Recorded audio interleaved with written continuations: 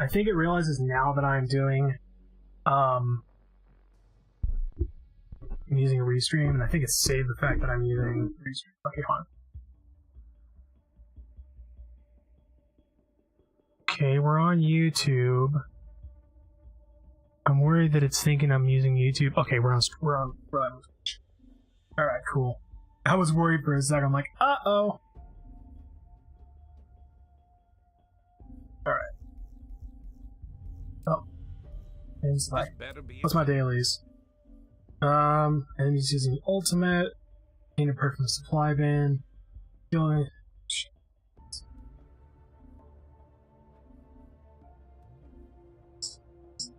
I wonder what kill hostiles while sliding is gonna mean.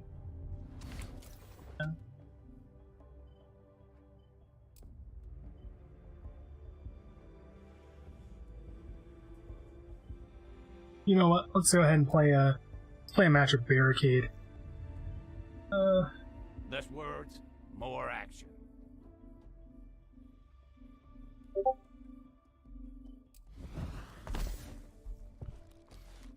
He starts with a shoddy. If you fear death, you lead a boring life. Don't tell me you want to live forever.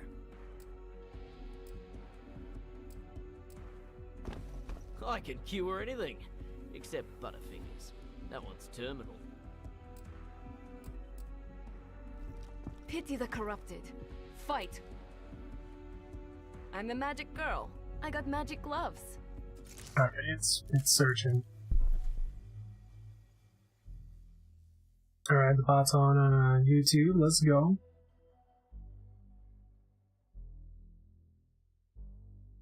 While we're waiting for a match, I'm gonna pull up the stream on my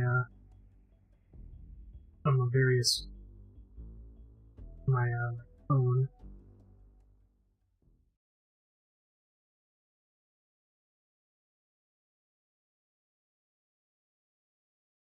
If I open this up on my home page. No? It's weird. I can always go to the channel. I don't want to go with,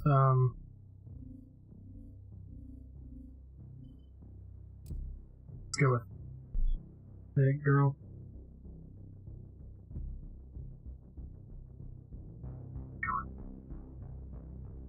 Oh my god. Jesus. Well, I'm gonna turn the freaking...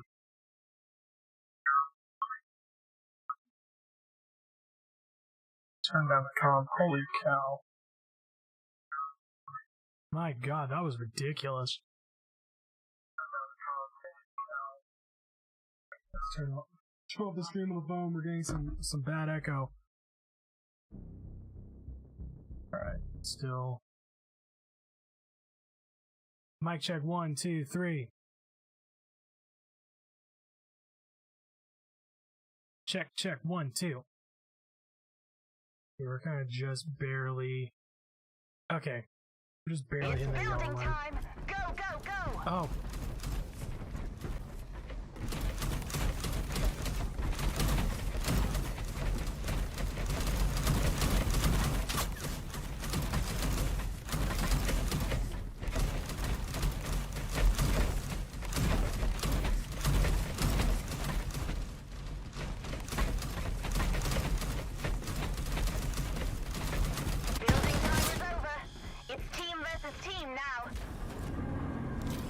Oh shit, I got hype.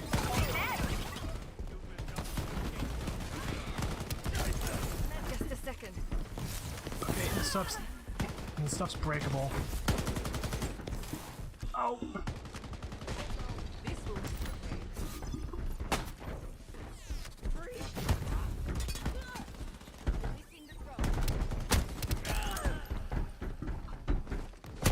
Oh, what? Oh, I gotta wait for the round to end? Shit. Well, that's a Jeej. Team, put those barricade blasters to use.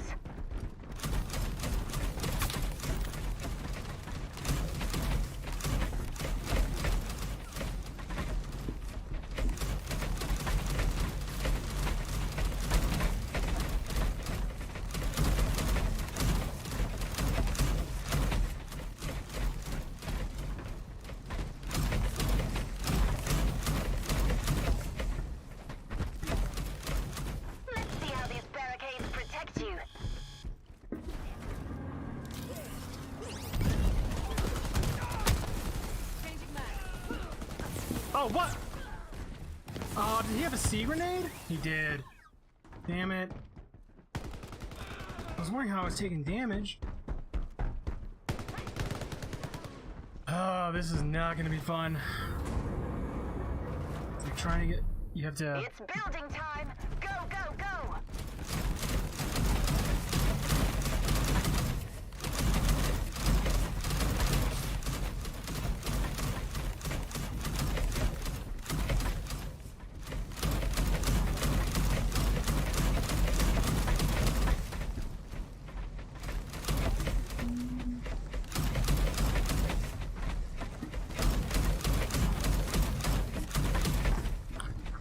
Building time is over.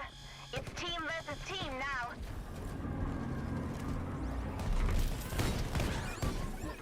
Uh-oh! Uh-oh!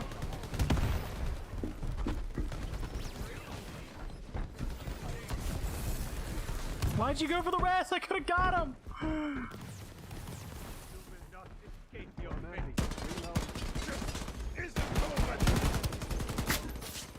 Oh. Fuck you! God damn it! Why did we build that high? You gotta have enough room to move up there, dude. I guess. No, my stream's still on my phone. Reloading. Cover me, guys. Bro, how we lose them? God. Team, We're put waiting those for one. barricade blasters to use. This game mode is not cool. I'll keep the stack.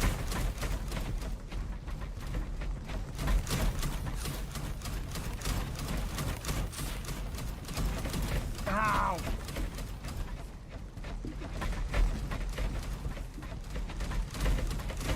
You can't, and the problem is you can't undo. Oh, you can't. I'm retarded. Alright. Construction is over. It's gun time. Uh-oh. Fuck you! What the fuck, man? Oh, that's fucking bullshit. Come on. This game really said, yeah, fuck. Like, this guy really said, yeah, I'm just gonna toss a nade. Dude. Say hello to I'm almost feeling like playing a fucking... Mine at the ready. Playing a sniper.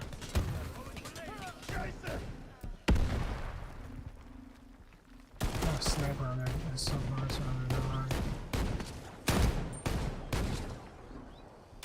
It's feeling like the play is just to hang back. Like, no joke. I think the play is just to fucking hang back. Also, my food's on the way. Cool. Oh, looks like I got probably about one round. Changing the game. Oh, we got one kill.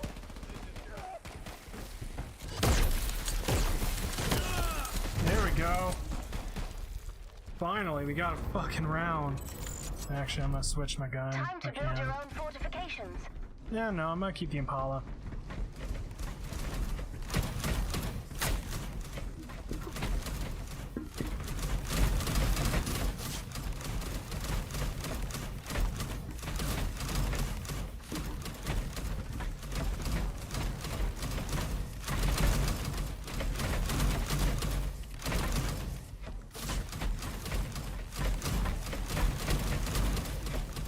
You've built your walls.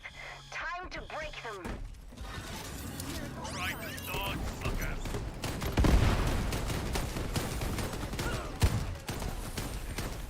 Ah, we got smoked out. I can't see.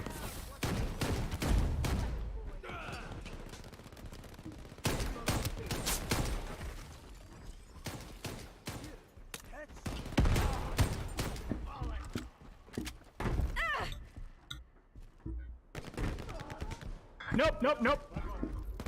Not a good peek. One shot, one kill. Can I get the res, please? Fuck you. Hell.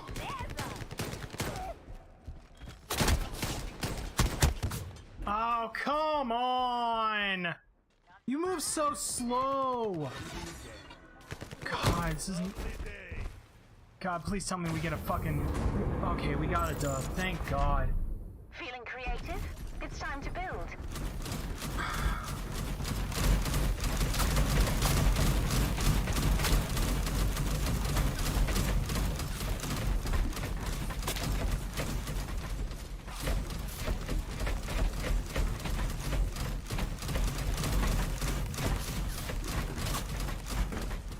You have some kind of way to get up here, guys.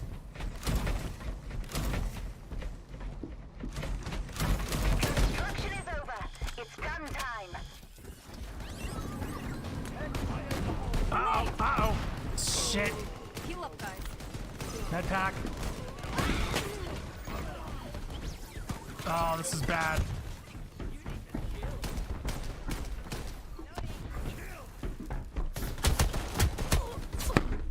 Fuck! God! Dude!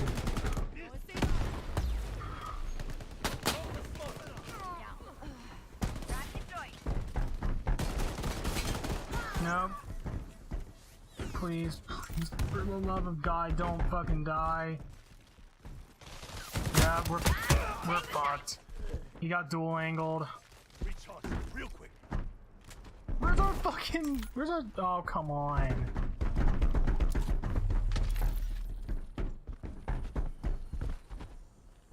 Fire in the hole. You better do something. Your ult's gonna run out, homie. Wow. I hope he sees you. Slow down. Dead. Oh my God, the fucking clutch. I Alright. said choke. The fucking clutch. Team, put those barricade blasters to use.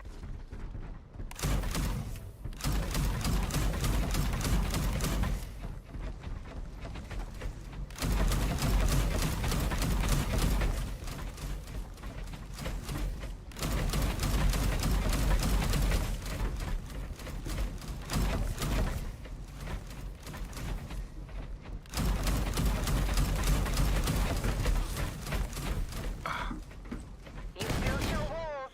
Time to break them.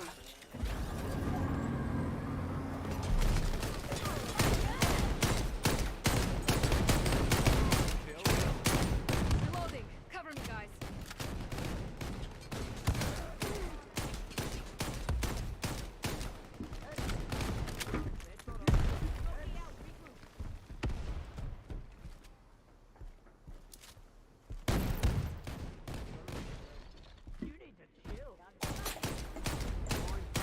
Wow, I'm so trash.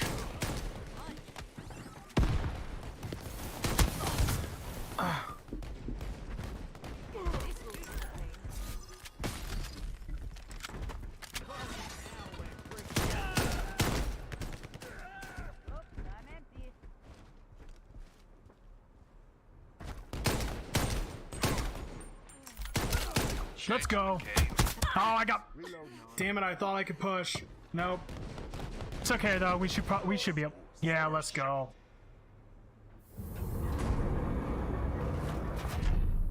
It's building time. How many? Go, go. Can I?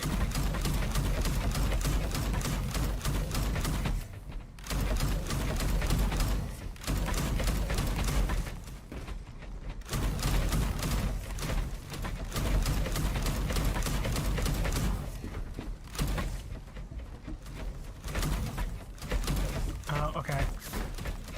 Might be the best play. Enough building. Let's do some shooting. I'm gonna make it rain.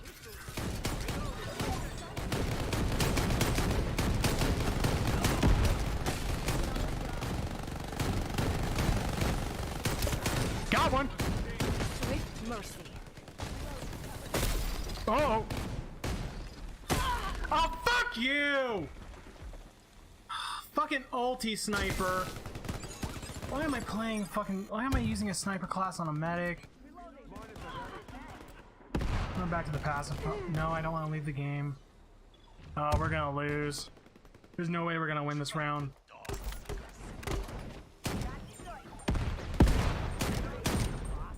Yeah, they're camping up. Okay, okay, okay. We might have a chance.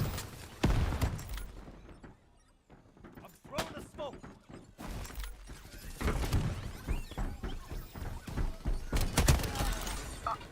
Okay, okay. Oh my God, I didn't even realize how much of this team was left. Ball on the right side. Oh shit, you're alone now. Yeah, he's fucked. There's no way. Damn, that's right. Fucking sniper! God, I hate that. Fucking push it all. Yeah, I changed mine, bro. I'm not pushing T, bro. T's Yeah, gonna bro, be that's that. what. Yeah, it's fucking crazy.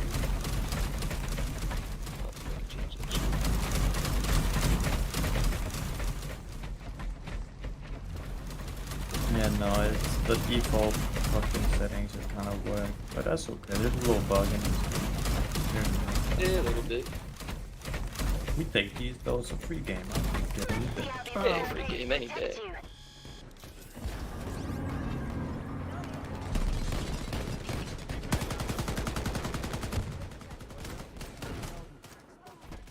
Good kill on that snake. Changing mags.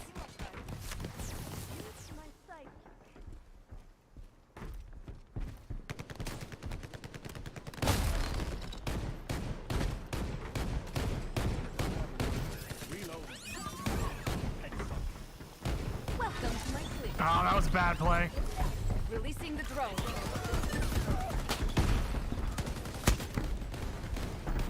Here's the med kit. I'm fucked. Come on, come on. I helped. I helped with the push. Oh, how? Nice. Good shit. Good job, team. Nice shit. GG. Alright, this is GG. Let's do it, bro. Motherfucker, whopping 3.8 KD. All right. One match. One match in my foods here. This all day. Oh, of course, the enemy near the end. Changing the game. Yep. Pulls out his ulti and just wipes us.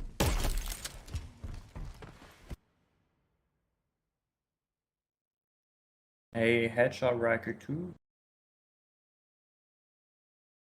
I got some decent dome pieces on when I had the Impala. It's semi-sniper, but first one of the day.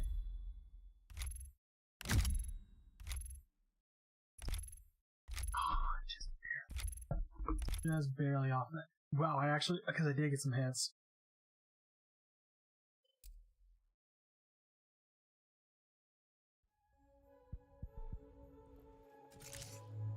These here. Alright. Let's go ahead and update.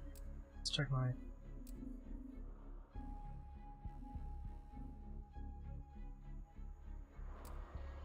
Put that on there.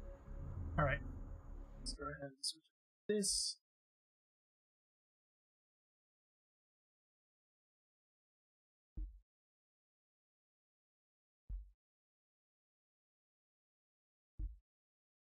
I'm honestly just gonna, well, yeah, you know what, I'm not gonna worry about it. Okay.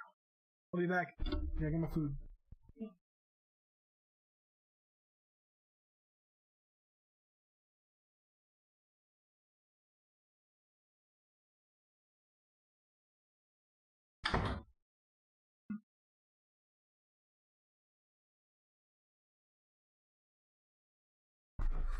Alright. And I'm back.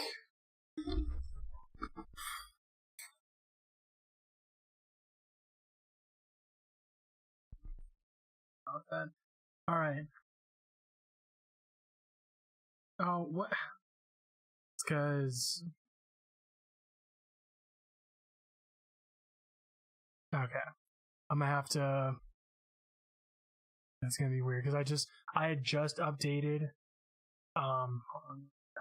I just updated OBS to version 28, and I updated SE Live for stream elements as well. So,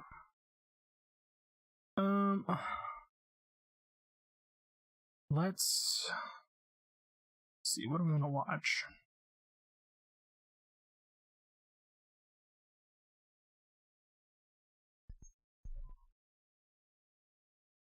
Alright, let's watch a She-Hulk video. Okay, yeah, I know I said I probably wouldn't be coming back to She-Hulk. For those of you new to the channel, I have done a pretty thorough review of episode 1 and the broader issues surrounding the show, and I consider that my definitive entry. Apparently this guy thinks the same thing, whoever he is. But enough of you have asked that I continue these reviews, and I am apparently that much of a whore that I will stoop very low for attention, so here we are again. I can't say I've ever stooped quite this low before. A banker did once offer me a week's salary to spend a night with him. I declined it because he offered me a week's worth of my salary, and at that time I was working customer service, which, as anyone who has ever worked front of house knows, entails getting regularly fucked by idiots for very little money, and no way was I going to do that on my night off. Speaking of cheap degradation and sexual perversion, She-Hulk episode 2, the one where absolutely nothing happens, so naturally I've managed to compile a 40-odd minute video about it. We open with a news report montage recounting the events of the last episode, specifically that few seconds we got at the end of that episode where Big Green Jen over here wasn't entirely insufferable. The court scene that was aborted because the writers didn't know how to write it, so instead had a perimenopausal wine aunt burst in through the wall, presumably hunting for a box of Chardonnay. She-Hulk twatted her and then left her sprawled against the wall, looking like any given member of this show's middle-class metropolitan. Just want to check. I'm gonna check it real quick. See how my voice stacks up to the, Oh, it's because that's the wrong line. And I fucking closed the tab. Yeah, I need to close that scheduled one, because, yeah, that's not what I'm currently doing, so... Yeah, that's not what I'm currently doing, so... Let me jump back to the... I can't say I've ever stooped quite this low before. A banker did once offer me a week, and at that I was getting a specifically in had a Perrier. She-Hulk twatted her and then left her sprawled against the... Yeah, that's way too quiet. Oh my god, that's quiet as hell. Problem is like I don't want to turn up my comp too much because I was peeking like a motherfucker. Check, check. Check, check, 1, 2, 1, 2. Chickadee check, check, check. Alright. Check, check. Check, check, 1, 2, 1, 2. Chickadee check, check, check. Let me go ahead and just jump back a bit. Episode where Big Green Jen over here wasn't entirely insufferable. The court scene that was aborted because the writers didn't know how to write it, so instead had a perimenopausal wine aunt burst in through the wall, presumably hunting for a box of Chardonnay. Alright. The wall, Jen over here wasn't entirely insufferable. The court scene that was aborted because the writers didn't know how to write it, so instead had a perimenopausal wine aunt burst. We're gonna just turn. You know what? I can't pull the. I can't pull my mic up anymore, so I'm just gonna turn it down a bit. Like 7, 6. Chardonnay. She-Hulk twatted her and then left her sprawled against the wall, looking like any given member of this show's middle-class metropolitan single-lady target audience after ladies' night at the club. Which almost panned out differently, as it turns out. Wine Aunt herself, I don't remember her name, but apparently she was once host on Radio 1, probably the only gig in existence from which She-Hulk is a step up. Well, she didn't just want to be twatted, apparently. She wanted to be twatted in the twat. And I share this with you because... I had to watch it, so in the name of fairness, I'm going to subject you to it as well. Let's first show everyone the stunt that they chose. Okay.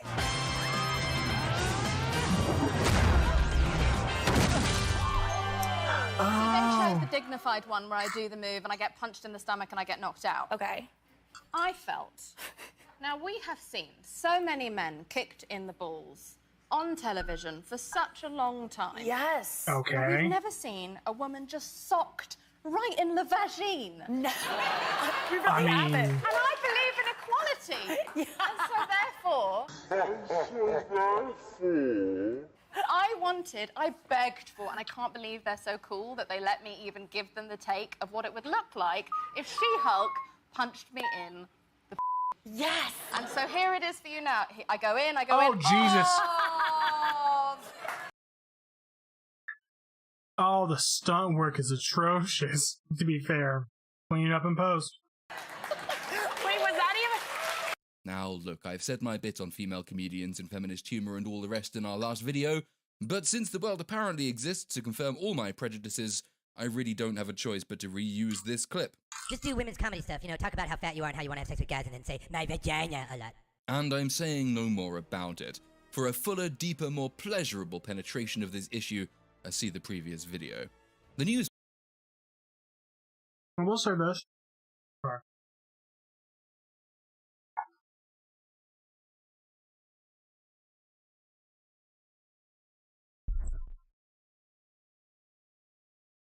She has a fair point. Guys get punched, kicked, and all the other things in the balls a lot. And it hurts. I'm presuming for a woman getting, you know, punched, kicked, or hurt in the vag is probably as bad. Probably not. I'm not saying not worse, though, but then again, I'm a guy, so... Because the problem with getting kicked in the balls is that everything's an extremity. Okay? You got the shaft and the balls. Yes, I'm going to talk about this. Fuck it. I don't care. Like, most times when you get kicked in the balls are what hurt the most. But if you get kicked in there at a bad time, everything hurts. So, I mean, again, good on them for her trying to get it, you know, hey, why not have her get punched in the hoo-ha? But, like, admittedly, the cell was a little but... This montage has the same quirky, weightless, and chirpy style as you'd expect from a Marvel entry, and it does at least seem to suggest that the writers have remembered, however temporarily, that they did bill this show as a comedy, albeit a Marvel comedy which guarantees that it is not actually funny. It does, however, show how the term She-Hulk is coined in-universe. Turn into a Hulk, like a chick Hulk. A She-Hulk? Exactly. I am a journalist in my day job. I do genuinely know a fair few reporters who'd have been absolutely chuffed to have come up with this line, so... points for realism, I guess, though my profession absolutely should not be flattered by its portrayal. Jen is outside some sort of drinking establishment with her very fashionable lawyer friend, and they hear the people inside chanting She-Hulk, She-Hulk, She-Hulk, a name she apparently isn't that satisfied with, but she is persuaded to go in anyway, and in between cuts, she transitions into definitely a female swimmer Hulk, and makes her entrance. See, I was listening, so I watched PSA Stitch's video, actually listened to it at work, and then I was listening to a different one.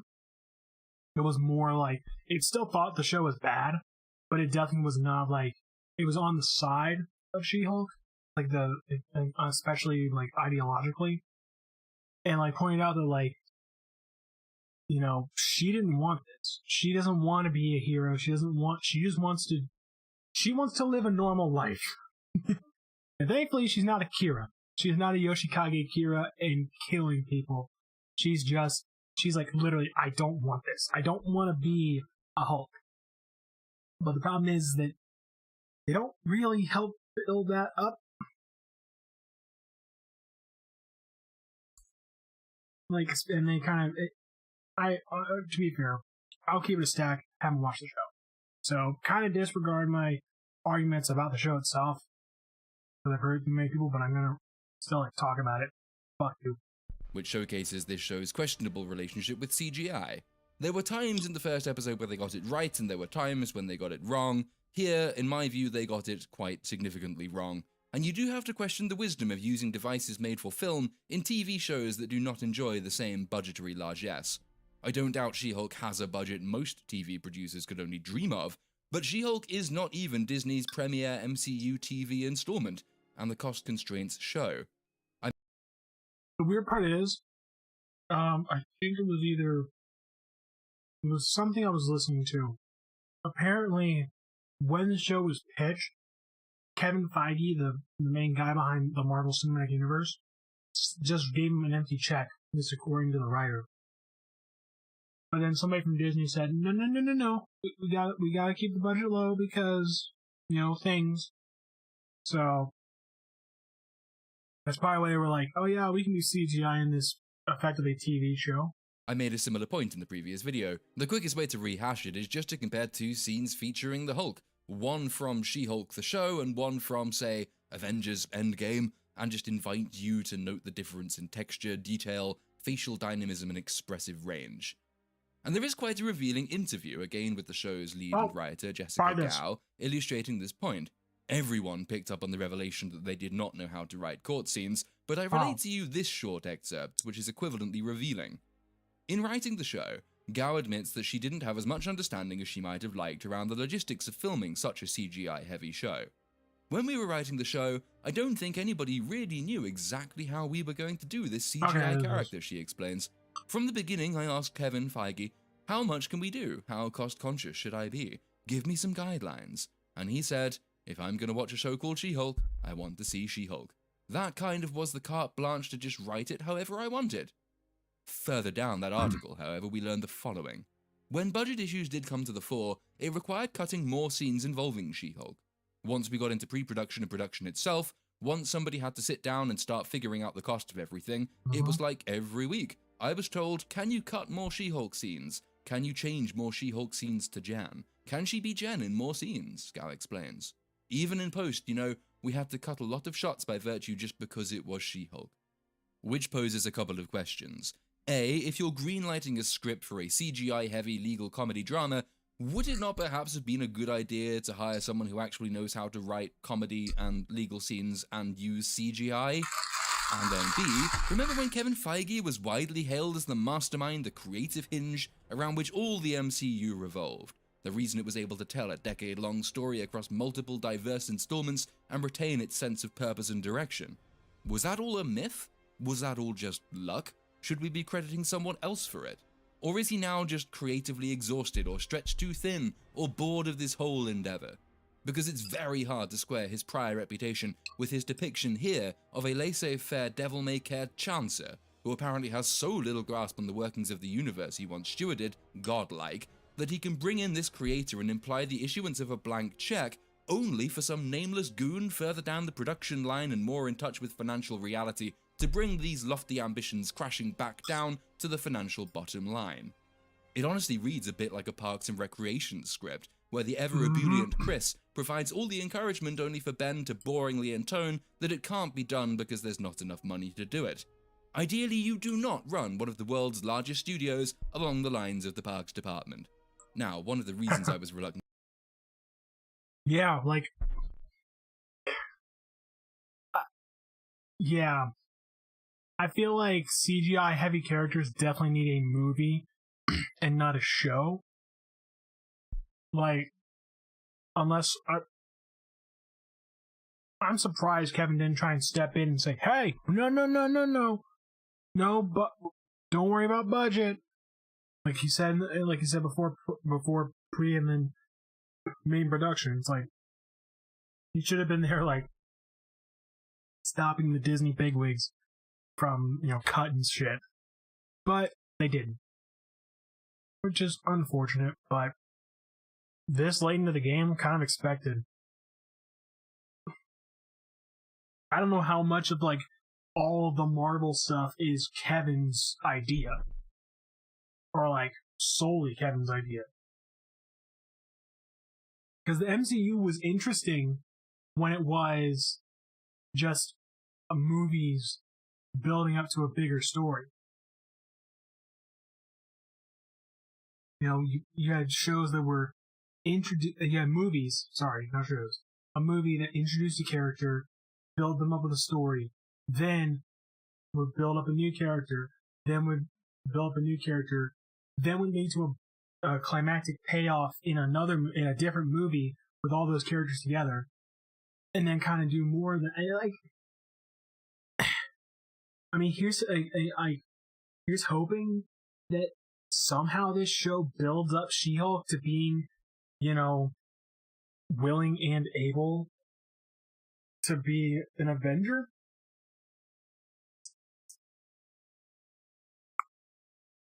Yeah, I just realized I haven't seen a YouTube bot part. To come back to this show, besides being pretty damn sure it had started badly and would only get worse, is that I made the first video to be quite comprehensive, and any subsequent videos might, I thought, just reiterate points that I have already made.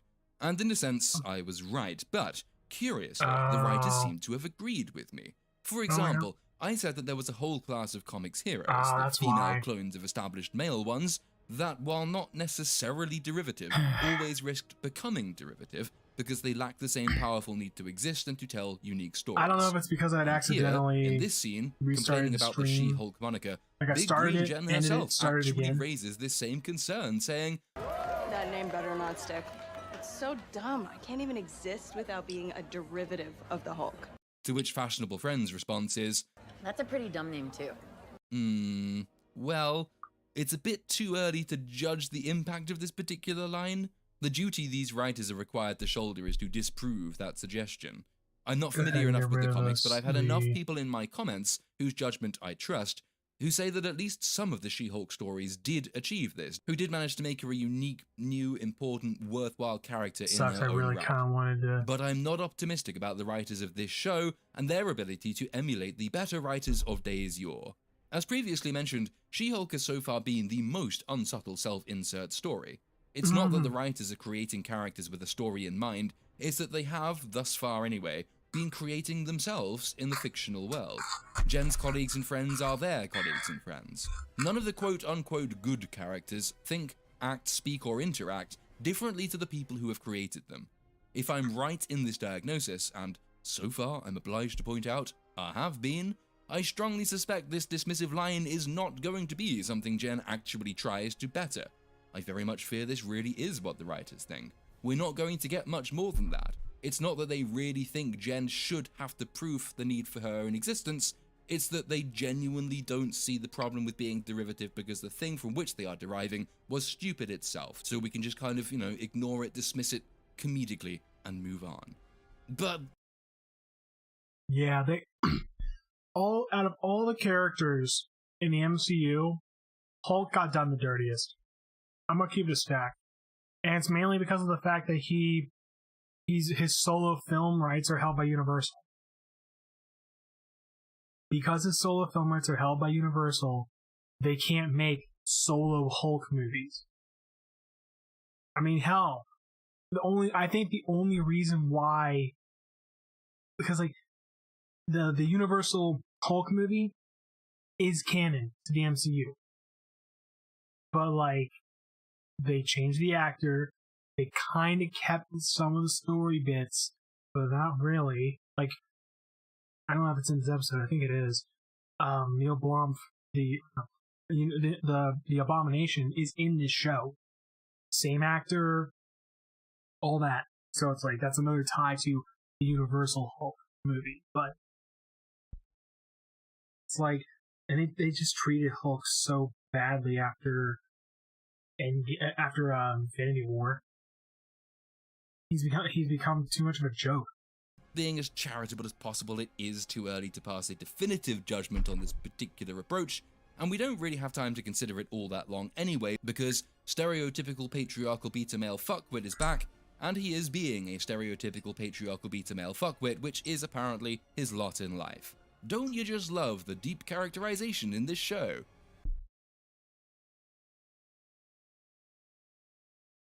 And yes, it's funny how the guy supposed to represent, a patriarchal guy isn't even an alpha. He's a fucking beta. Like, no. Give her a better antagonist. If you're gonna have a character who's supposed to be, like, an enemy to She-Hulk, not an enemy, an antagonist to She-Hulk, with how she's characterized, the person that's against her needs to be equally as characterized.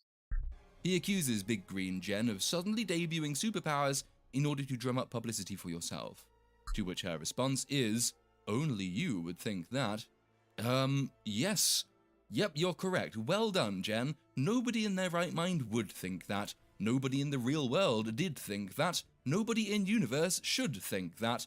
Because your average person's actual reaction to seeing their colleague suddenly transform into a giant green rage monster would be to be utterly blown away by the revelation, or else to assume it was just that time of the month. The only reason stereotypical patriarchal beta male fuckwit thinks that is because he is written to be stereotypical patriarchal beta male fuckwit. That is his entire reason for being. That is his sole purpose. He is the foil character, the shortcut these writers use to demonstrate the terrible social strife that ultra-wealthy professional women must suffer in the day-to-day. Now, stock characters... Like, it's so funny that, like, the dude is...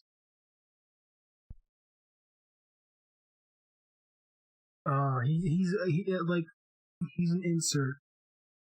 Just how Jen and her friend are inserts for the writers. This guy's an insert for their gripes. Do have their uses? Foil characters certainly do. Most great comedies have foils. Foils are useful for witty banter, for satire, for comedic interaction, allowing the main character to play off against someone. But we have to point out the type of comedy She-Hulk aspires to be, which is more narrative and dramatic than sketch show. Sketch show characters can be this shallow and superficial, their existence can be equivalently one-dimensional, because the point of a sketch show is to give the audience short bursts of situational comedy.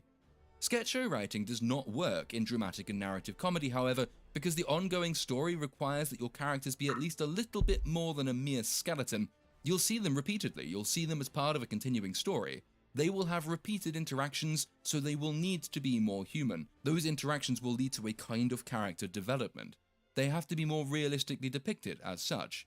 Stereotypical patriarchal beta male fuckwit is a sketch show character in a narrative comedy, and that makes his use as a mere tool, in every sense of that term, horrifically unsubtle. What's that? We need to portray Jen's struggles for acceptance and respect.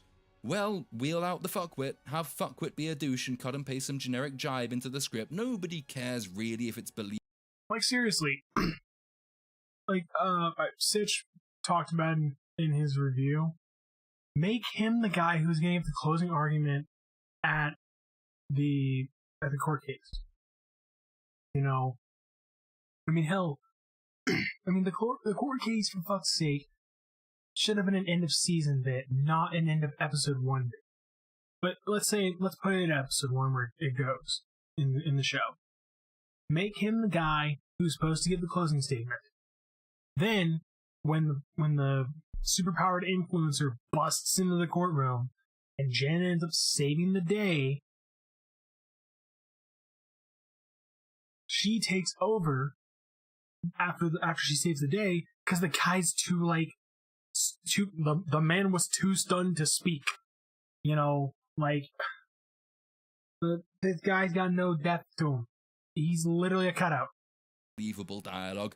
This is how character development works, folks. Just sit there and admire it. People were paid a lot of money to create him. He closes with, "There's a hot chick over there. I'm gonna go talk to it." Which is, that's almost funny. I did almost chuckle at that line, but it's funny for reasons beyond the ways intended by the show. The problem is you do actually need contrast in dialogue and in character writing for comedic lines to be, well, comedic. If your entire production is a one-note men-are-shitbag symphony, then it ceases to be funny and becomes instead an extended, unsubtle, total pastiche, making it much harder to hate the genuinely hateable male characters, because there are plenty of genuinely hateable men in real life, some of whom do speak like this, because no contrast has been drawn between this and any other male character in the show. Nope. This isn't wit, rapier-like in its cut and precision, it's just a blunderbuss against maleness per se. Recalling again that criticism I made at the close of the preceding video having to do with how male audiences, and female ones too, are poorly served by this kind of lazy takedown of the bogeyman class, with the emphasis on man. To the extent this line was funny at all, it's because I know some people who might say that if they were going out of their way to be as edgy as possible. If the person is trying to be edgy, that's quite funny. But if you're saying that men actually, on the whole, generally speak like this in the day-to-day, again, no doubt some of them do, but this blanket condemnation just falls flat. So funny, in a way, but not the intended one. Not funny, haha. Funny, weird. Yes, I am making a meme. Fuck this.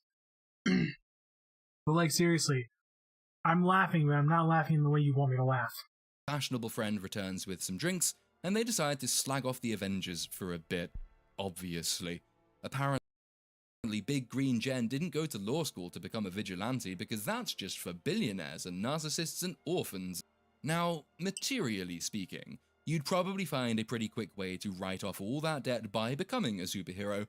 It's one of the less questioned facets of the MCU, who pays them, how much, how regularly, because none of them really suffer for money, and you'd not have expected them to, except now, where some jobbing activist is given the pen and takes a fancy to poverty porn, something we saw egregiously in The Falcon and the Winter Soldier, and which returns here. Nobody is poor in the Avengers unless the writers have a point to make. Yep. That's the thing, like, unless, like, a Marvel-style thing shouldn't have to worry about, you know, financial burden. Like, fuck's sake, Captain America is a product of the war economy in the fucking, in World War II. I bet you 10-1, the man's is constantly being served by the US government because he's a fucking product of it. He's more, he's the only veteran of a foreign war who actually being supported by his country. Okay, that was a little spicy, I'll keep it a stack. But like, Tony Stark's a billionaire, of course he doesn't have to worry about money. Thor's a god, money literally means nothing to him. What else? Hawkeye, he's an agent, isn't he? Natasha Romanoff, Black Widow, she's an agent.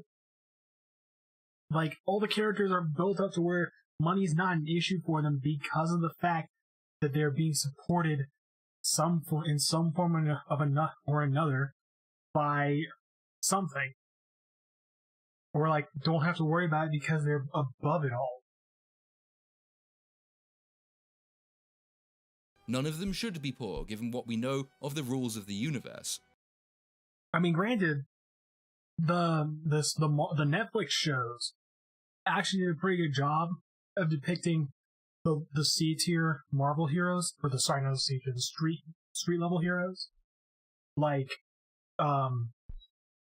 Daredevil, Jessica Jones, Luke Cage, and to a lesser extent, Iron Fist, aka Danny Reed. I mean, for fuck's sake, Spider-Man. The MCU version of Spider-Man, up until the end of No Way Home, by the way, spoilers for No Way Home slightly, up until the end of No Way Home, Peter didn't have to worry about a lot. He was being helped by Tony all the way up until Tony's death at the end of Endgame. Then, still kind of was coasting off of Tony's stuff by the time he was going into No Way Home. And also, to a lesser extent, Far From Home, I think. So it's like, it wasn't until the end of No Way Home, when Doctor Strange wipes everyone's memories, he's lost Aunt May, that's when he becomes Peter Parker, becomes Spider-Man. Because up until that point, he was effectively just the Iron Spider. He was a Spider-Man, he had an Iron Man suit built like Spider-Man. That was it. So I want to see what happens in the next Spider-Man movie when he becomes a street-level hero with, you know, not street-level powers. But like, the street-level heroes were portrayed pretty well. I mean, Matt Murdock and Foggy, they had a decently going law business. They were able to make it by. I didn't watch Jessica Jones or Luke Cage, unfortunately, but they probably were doing odd jobs for money. But when, lately, we have needed them to be poor in order to make a socio-political point, well, screw the rules. Fuck them. Doesn't matter. We need to prove the point. Rules can just do one. Secondly, the idea that members of the Avengers were dysfunctional is, of course, well understood, but it used to be played properly. Tony Stark's narcissism is understood to be a character flaw for him to overcome, for example. Likewise, Bruce Banner's trauma. This is what jobbing... Sorry. I'm just thinking of, like, the scene in the first episode when fucking Jen's like, I control my anger way better than you. It's like, Jen, your cousin has been on the run for almost 10 fucking years. I don't know how long, even in the freaking actual timeline of the MCU. Because he can become a monster at any moment. He's only recently just gotten his shit together and is able to actually merge Bruce Banner and the Hulk together. It's like, dude. Like, for fuck's sake.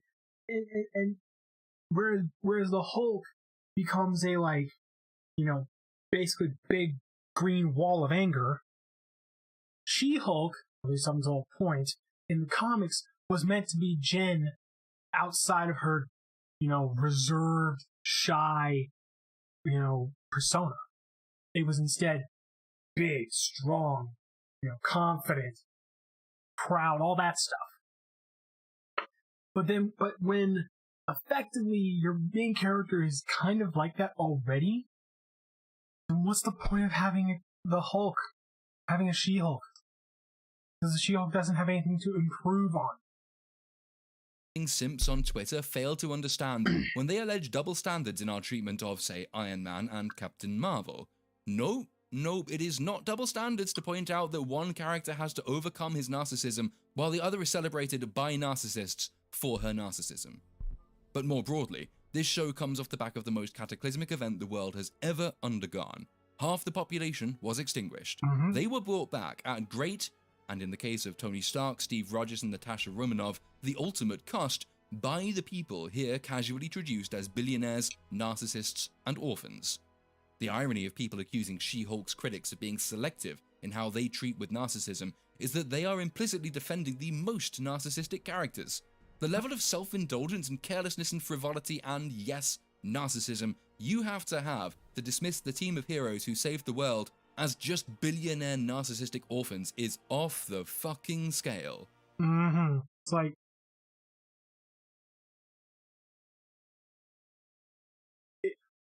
She-Hulk sounds to me, in the show, She-Hulk sounds to me like someone who sounds like a Twitterite who doesn't know what happened and is commenting on it. And yes, this is a I'm throwing a stone in a glass house. But, like, seriously, Jen, you were not there when, like, you weren't there during at any point of Endgame. You didn't know, probably, that Tony Stark gave his life to save half the universe. So guess what? Narcissism. Gone. His narcissistic attitude, he fucking dropped it to make sure that everyone else in the fucking world came back. Half of the universe came back. Like, fucking hell. Do we really want to champion characters and hold them up as feminist icons who just think they're above being grateful? The entitlement doesn't cease, of course, nor does the show's depiction of a hollow stereotype. When Big Green Jen asked, Do the Avengers offer healthcare? I don't know. Maternity leave, a pension, are they... Jen, honey, I don't think you're gonna be having a kid with the Hulk blood running through your veins. Like,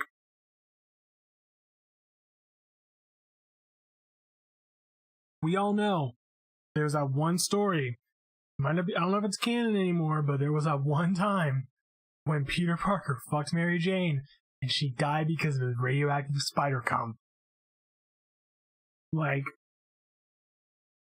you gotta think that Jen having, like, I mean, Jen having radioactive or gamma blood in her veins would at least cause her child to have some sort of a deformity. Some sort. Whether that be, you know, whether that be the child is a Hulk, or, like, there's some physical There's some physical changes to the kid. Like at the very most, or the very least, the kid's gonna be a part Hulk.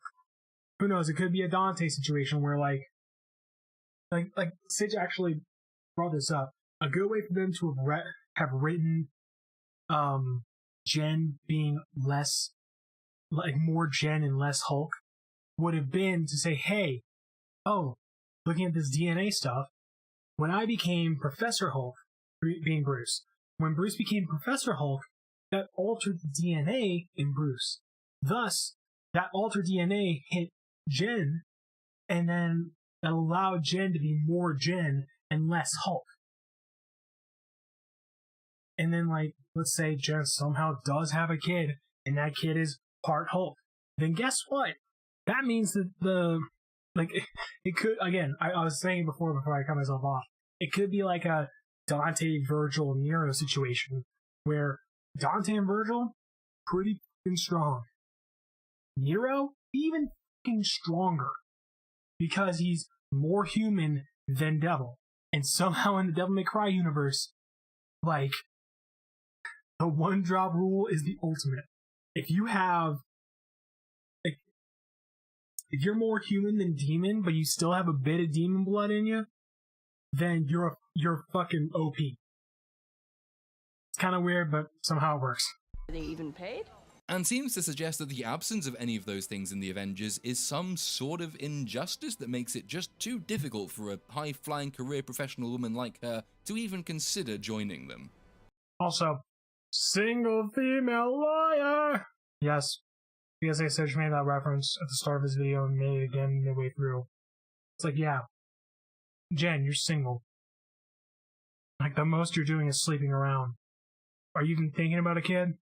As with Jen's thoroughly bitchy put down of Bruce in the previous episode, this is the kind of sentiment that can only be redeemed if she eventually comes to understand precisely why these things are second-order concerns. By which, I do not mean to say that they are not incredibly important for most people, but rather that they are only attainable, and indeed they only exist now in the MCU, because being a superhero entails sacrificing your entitlements in order that other people can enjoy theirs. Natasha Romanoff couldn't have children. No one who died in the course of phases 1 to 3 could dream of having a pension. Rhodey was paralyzed in the line of duty. Peter Parker had to have everyone forget about his mere existence as Spider-Man, sacrificing all his friendships and relationships. And also, prior to him sacrificing all of his friends and relationships, lost all of his resources. Every little piece of resources that he had, like, he had no after everything, no connection to Stark. He had no connection to Tony. He couldn't get, again, like, the wiping thing does also help, does also sever that connection, but, like, he has no way in hell to, like, rely on Tony's stuff. So guess what Peter has? A homemade suit. Homemade web shooters. These are tremendous sacrifices. Jen has to be made to understand this, to forego these privileges she here lazily assumes are hers by right. Because none of these things is a right. All of these things exist because the heroes of phases 1 to 3 fought for other people's ability to enjoy them at the expense of their own freedom, safety, and comfort. Yes, as with her diatribe in the previous episode, this could be fixed in subsequent episodes. But fixing them requires that the writers themselves understand the point, which is, to borrow from Team America, that freedom isn't free. Nope. And they've provided no evidence so far that they do understand this. They espouse a social politic, affluent metropolitan progressivism that is predicated on not understanding this. That's the thing. Freedom's not free. Someone's gonna pay a price. And that price, unfortunately, is paid by the people who serve the country. Who have to at least defend the country from potential threats. The ever-expanding, or even in more local, in another case, taxes. We have freedoms to do stuff, and the government help us out, but we have to pay them. We have to pay it beforehand, effectively. Some taxes are, sort of.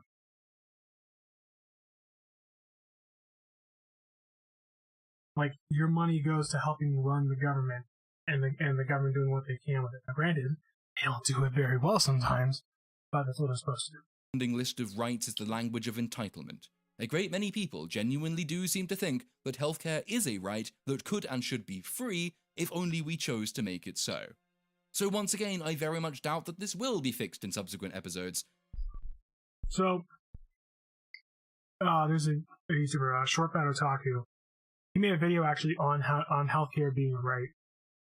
And it's like, a right means that other people need to be in service to it. So, if healthcare is a right, then who's going to pay how is the doctor supposed to be able to provide healthcare if there's not a payment system for it? You know?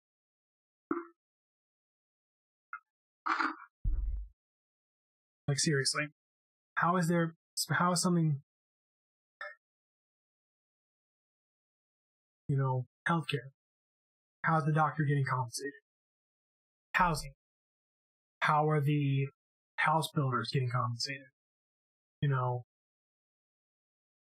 A right requires someone to pay for another person's ability to do something. Though of course, if it is fixed, I will gladly say so, and I will praise the show for doing it, because we are badly in need of stories and heroes that understand the point of duty and sacrifice. If they do manage to fix this, She-Hulk would espouse one of the most important lessons polite society needs to hear. Rights have to be fought for, you deserve nothing. The rights you enjoy today have been won by other people who were prepared to sacrifice their own. But as it has been written by polite society for polite society, well, color me incredibly fucking skeptical. Jen's boss arrives then, and Jen turns back from She-Hulk to normal-sized Jen and immediately gets drunk because she has a different metabolism. Pretty sure that's not how that works. Apparently the case in the prior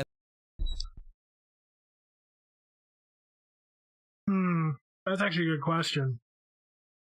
Does the metabolism change because of the fact that their sizes are different? Because I remember in the first episode, Bruce talks about how their metabolism is better because they're the Hulk. But I'm wondering if it's because Bruce is in Hulk. episode was declared a mistrial. No fucking shit, because She-Hulk saving the jury biased the jury in her favor. What the fucking fuck? I am pretty sure there are other reasons to declare a mistrial if the trial has been interrupted by exploding fucking wine aunts fighting giant green people in the courtroom. Yeah. Like, seriously. The mistrial didn't have to be called because of She-Hulk saving the day. It should have been called because it was disturbed. It was the trial was disturbed by somebody.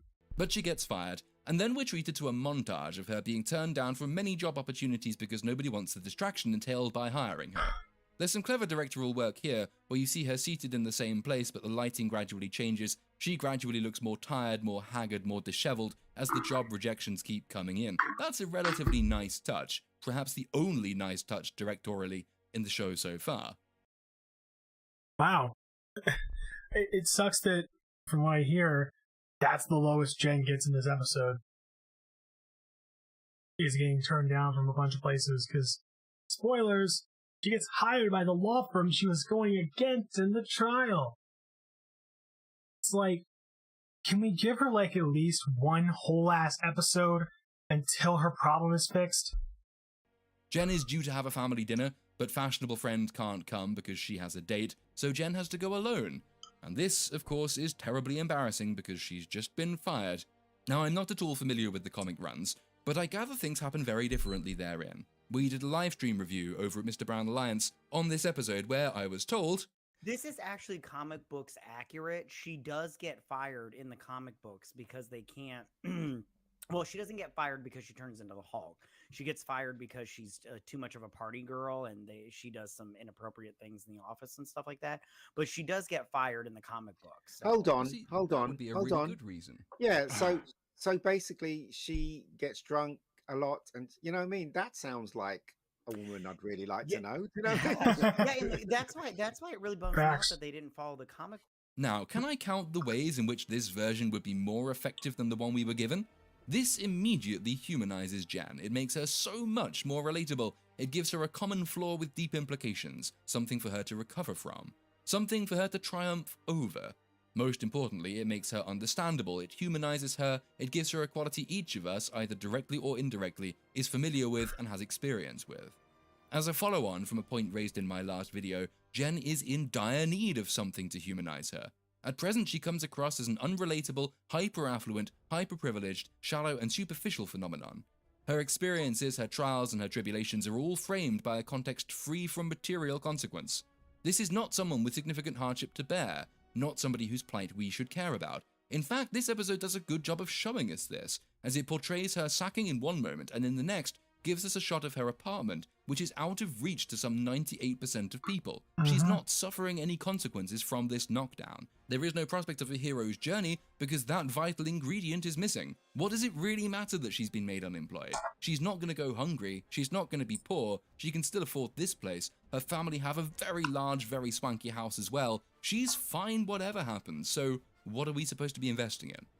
Certain flaws are universal, they are fundamentally human, and appreciable regardless of what trappings our lives are festooned with. If you gave Jen the comics background instead, then we would be invited to overlook her privilege. We would be invited to see the real and fundamental pitfalls innate in her character.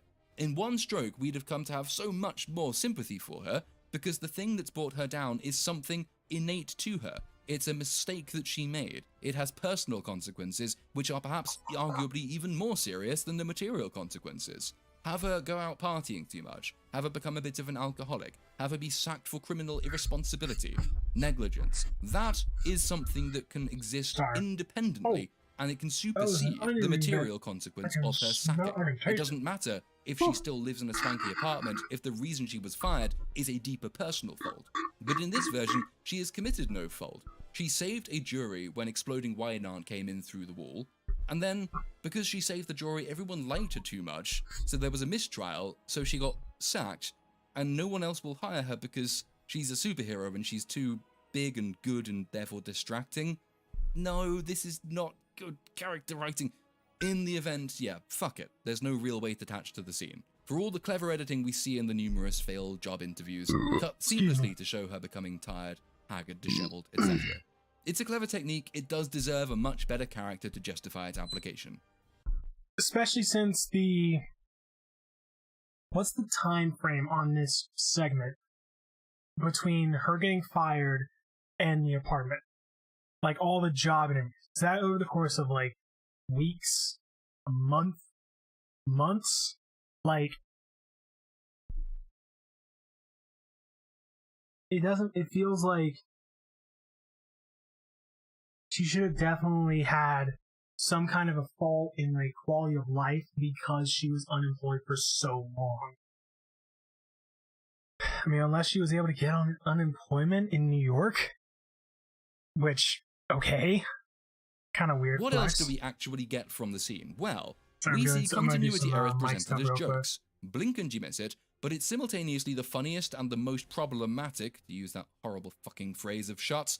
We see her web browser, which is the only acknowledgement of the Eternals that we've so far seen in the MCU. Tellingly, in that it betrays how unnecessary the majority of Phase 4 has been, we're invited to remember that there is a massive statue currently jutting out from the ocean somewhere, and nobody has noticed it or acknowledged it except here, as a little Easter egg in a web browser. Yeah, it's a clever enough reference, it deserves praise I guess for that reason, but it does invite us to remember a deep and significant problem, which is the lack of stakes and consequence in the entirety of Phase 4. Nobody is actually dealing with the results of the Eternals. Nobody even seems to understand that that film took place. Everyone forgets about it, in-universe and out-universe. It's something that should really be, if not earth-shattering, then at least remarkable. but She-Hulk, cleverly if unintentionally, reveals how little investment we have in this phase as a whole, and how little, by contrast to phases 1 to 3, the events of one installment have an impact on continuity. Which, when you go back to the point made earlier about Kevin Feige, is, well, it's pretty fucking depressing, actually. In this one throwaway visual, you see the whole reason so many people have stopped giving a shit about Phase 4, and the clearest depiction yet as to that much less engrossing, gripping, and meaningful than Phases 1 to 3. We also get to see, in her lock screen, some more of the hypocrisy that... Check. Okay, so... Sorry, people, doing some live, checking here.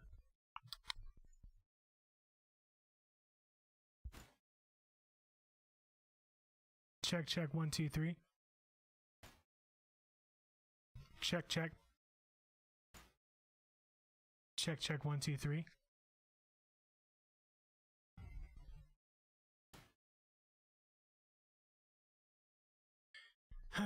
Okay, well, as good as that's gonna be.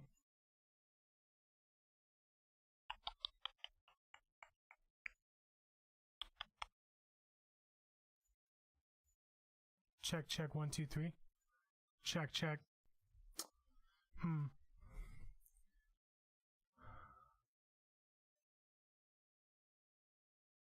1, 2, 3. Check, 1, 2, 3. Check.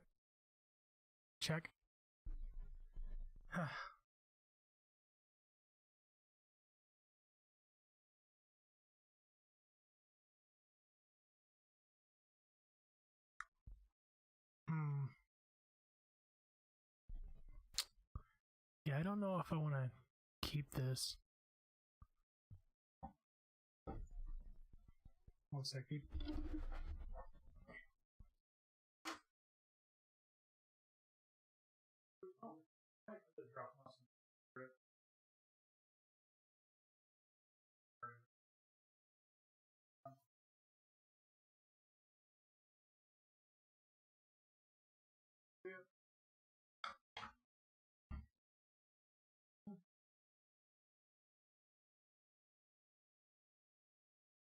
Expecting that. My dad just showed up. Had some mail from my sister. If I knew he was coming up, I would have tried to go up to Royal King. I need some new pants. Oh well. Sorry, people. I know it's probably doubling over. All right. I think that's as good as I'm gonna get it. Cause I don't know.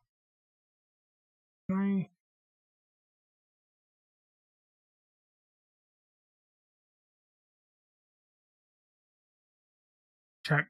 Okay.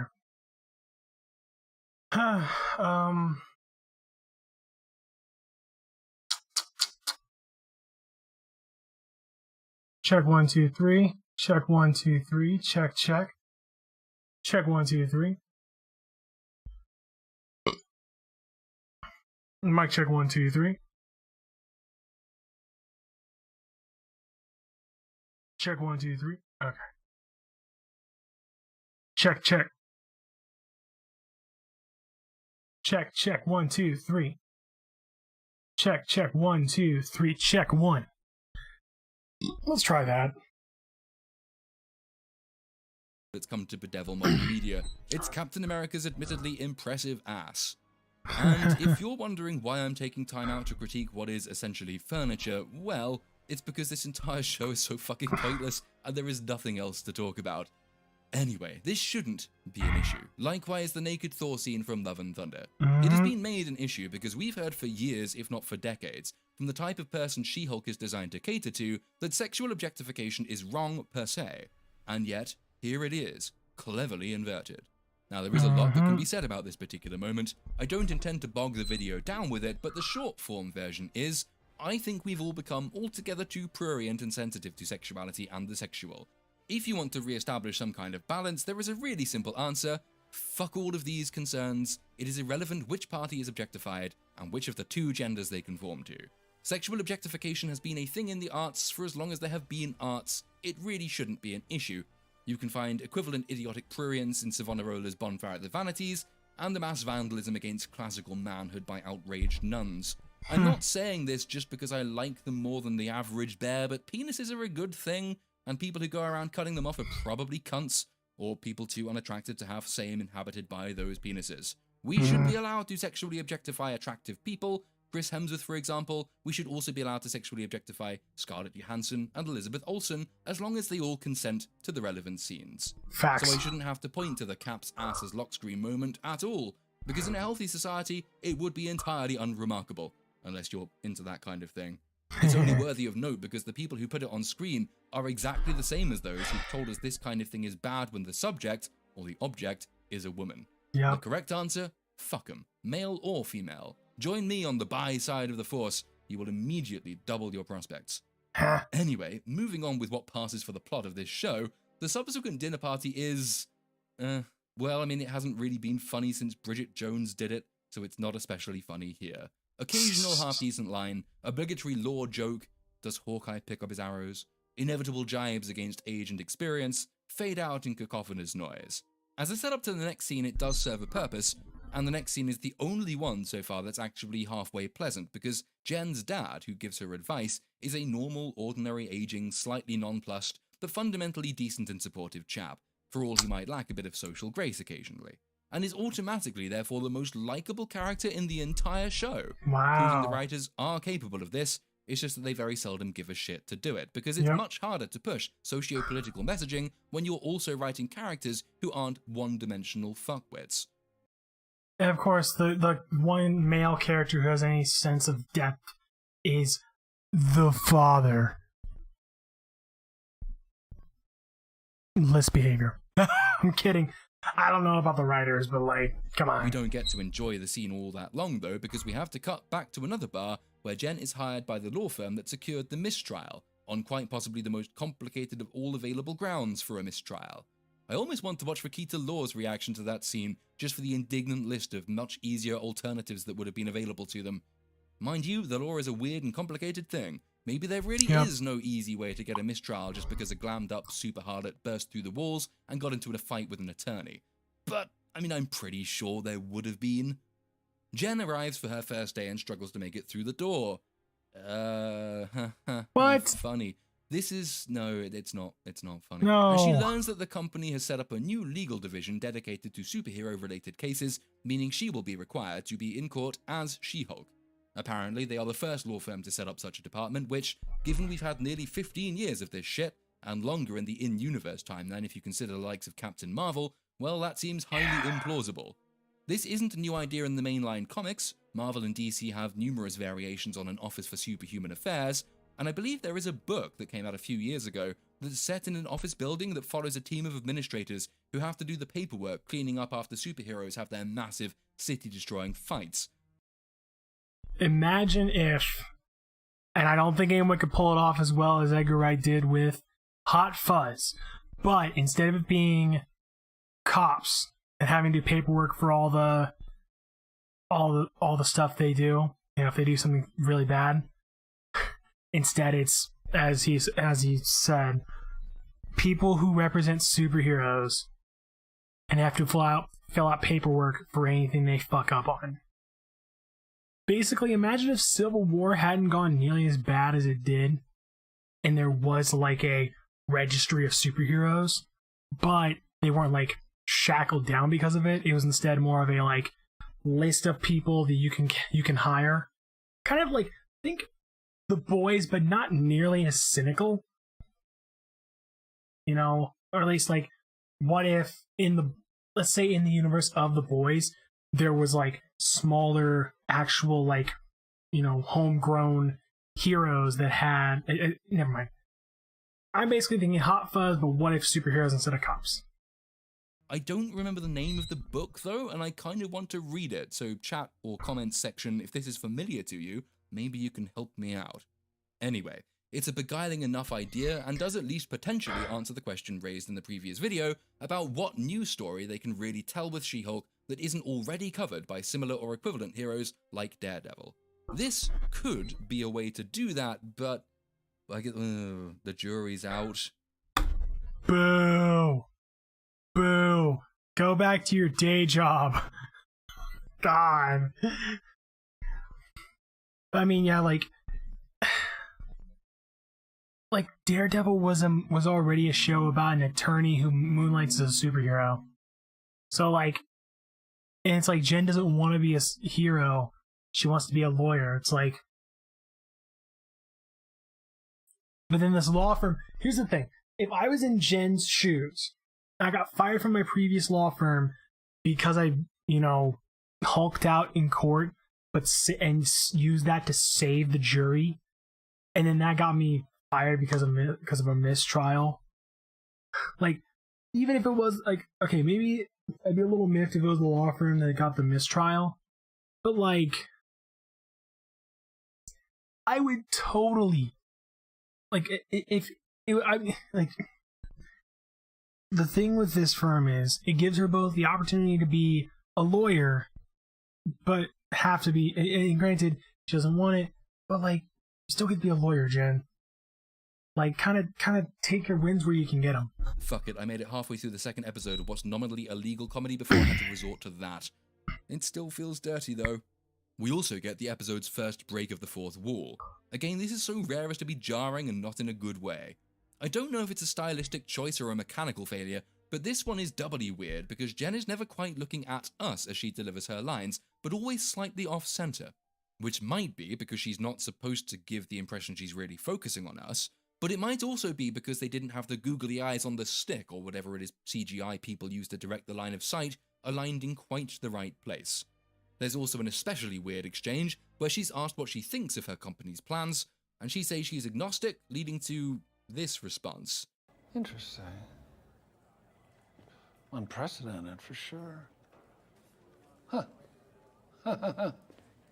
Oh. Oh, why does it feel like I've missed the setup for whatever this wacky excuse for a comedic moment is supposed to be? What the fuck? Like, agnostic and that don't sit right with me. And the board are all old white men. Never saw that coming. Jen's first case concerns Abomination, who is apparently up for release. We're told the case is parole, but extremely high profile, which more or less guarantees this is the first we've heard about it, and we have to be told about it in dialogue. Abomination wants her to be his lawyer, which of course is awkward because he tried to kill Bruce back in that 2008 film nobody is quite sure belongs as part of the MCU. Yep. Like, why have that movie as part of the MCU when you changed the actors and pretty much got rid of a lot of the character in that film? This scene serves as a double reference. First, and most obviously, it is a callback to that film, and second, it's an opportunity for a Silence of the Lambs reference, as they walk through the hallway and Jen is told to stand back from the glass, etc. The effect is just to make me want to stop watching She-Hulk and go watch Silence of the Lambs again, because that's a very, very good film, and this is a very, very shit series, but, well, I've committed. I guess I'm gonna have to see it through. But then they make it even harder because they double down on that reference, literally having Jen say, So you gonna serve me up with some fava beans and a nice can? Ma'am. Bruh. This is a prison. Of course. I think that's... Bruh. Like, come on. Come on. It would have been better if if Neil had said that. If he had said that, that would have been a pretty interesting little jab. But like, when you say it, that doesn't make sense. Because it was Hannibal who said, "Ladies liver with some fava beans and a nice Chianti." Like, come on. It's supposed to qualify as a joke, though it's not funny again, and it more accurately counts as just a reference. I am forced once again to note that this comedy is not funny, and if it's trying to be, it is barely noticeable. It's good to see Tim Roth back as Abomination, I guess, yeah. Though he looks pretty the worse for wear these days. He claims that he is mentally, physically, and spiritually transformed and he wants to start a new life. He tells her he was given serum by the government, and that explains why he went mad and tried to blow up Harlem. He plays off his own condition against the fact that Bruce is now held up as a hero. And Jen just kind of buys all of this. She simply advises him that he'll need to demonstrate true remorse, so he offers to read her some haikus that he wrote for his victims. Yeah, I think again this is meant to be funny, but it's so extraordinarily perfunctory that it comes across as just completely unbelievable. The setup was that she would really struggle to defend the guy who tried to kill her cousin, but here she just accepts anything he's telling her. Like, yeah, that's the thing. Again, it feels like a Twitterite who's talking on something they don't know. Like, come on. You're not telling me that Jen would not have known about her cousin almost being killed by a man who had the same power set as him. It was just evil. It's like, you're telling me Bruce never brought that up. Like, they could have had it. Like, I don't know if they're going to even bring Bruce back in the later episodes. Because this would have been actually a really nice little, like, maybe mid-season episode where she finds out that she's representing Abomination. Then she doesn't know, maybe she doesn't know who Abomination is. Maybe she didn't pay attention to what was going on in, you know, with the Hulk at that time. Or she probably didn't, I mean, and then she's like, she talks to Bruce for some reason and mentions that she's representing Abomination on a parole release. And then Bruce is like, wait, what the fuck? You're representing the guy who tried to kill me? What the fuck, Jen? Like, there needs to be, like this should create a conflict of interest within Jen. Not even just in the whole, just within her. Like, but they don't do that. She doesn't have any real issues at all.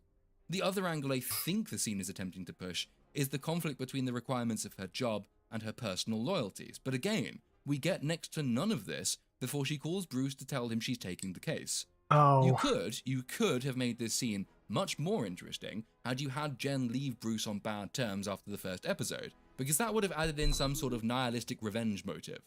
But as we can't afford to have Ruffalo play a bigger role in this show, and we don't really know how to write characters anyway, nah. We get the show's one obvious joke when Bruce explains he put the grudge behind him because he's a completely different person now, literally. And I'm a little bit torn on this one because though it is a nice reference, it is also the obvious joke to make. And I'm very much against the idea that we should judge contemporary merits against how low the contemporary bar has been set. Yep. Like, obvious joke of I'm a different person, literally. Because again, completely different actor and almost a completely different character. It's like, come on, that's so obvious. Personally, I think that the Abomination case should have been like a mid-season part. Like Jen gets her powers, Hulk's out in court, loses her job, has to try and build her way back up, gets the job in the superhero department of a new law firm, gets Abomination as her first client, has a falling out with Bruce because of the fact she's representing the guy who tried to kill him. And then either she tries to win over Bruce, or something happens where she, like, come on. So, peaks and valleys, people. Peaks and valleys. No, actually, probably not going to praise the line. Anyway, she calls the Hulk, who gives her his blessing, before being presumably written out of the show, as we see him on the spaceship from episode 1, flying out of cell phone range. Now, you just know that he will appear somewhere in space in one of the next mainline films, and whenever anybody asks, gee, how did the Hulk get there? The answer will be, what, you mean you didn't subscribe to Disney Plus and watch all of She-Hulk and spot that one scene that's relevant for the setup of this major installment? This is unfortunately the way of things now. The mainline films are increasingly being used to funnel people toward the subscription service, and that might be forgivable if the shows on the subscription service were actually worthwhile. But if they're complete, unremediated bullshit, if they add absolutely nothing except for one relevant scene that you need to understand the setup of the film, that's sort of exploitative in an unjustifiable way. You will have to watch through the entirety of She-Hulk, no matter how irrelevant the rest of it is, just to understand why the Hulk got from point A to point B in between films. That's all it's for. Finally then, Jen is called by her boss and told to turn on the TV, where news reports display footage of Abomination, who has apparently escaped from prison and taken part in an underground fight thing, which prompts her to turn to the camera and say, Oh, that sucks. the end. And that's the... I mean, at least it ends with a fucking conflict. Like, come on. Like, literally goes to the prison, talks to Abomination. Abomination breaks out of prison the next time we see the next second. It's like, I mean, just kind of sums up the entire episode. It had its bowel movements, but it didn't deliver anything like the concentrated stream of nut brown diarrhea we were covered with after the last episode. But it didn't deliver much else either. The post-credit scene is a case in point.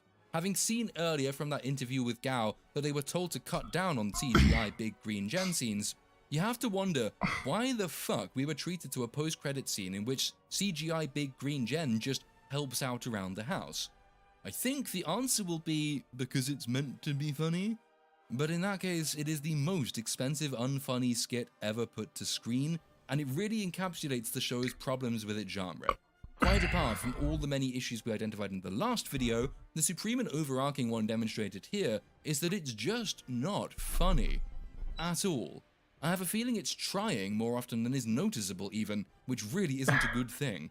If its attempts at humor aren't even noticeable most of the time, and its few noticeable attempts just leave you feeling vaguely depressed, the show really shouldn't be marketed as a comedy.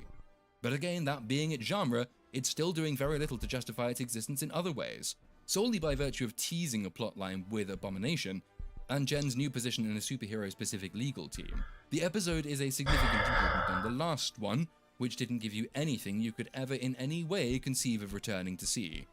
But all this stuff still feels like an afterthought, something it's obliged to include just to keep up the pretense of having a story to tell.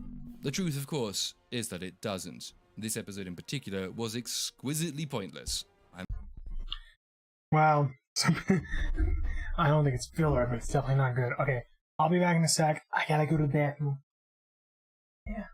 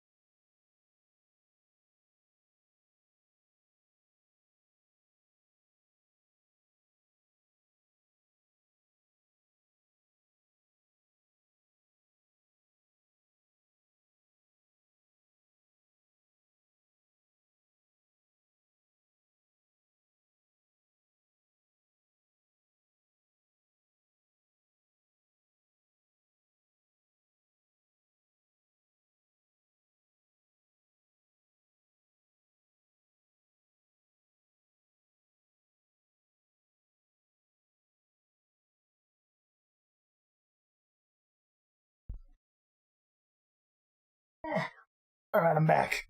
Sorry, it was a kind of a long one, and also I was on TikTok. So something that came to my mind while I was going through TikTok was the fact that Nickelback put out a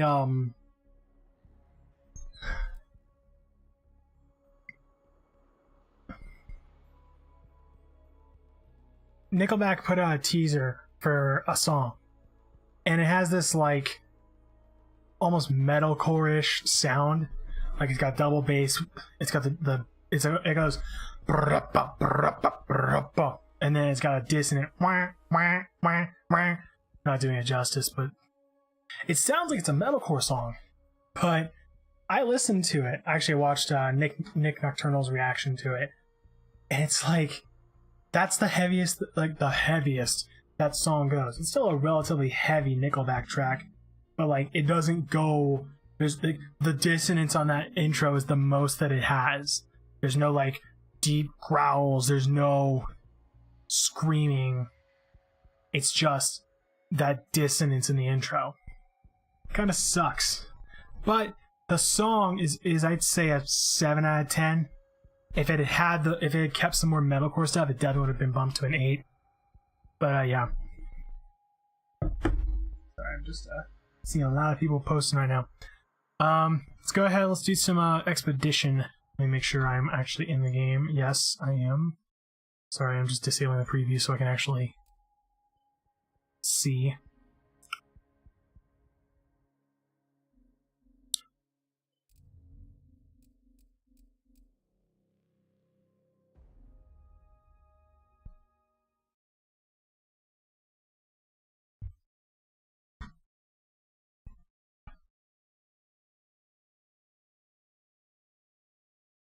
Oh, I just realized I got that pistol. I really should be like using that more. Because the thing is that the characters that you have, whatever sidearm you equip them with, is what you get in the game. So we got a medic. See what Manny picks. Debating who do I want to try and play. Let's go Ram. He's kind of under level for me, so. Ah! If I had known they were going to pick Strix, an EXO character, I would have picked one of the 2 climbing characters. Damn it. Hold on, can I change real quick? We're doing this as a favor to CPL, Dr. Sullivan's company, which has been providing us with crystalline-based weaponry. Let's see if it lets me change. I say I completely agree with their methods, but our cooperation with CPL has been mutually beneficial thus far. Yes! Let's go! So, my personal, like, meta is have an EXO character, have a climbing character, and have a medic. That way, you can get as many of the hidden supply crates as you can.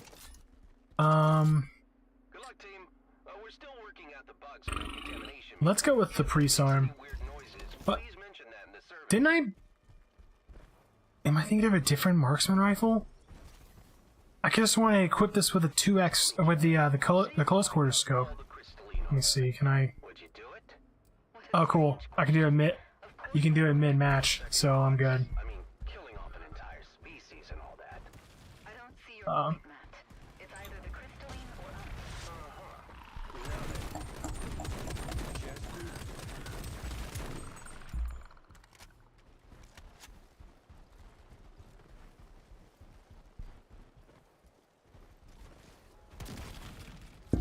Oh, it's one.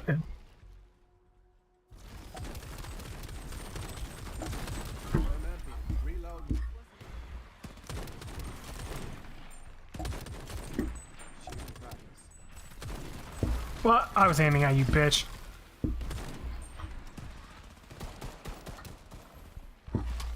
Bitch.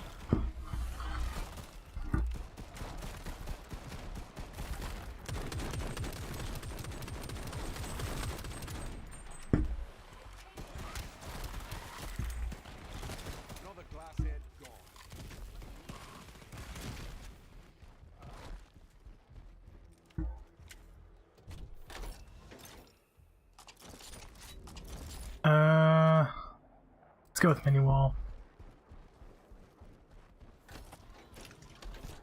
All right.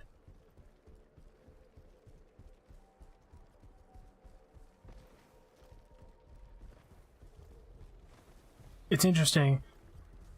If you run out of ammo, you can actually... Oh, wow. Oh, wait, I just killed a grunt.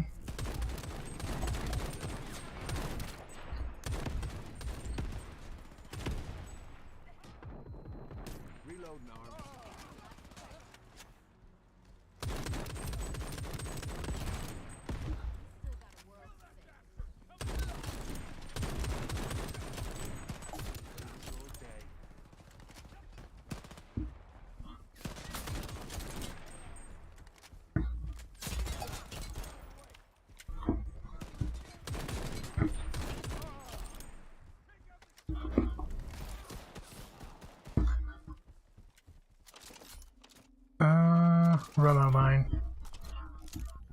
Because the remote mine's effectively a C4. It's pretty OD. If we run into a drop pod, I'll show you those.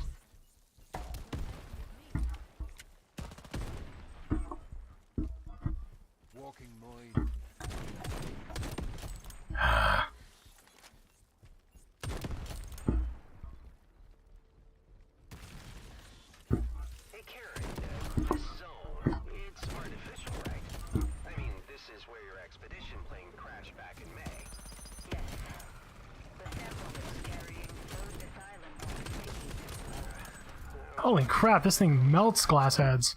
It's the youngest zone on the planet, yet it's already bigger than some of the old ones.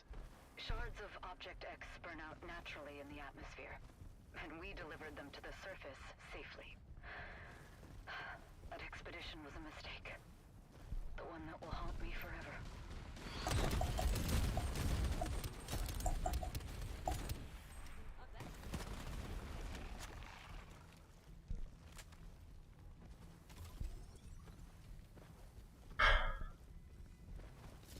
me hit a reload. Because yeah, you can actually like double load your mags to top off with one in the chamber. It's pretty cool. Well, a straight-through research station. They must be hoarding terabytes of data inside. Team, let's get in there and hack the shit out of this place. All right, you're in. I'll admit, I don't like the fact that when one person goes in, it automatically closes the door and locks everyone. Like it. Tracking data leak. Got it. Head over to the exposed cluster.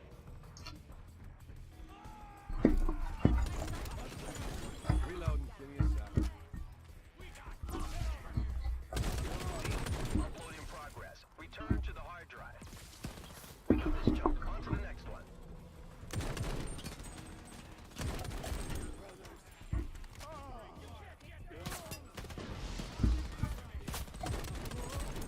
Team, upload in progress. Return to the hard drive. Upload complete.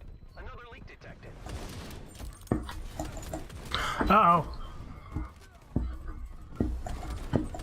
Team, upload in progress. Return to the hard drive. There we go. And this thing melts.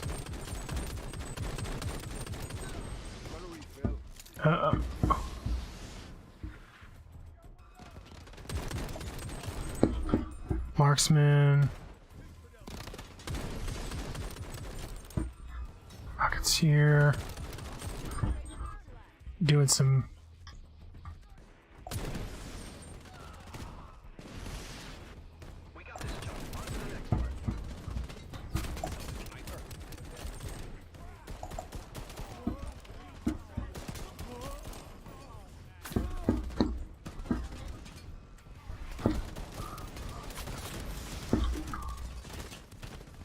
Holy fuck, dude.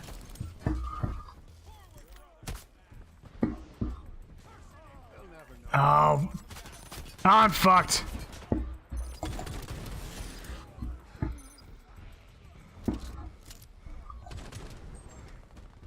Team, upload in progress. Return to the hard drive. Upload complete. Another leak detected. Team, upload in progress. Return to the hard drive. Oh, you fuck. Ow, ow, ow, ow, ouch.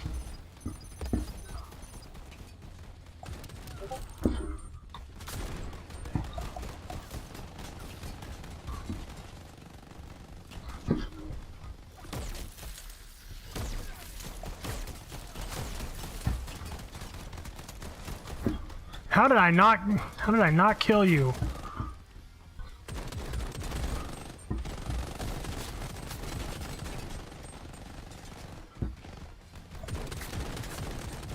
Ow!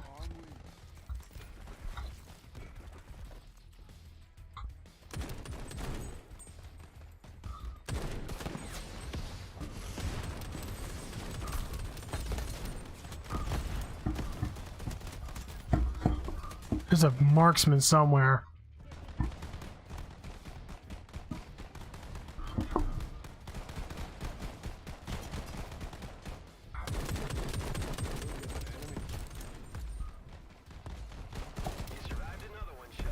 All right. Working with you is so much fun.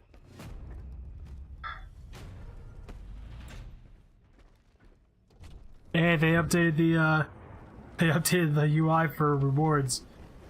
Unfortunately, blueprints are just so freaking low in this this mode.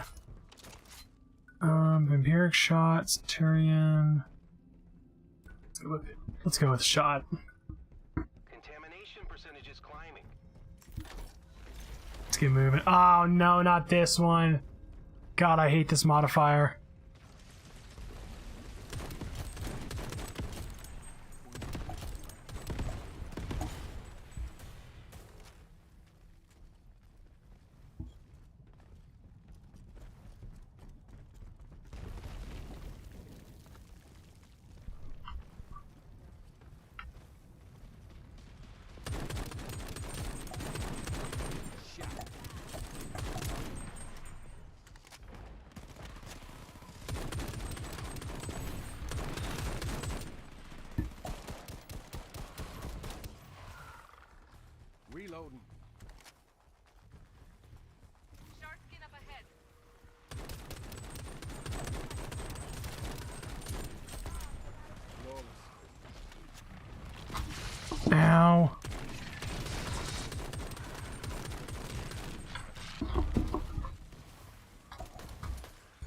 didn't even have a wall up, bro.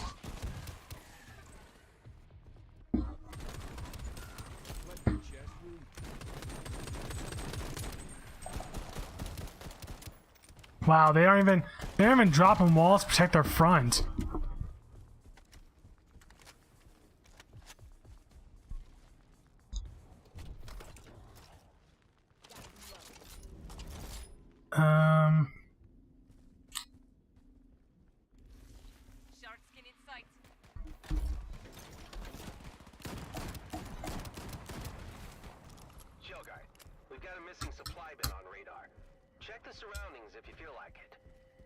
I don't think there's anything up here, but I'll do it.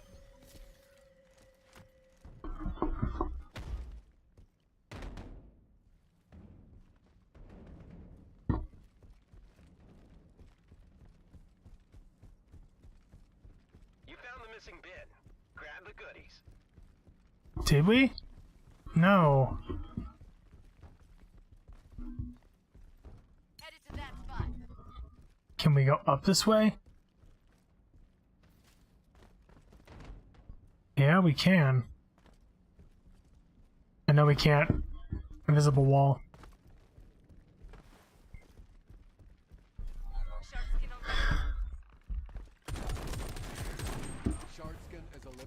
You can't go up there, can you? Nope, it's got a wall.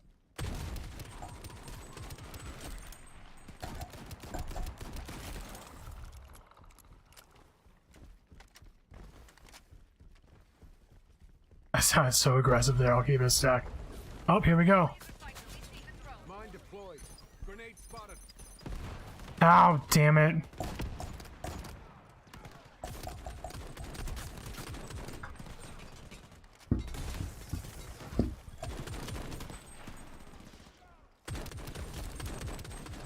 Reloading. Give me a sec.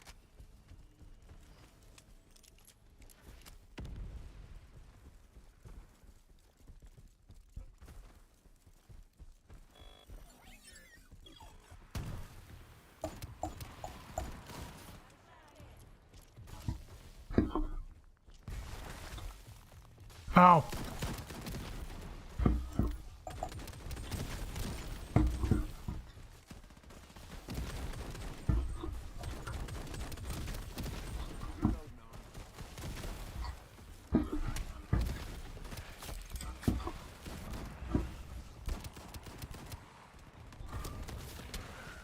Oh, Jesus.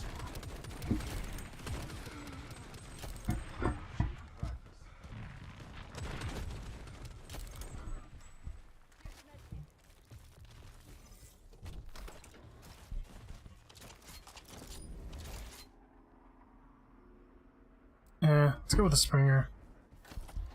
I know I just switched off to my revolver, but I'm gonna put the revolver on all my characters. You can't deny it. You've seen what the Streakers have achieved with unfettered access and zero qualms about experimenting with world-ending bioweapons. Our morals and qualms are what make us different, Matt. But have you seen the cyborg stilt? I mean, they took a stilt and made it even more Armor dogs. They put a rocket launcher on his stilt, Karen. You are enjoying this too much. Yeah, Look. Karen. You do disservice to the millions of dead. Fucking Karen. That's hilarious they called her that. Like, literally her name is Karen, it's just spelled differently. Yeah, that was totally intended. The troll.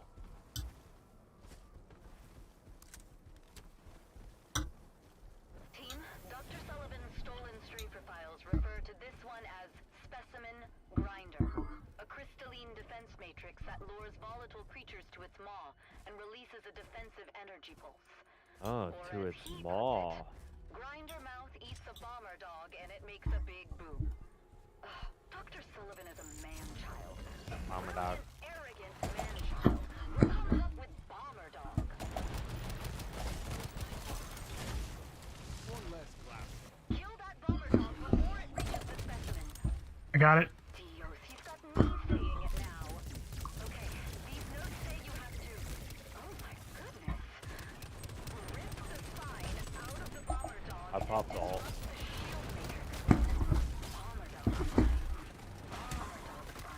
What an unexpected grade. You're doing great,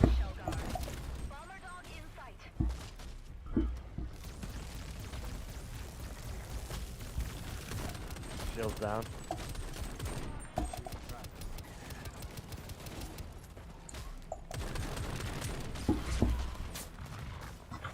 Ouch. Whoops.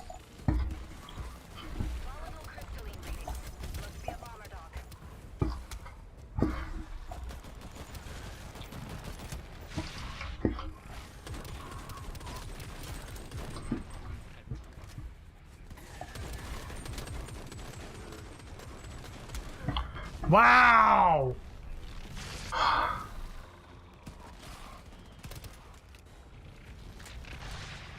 He needs to be careful and get a bomber dog. Oh, he let one get in. Damn. That's my bad. I come back in 15 seconds. We're all dead. But honestly, I expected better.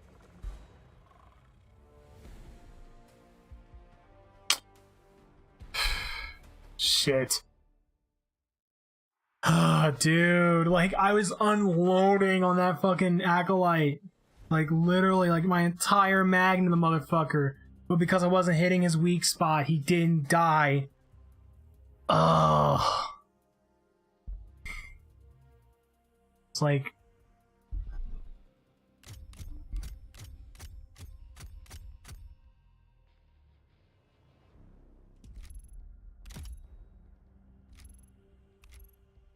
Alright.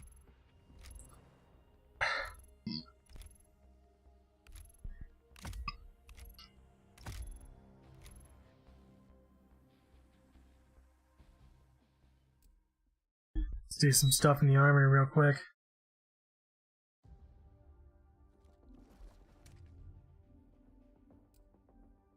What do I unlock for this?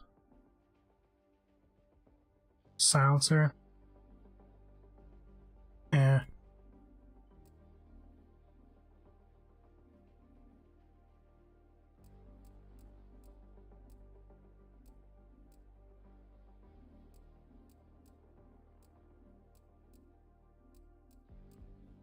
Let's go ahead and change up all my You want some?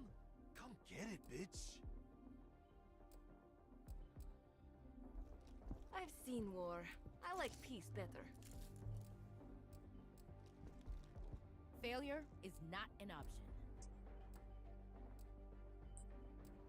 I am 12 moves ahead.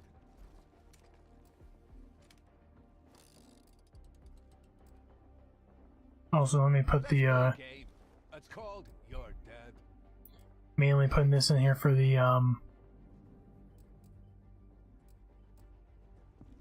Look sharp, stay sharp.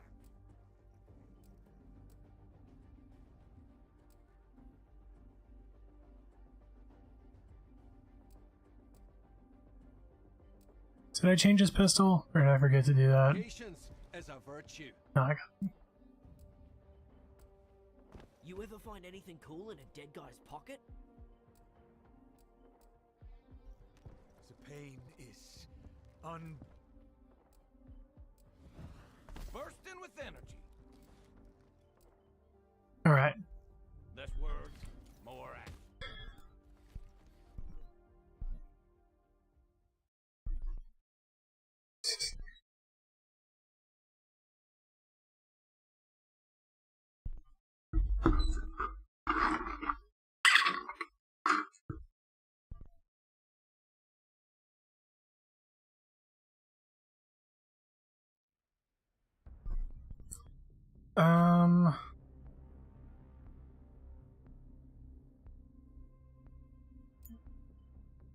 Let's go with Pill again. Unfortunately, I'm going to have to wait on teammates. I'm still playing with my back. Let's go ahead. What the fuck? What are you? What? Wait, what? What size are you? Bruh.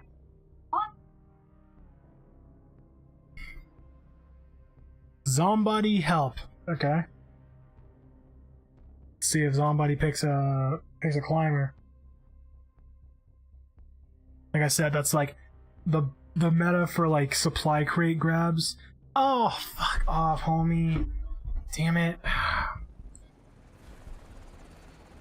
Team, we We need you to conduct field research in the Pharaoh's impact zone. We're Damn doing it. this as a favor to CPL, I gotta do it again. which has been providing us with I need to. crystalline Come on, guys. I need to get stuff with RAM for my challenge. agree with their methods, but our cooperation with Cool thing is you can change your character right before you land. it's in our best interest to keep it that way. Just be careful. Don't get over your heads. Complete as many objectives as you can and we'll get you out. Good luck. Crystalline Souls, or Burlington Tack, I guess. Points of interest for you. Make sure to visit as many as you can before contamination cracks you up. Karen, what's the deal with that orbit guy? I take it he isn't really an immune. No, he's quite the opposite, in fact. Damn, I thought it would let me spawn in with my revolver. Interesting. Could there be a way to reverse it? We truly hope so. I hate to admit it, but Hannah's work might shed more light on the phenomenon. With Hannah's work? Oh, you mean her experiments with those chosen fellas? Exactly. Aha! That's one of our supply bins. Wonder how it even got here. Oh. Is there a supply bin down here? Probably because we triggered the, Yeah, it feels like if you go into any of the hidden spots, it automatically triggers the voice line.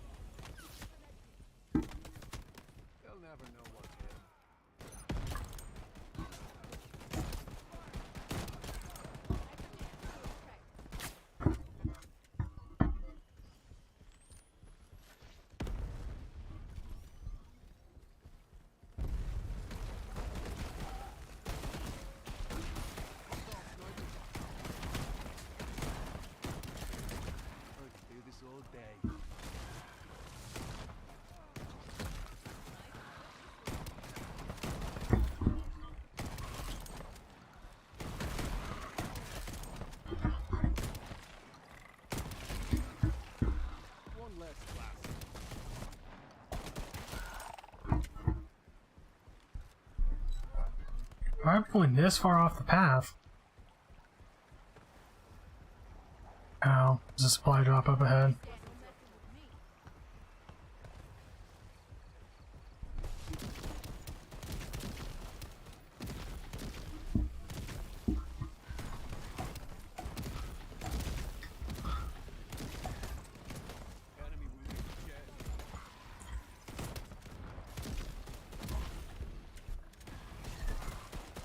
Yeah, that's bugged.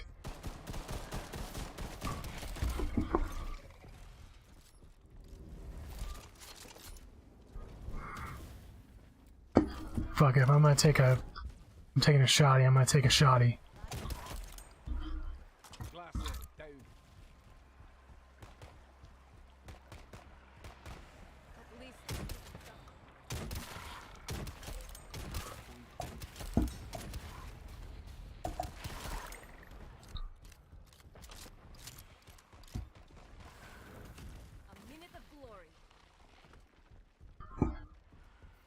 There, the supply bin.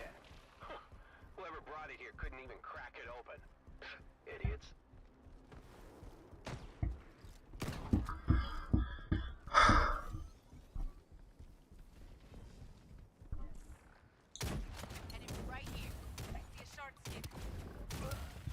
Wow.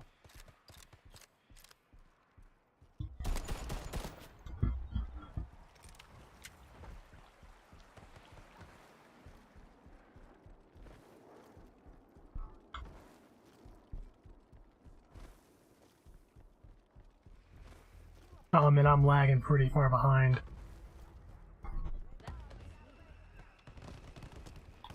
Oh. Mine deployed.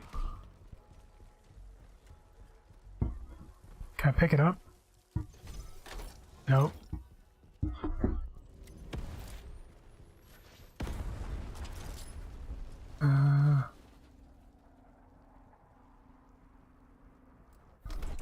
One of the missing supply drops should be nearby. Scour the area, team.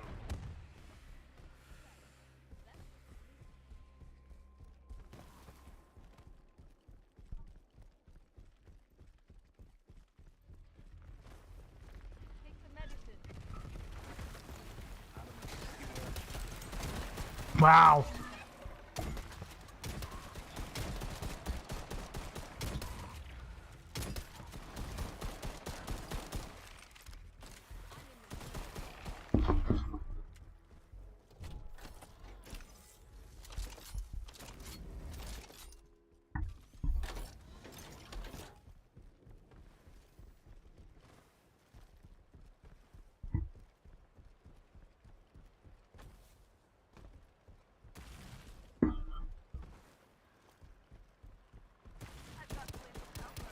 Look for its weak spot.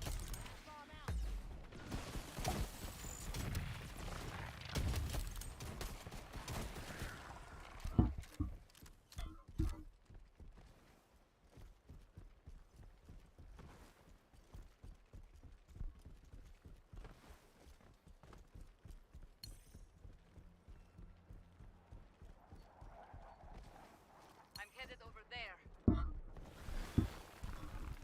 Team, Dr. Sullivan's stolen strafer files refer to this one as Specimen Grinder, a crystalline defense matrix that lures volatile creatures to its maw and releases a defensive energy pulse. Or as he puts it, Grinder Mouth eats a bomber dog and it makes a big boom. Dr. Sullivan is a man-child. A brilliant, arrogant man-child. Who comes up with bomber dog? Flawless as always. Kill that bomber dog before it reaches the specimen. Oh, Dios, he's got me saying it now. Okay, these notes say you have to... Oh my goodness. Rip the spine out of the bomber dog and disrupt the shield matrix.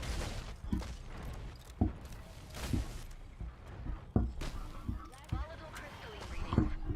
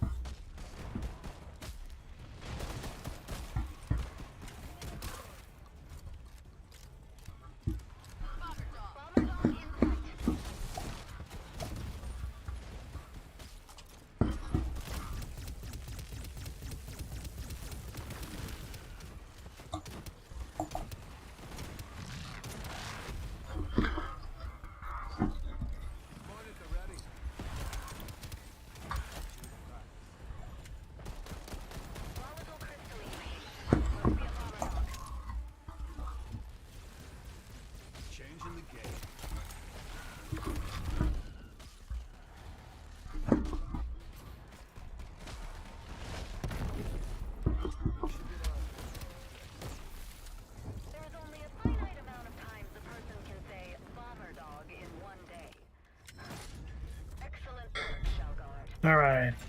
Bomber dog. One more for good luck. Detecting a contamination boost. Of course. Let's go with the. I'll take that spot.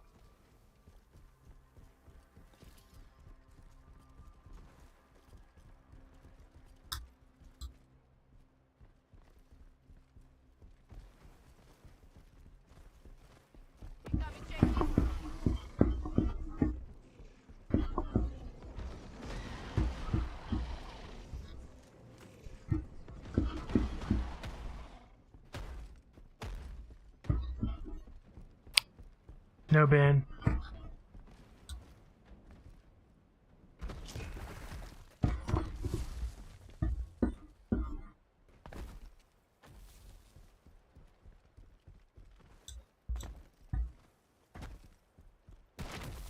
Headed to that spot. Going here. Moving to that spot.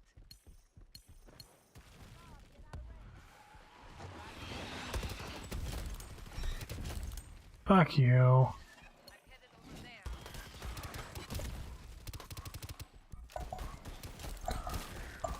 Shooting practice. Hey team, we're tracking a missing supply bin nearby. You might want to sniff around.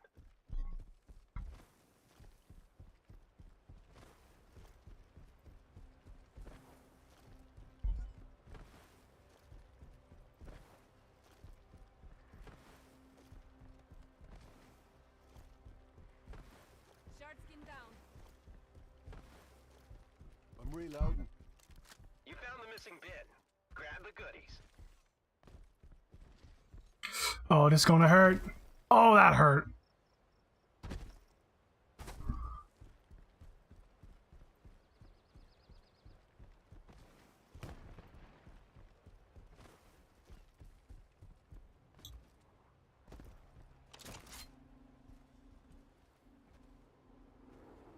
Hmm.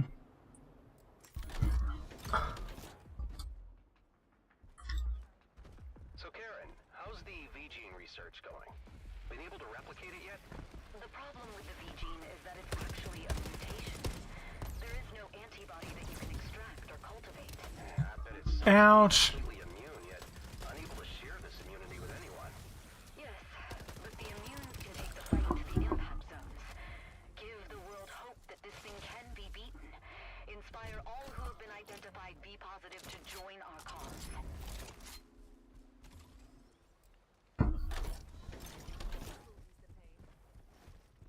I love how he's just tossing med packs. It's like, bro, calm down.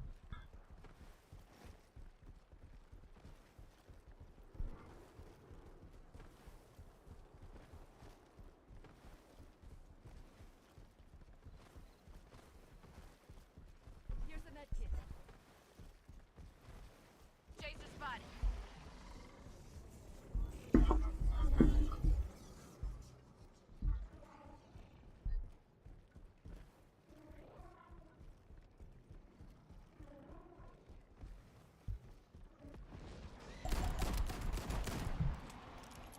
Oh, he must have secondary weapon charge.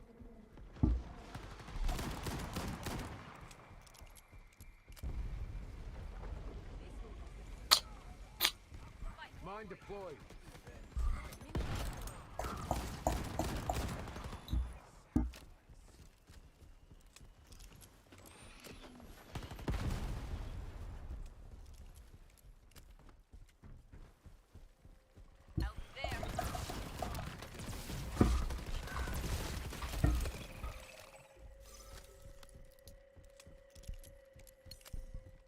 Getting supplies would be beneficial.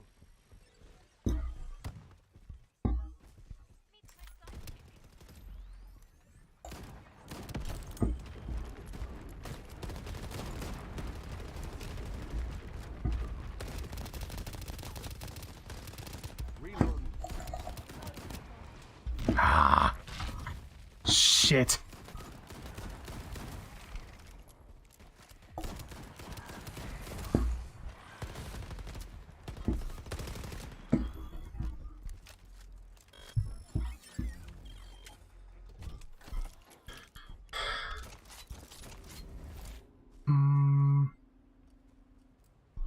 marks multi-charge. Tell me, man, this company of yours, what are you trying to accomplish? Why, make the world a better place, of course. No, seriously. I mean it. Have you seen how the crystalline produces energy? The efficiency is unparalleled. And it doesn't bother you that it can eradicate the entire human race? Well, so can nuclear power. Man, low-key, I don't like the fact that the story gets in the way of the map. Like, they have an entire right side of the screen they could use for the story bits.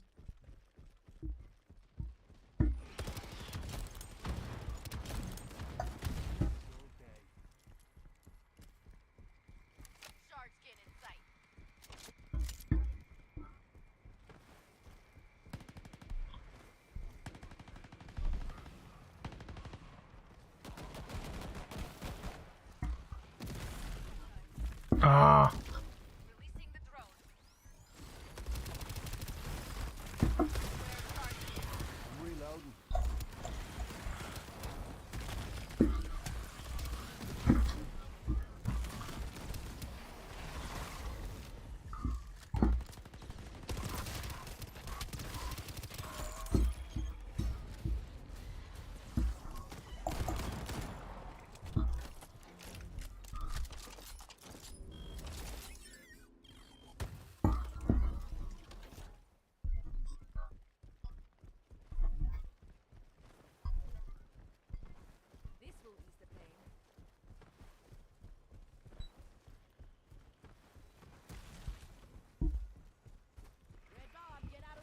They'll never know what hit 'em.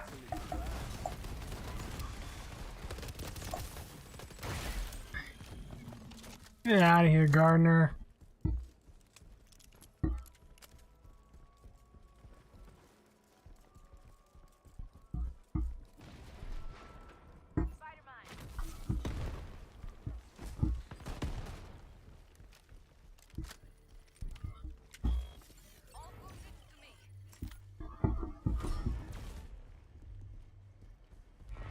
I'm wondering if he has the, oh, okay.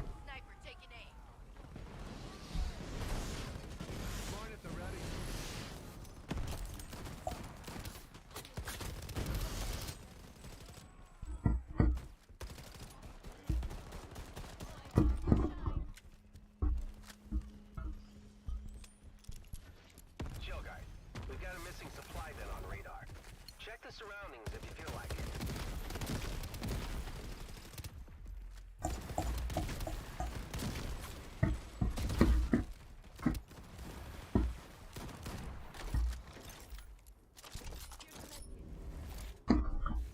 Got a refill.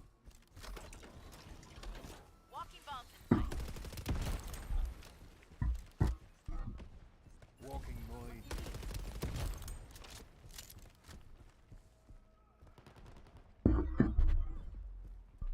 I'm headed over there. Go to that spot. Chaser, coming for one of us.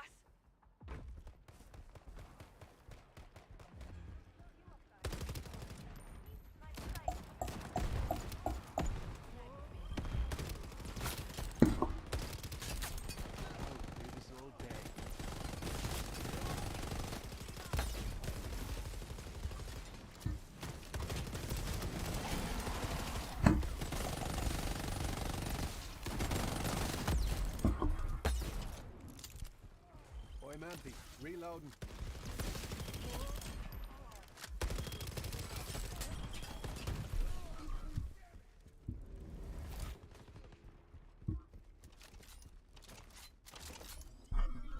Thunderfoot. Heal up, guys. Oh, a lot of buzz. So, how do you guys like the crystal pistol? The rifle's pretty good too, huh? Although my favorite is the glass trap. Hurts to even think about it. It won't be long before these prototypes of yours fall into the wrong hands. Relax, Karen. You gotta be immune to work with these things. Otherwise, they'll just kill you. Take some medicine. Aha! That's one of our supply bins. Wonder how it even got here. never know what hit him. Crystal and souls. Protected. Let's go souls.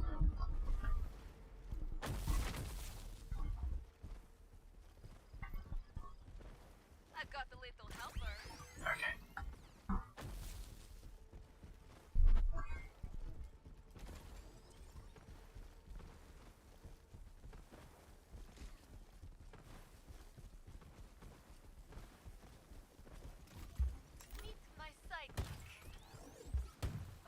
They must have the perk that allows their abilities to recharge while their ult is still is charged up. Sorry. Pick up a sample and put it in the container. Repeat until the crate is full. Mine planted.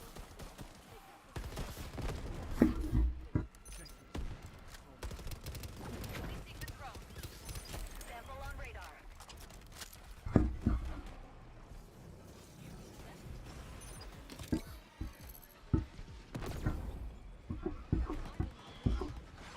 Reload. Viable sample detected.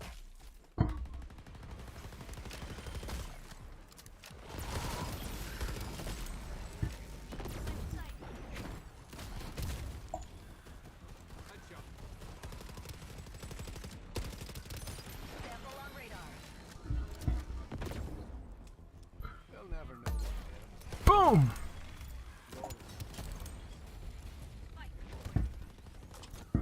Oh.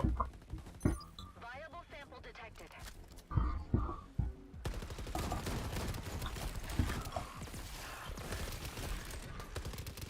Heavy and casual. Changing the game.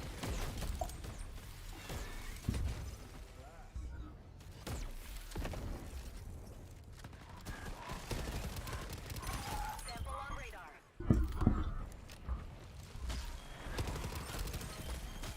So I think the thing is that this is supposed to be effectively like a. I thought that this the grenade was supposed to be a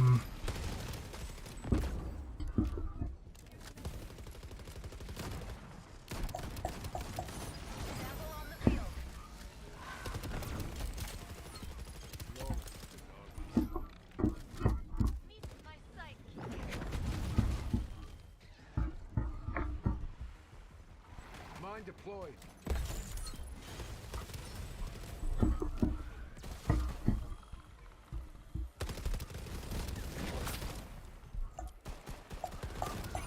Sample on radar. Team, these samples are unstable. Collect them before they morph into Spitfires. shit. Contamination intensifies. Watch out. Viable sample detected.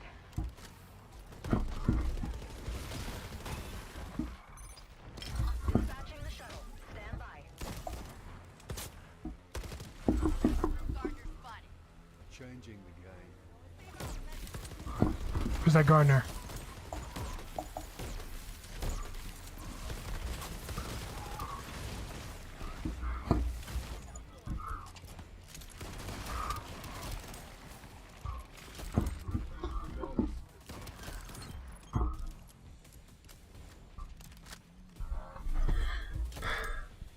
Nice work, people.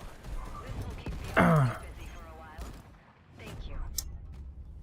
Telling you, man, that remote bomb is fucking busted. Just like yeet, click, boom. Classic, like classic Call of Duty C4. Heal up, guys.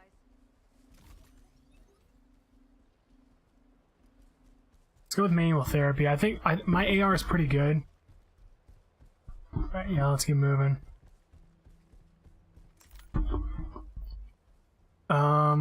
What's up with our... Okay.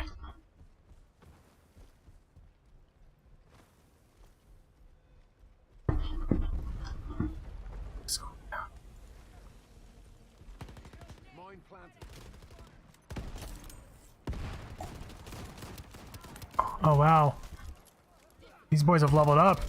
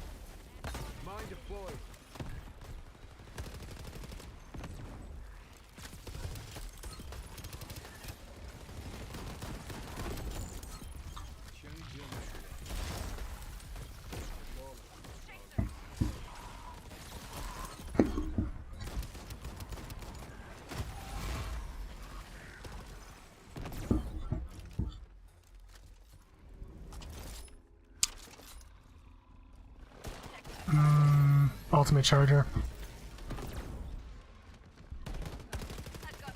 Inflicted chest wound. Oof.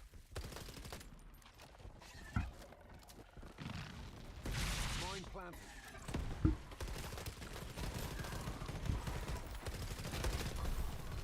Ah, the fucking gardener shit. Oh, come on. What are you doing? Oh, wow. He actually got it. Okay. I ain't gonna fucking complain then. Help!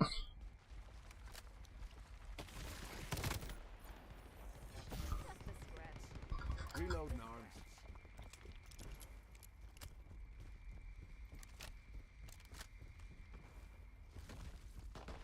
Last head down.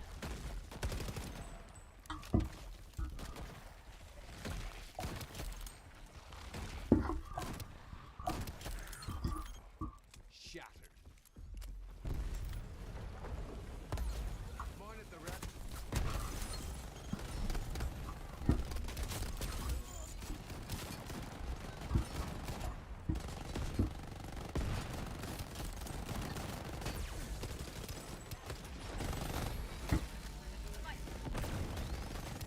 Inflicted leg wound.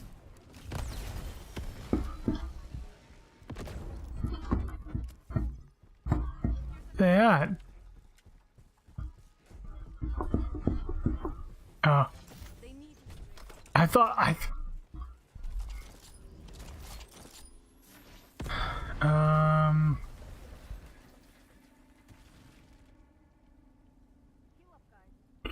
Chaser looking around. let's go.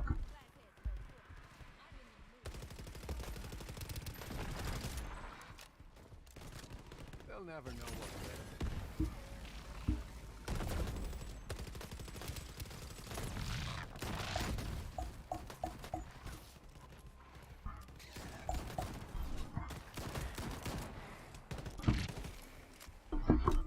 Got a refill.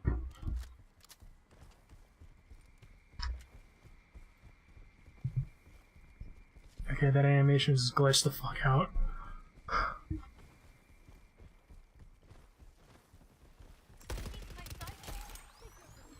Glass head down. I just realized, what's my FOV?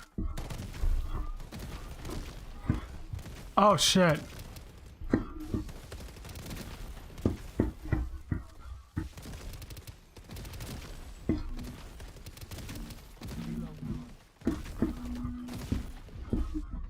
Damn. I think that's the first time I've gotten that happy bullet, or let's go with happy bullet. Dude, I think it's the first time that we've done that instance and it never spawned anyone other than the glass head at the start. That was pretty dope.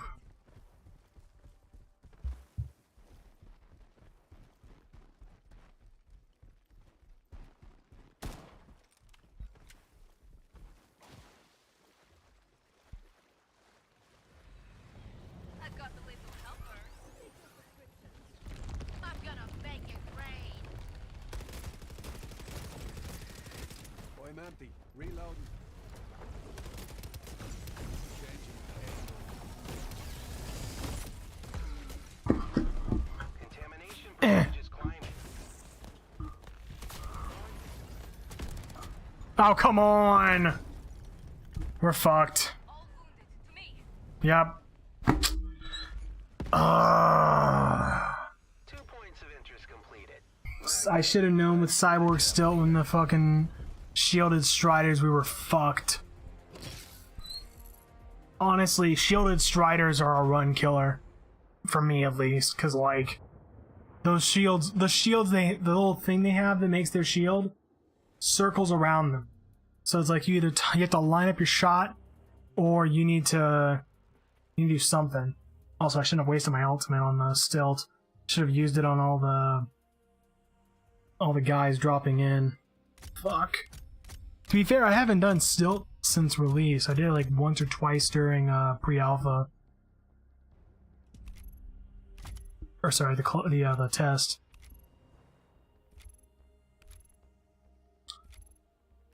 Oh.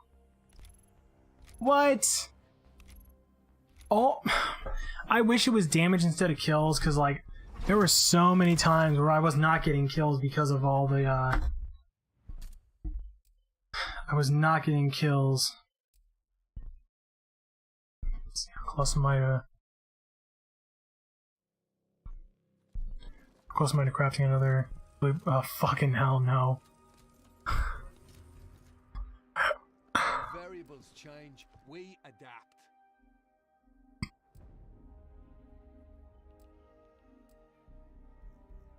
This better be a challenge.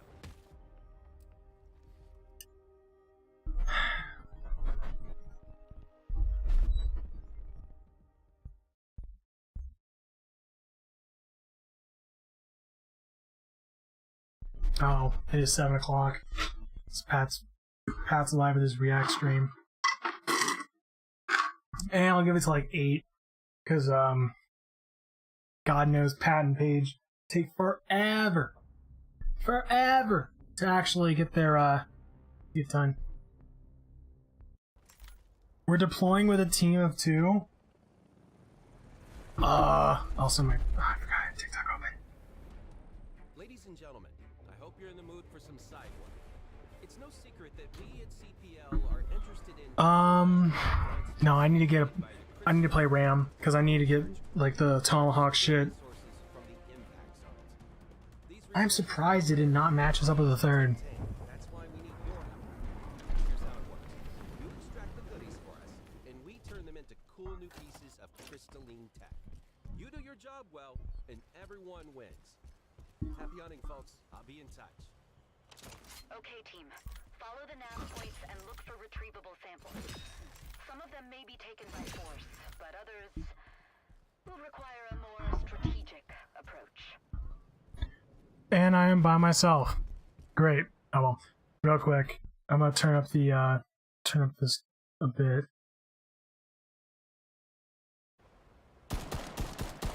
Check. A little bit more.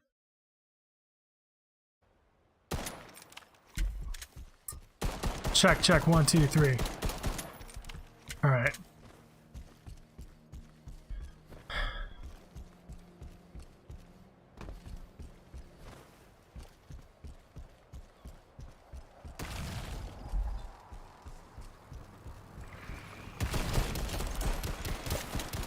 No mercy. Getting hungry.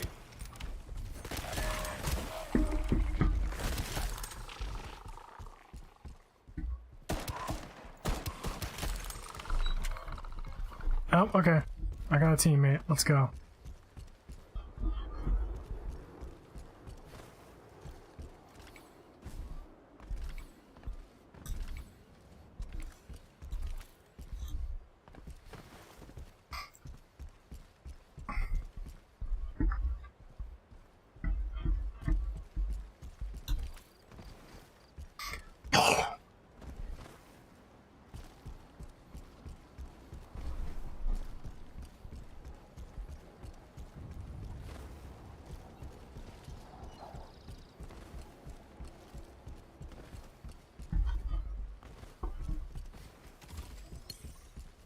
Let's see what's in that bin.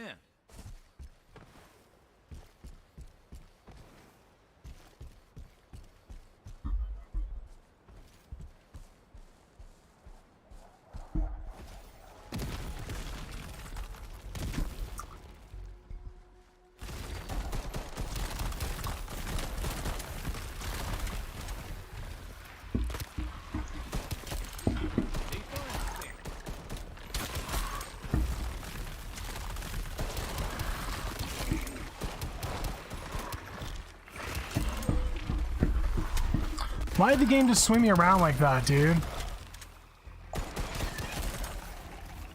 Let's head down.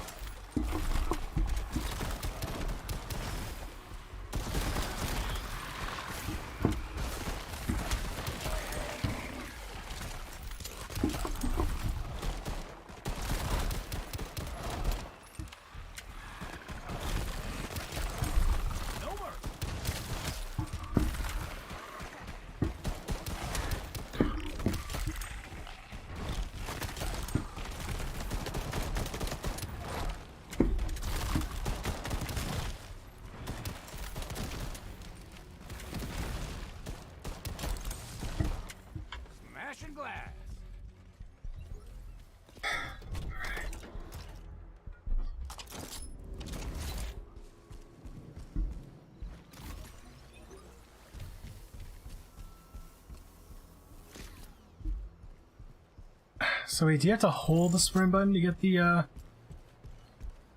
get that ability?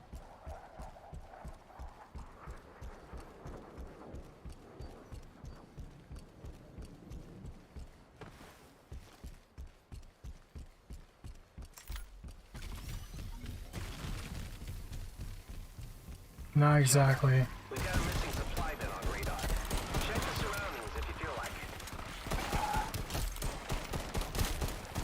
Lethal instinct.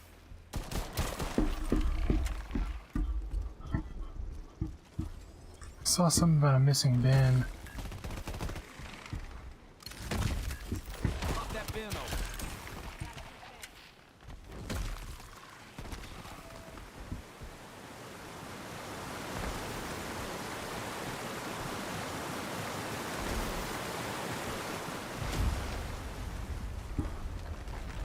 Shark skin, blinking around.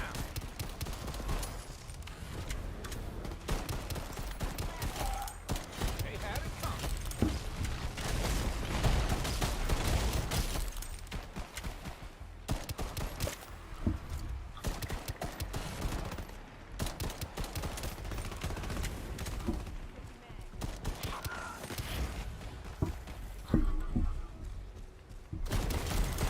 Took care of that. Man, I'm having a weird bit of deja vu here.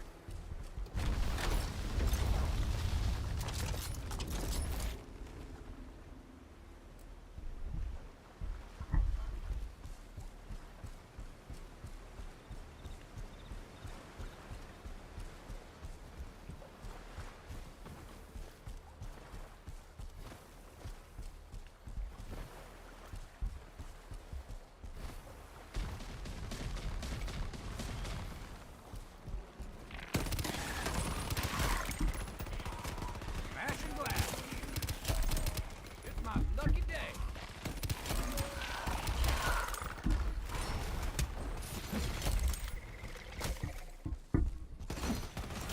Haha, gotcha, bitch.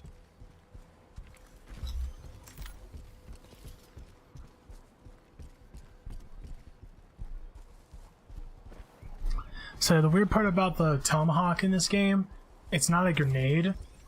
All the grenades aren't actually grenades, they're like ability projectiles. So like there's a bit of a lag between pressing the button and Lethal instinct.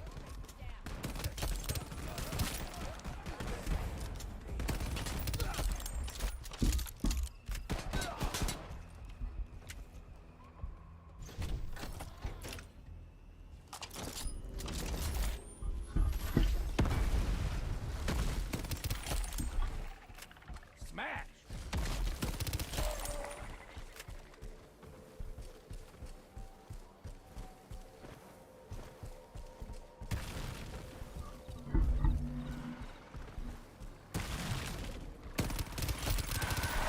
It's my lucky day.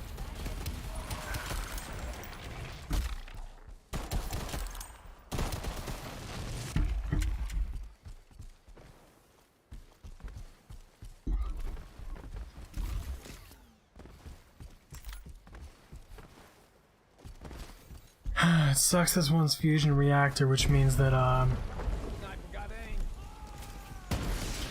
Missing supply bin signature detected. Look around if you're in the mood. oh my god, how did my homeboy get melted already?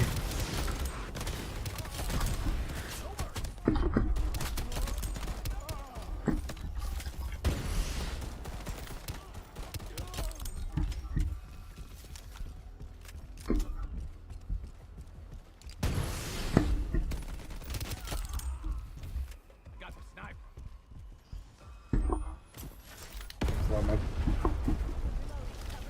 You believe this? I don't. Going to that spot.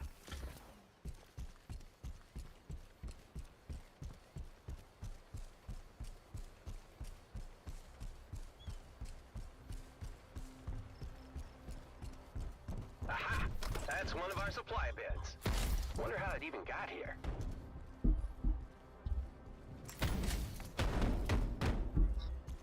Detecting a contamination boost. Beware.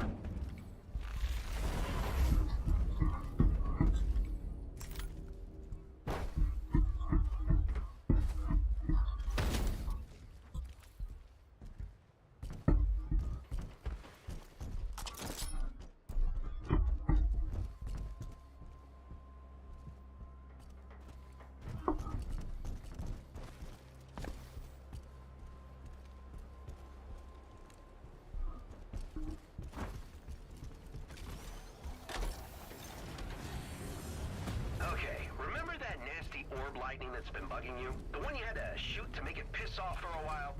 Well, it turns out the strafers are using these balls to power up their fusion reactor. We can't let them have free power, can we? So let's overload this generator by feeding it more orbs that it can chew. It'll be fun, like a ball game, but, you know, shooting.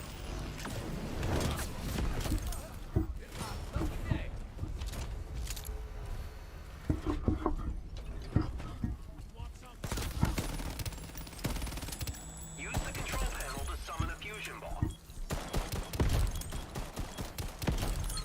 Lethal instinct.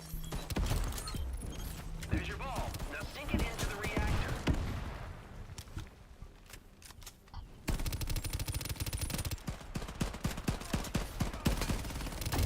Recharge.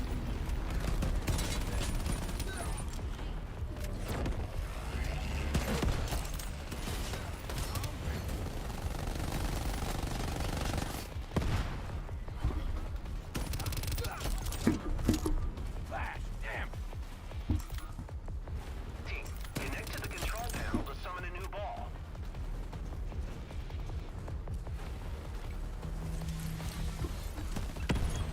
Walking mine. Heads up.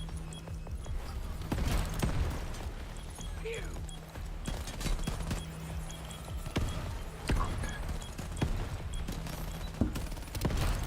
Yep, there it is. Now shoot that ball all the way to the reactor. Hang on. Gotta reload.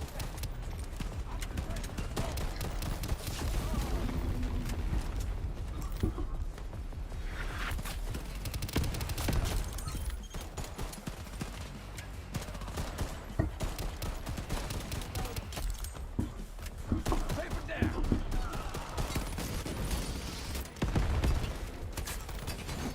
All right, hack the control panel to produce a new orb. Oh god, sniper.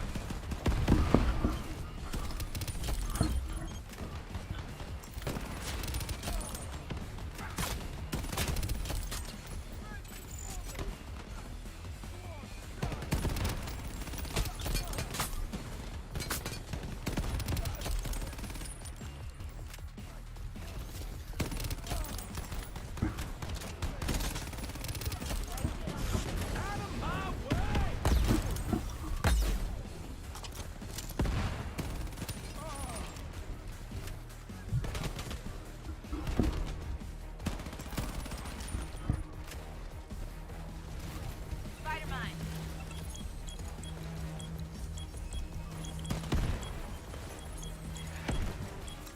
Holy god!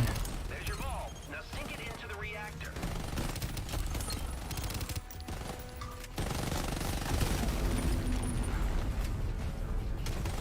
God, is there gonna be seriously one? Thank God.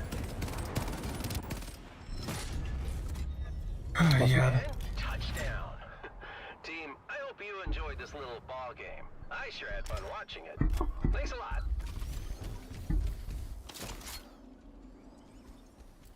Ooh, I'll go with that.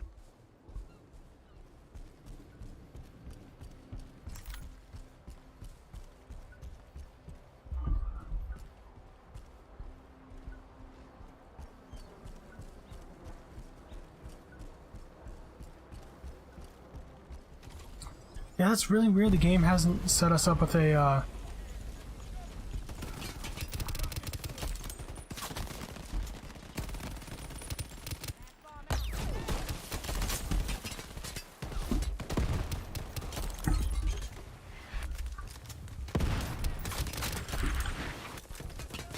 Oh, come on. Thanks, yeah, Grenadier got me. Fuck. Yeah, I saw. Here, zap your face alive.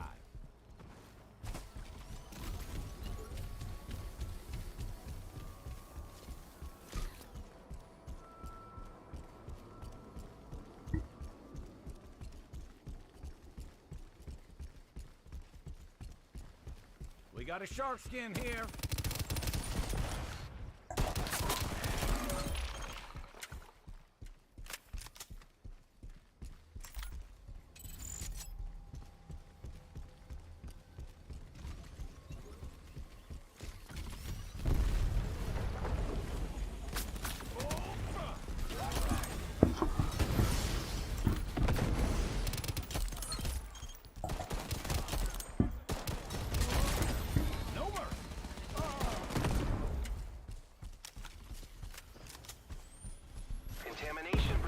climbing. Oh.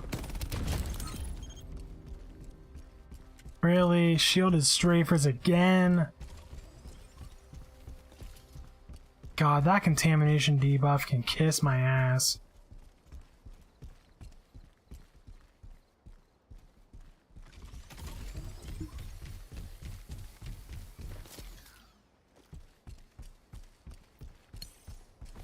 Supply bin could have some sweet shit.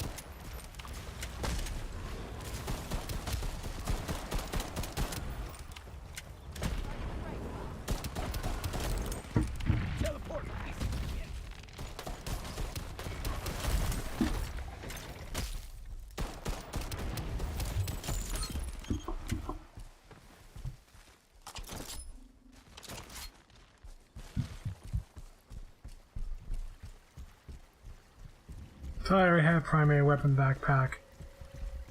Oh well. It's fine, because I need it anyways, because this SMGs chew through the ammo.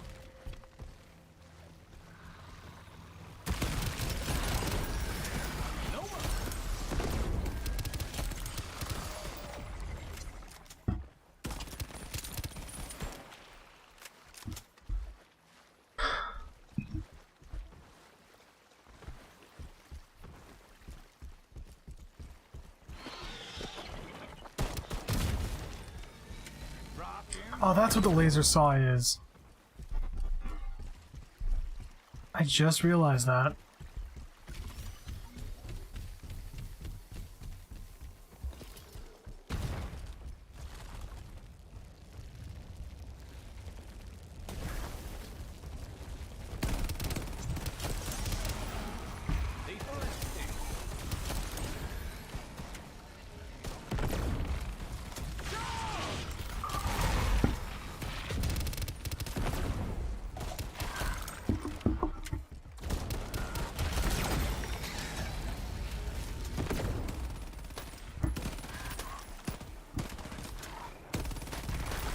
Disarm that son of a bitch.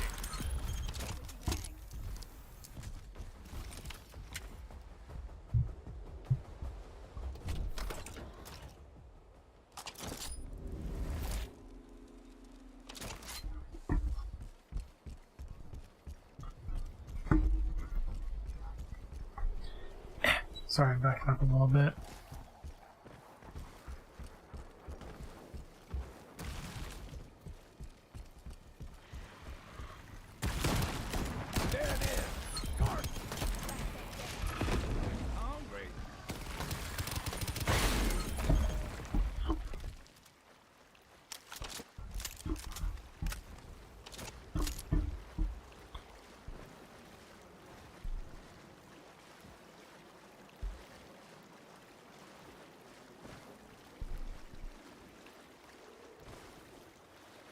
Team, Dr. Sullivan's stolen strafer files refer to this one as Specimen Grinder, a crystalline defense matrix that lures volatile creatures to its maw and releases a defensive energy pulse.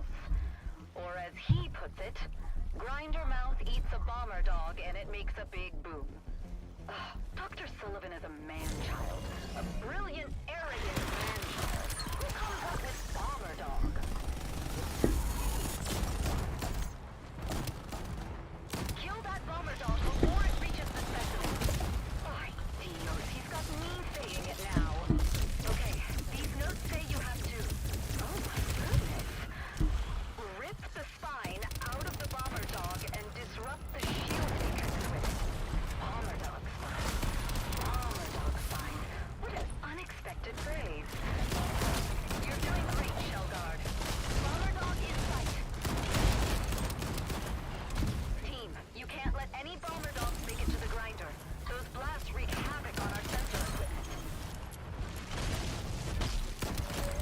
Oh, fucking laser beam thing. Cheers.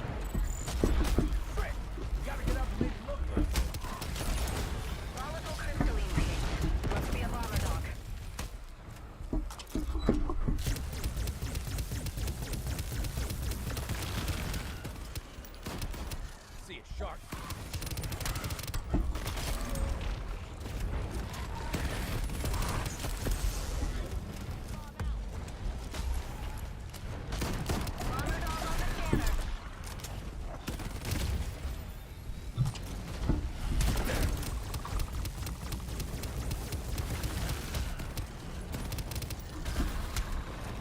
Ah, the snipey boys.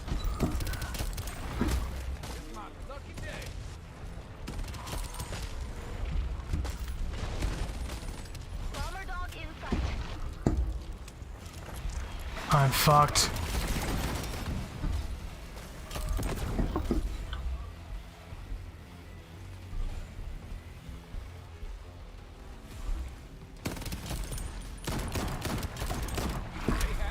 Hey, bitch, get off.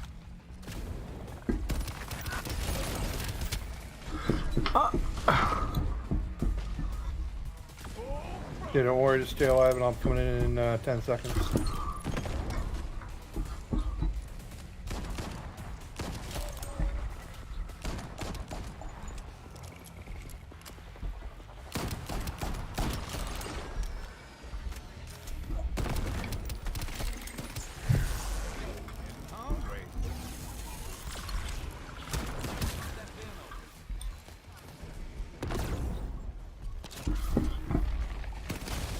What?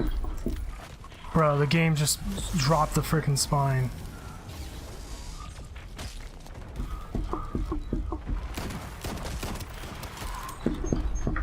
Smashing glass.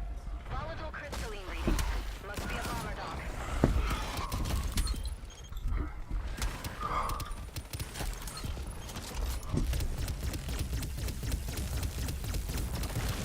Reload. God damn. Getting my ass spanked this morning.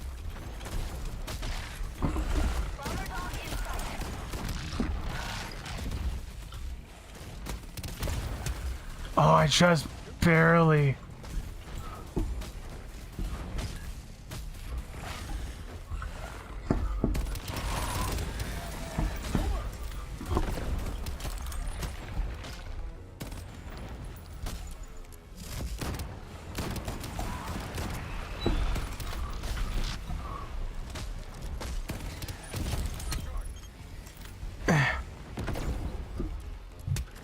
Oh, come on!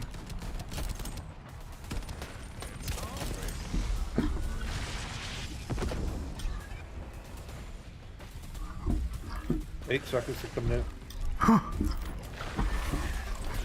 Fuck off! Yeah!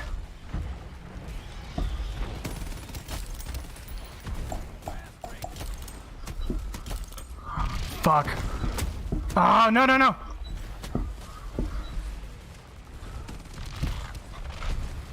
Fuck you!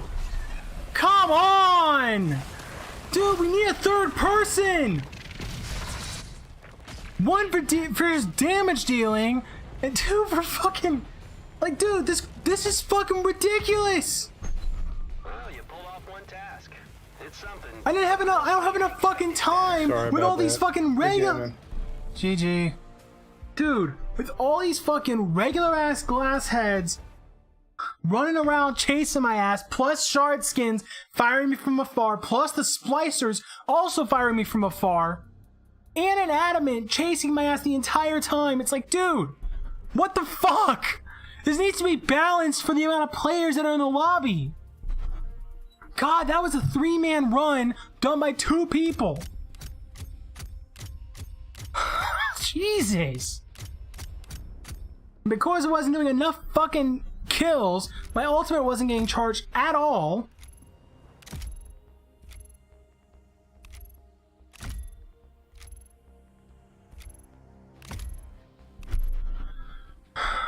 Jesus Christ, man.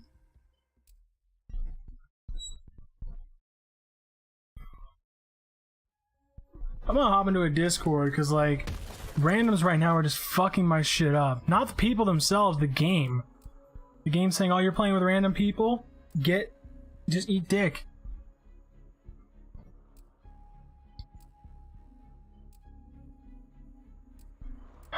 Another thing for my pistol.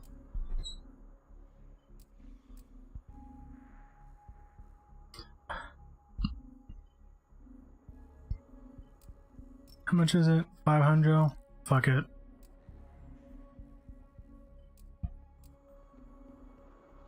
I don't have tier 3 yet, so I can't even use this.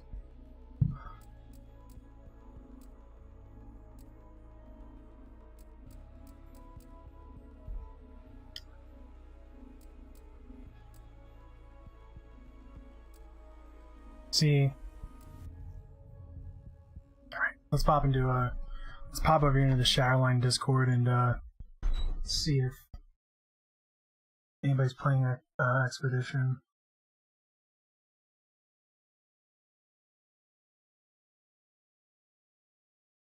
Squad.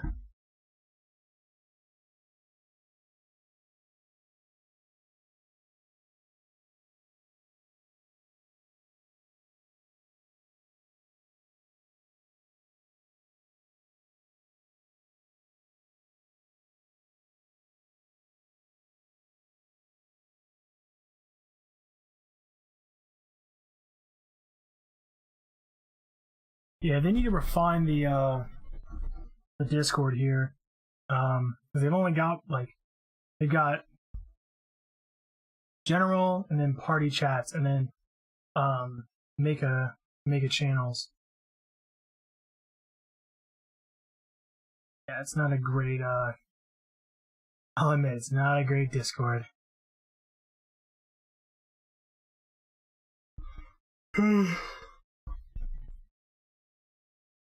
Like the Apex Legends Discord kind of spoiled me on like LFG stuff. Plus, like the Cycle one was pretty good too. So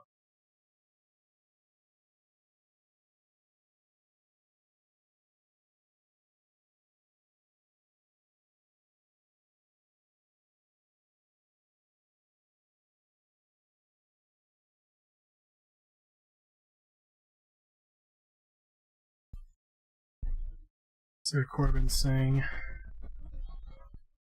NA Party 3.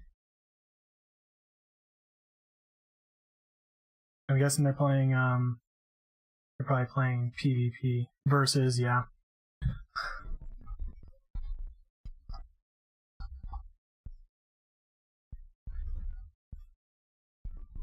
Looking for group expedition.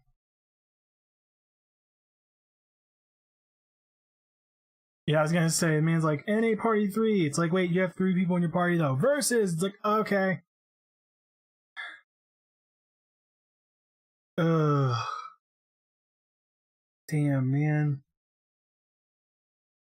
That was ridiculous. Like, it's like you have to juggle, in that scenario, you have to juggle between all the fodder on the ground plus the bomber dogs who are trying to run into the center. And if you don't get a bomber dog, it effectively starts shooting the laser beams that you shoot at it to get its shield down. It's like, bruh. You know what, I'm gonna go ahead and make a voice channel.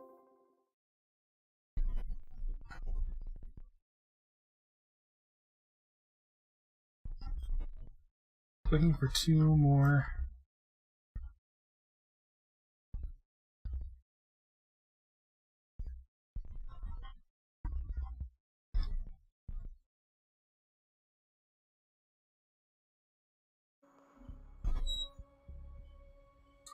Let's see if anyone pops in. So wait, what is it? Collect a throwing axe when you miss your target. I'm guessing that only works in PvP then, because like there was a lot of times I missed there.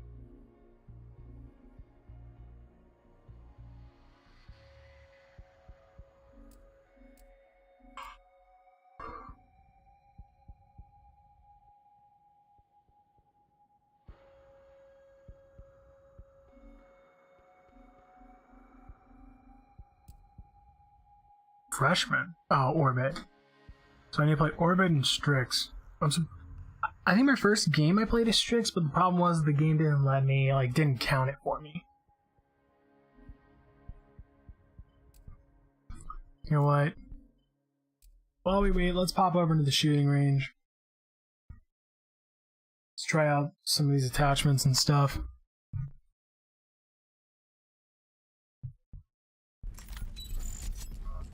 Why did it just default to that?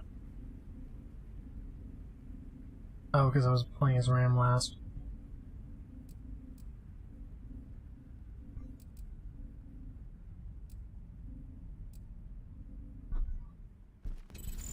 Oh yeah.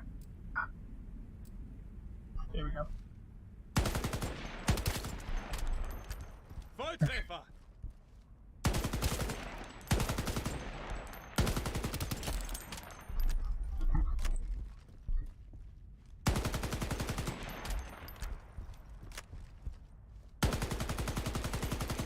Refilling ammo.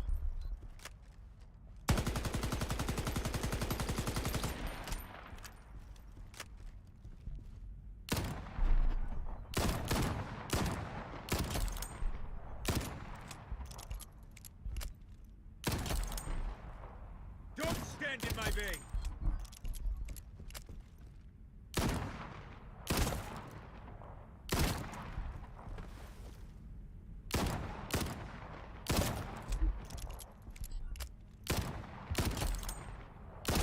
Recycle.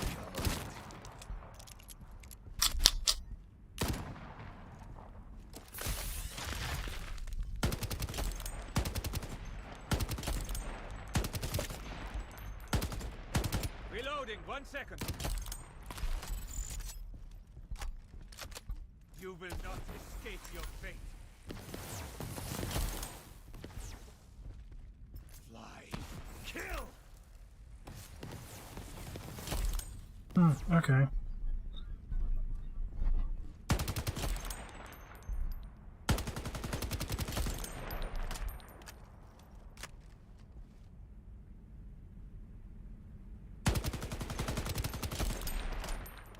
Steer! How many shots? 6? 6. Okay.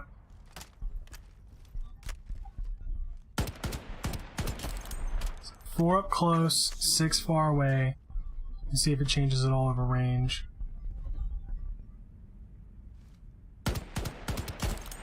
Well, it would help if I don't accidentally. 1, 2, 3, 4. Okay. 1, 2. He must have been weakened. Hold up. 1, 2, 3, 4. Okay. 1, 2, 3, 4. I don't know if that was 4 or 5 because. Okay, 4. Don't stand in my way. 5. 5. 6. 6. So it drops from 4 to 6 over. Die!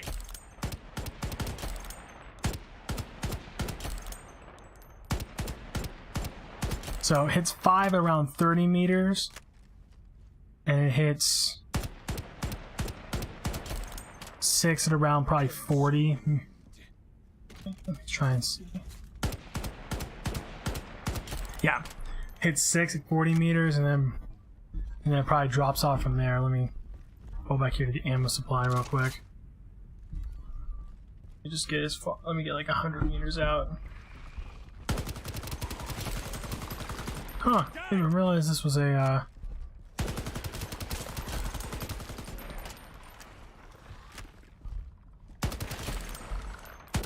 Interesting. They put like a running tutorial or a running trainer in. You're dead. Crazy.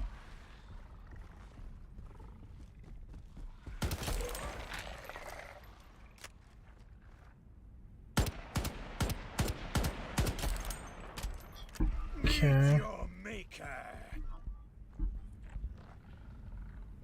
So 91's as far as I can get. Okay, so 6 is the 6 is the maximum. This for stink, literally.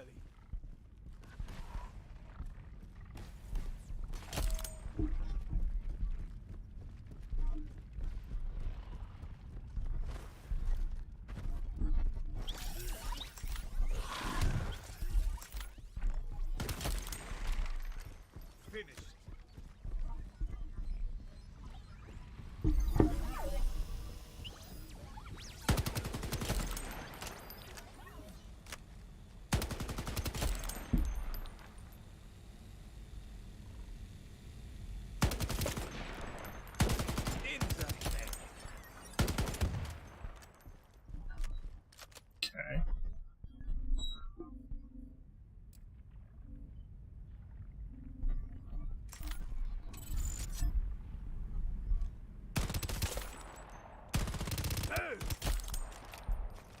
Looking for 3. Well, probably means he's not wanting to.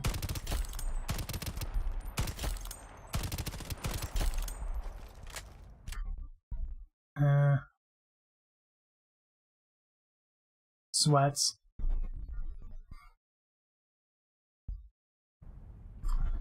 I don't know, man.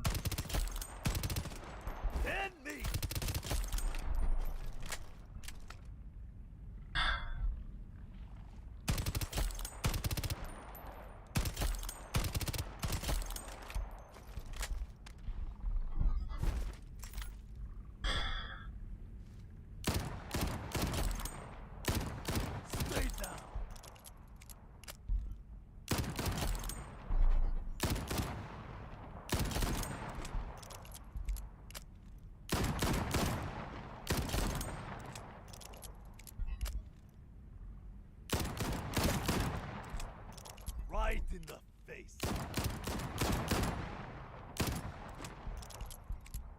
Hold on, let me check something real quick. Wait, is there actually there's not an FOV slider? What the fuck? Bruh. I know this game is being built for console, but come on, guys, put a bloody FOV slider in the game. Wow.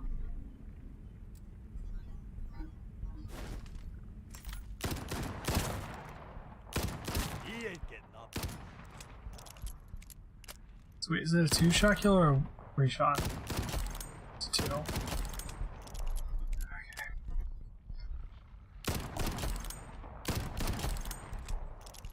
KO.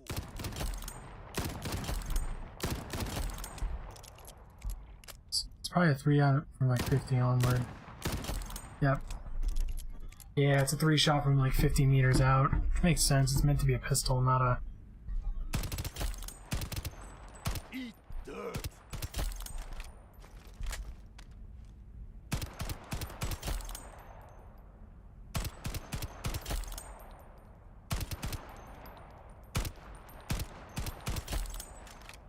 There's no way it takes that much.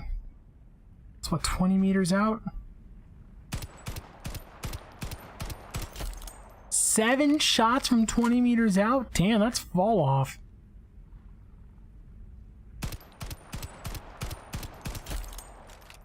It goes from 4.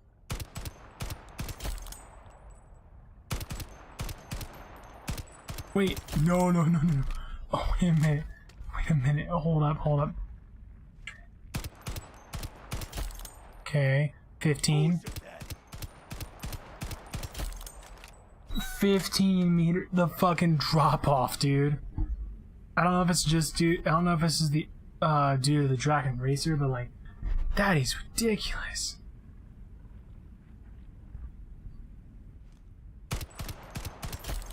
So I'm guessing it starts at like 15 meters.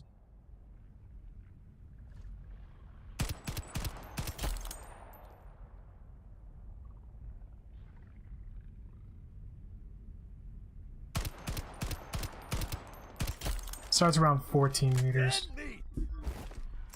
That's crazy. Try to dodge, suckers.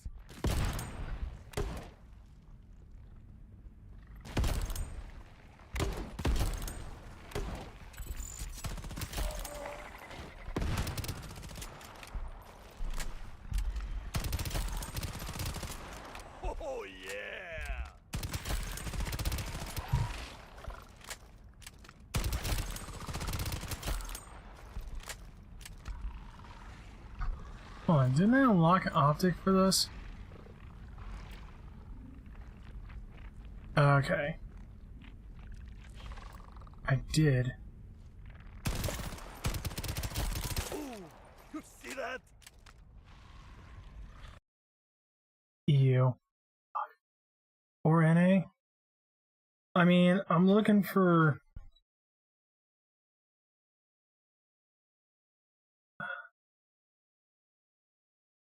I'll just go ahead and copy my post.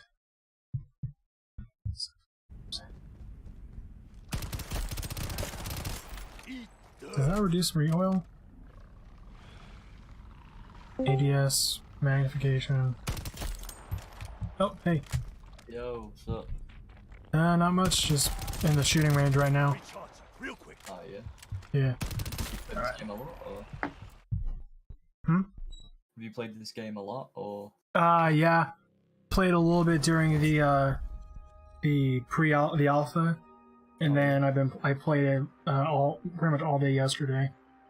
Oh, damn. Yep.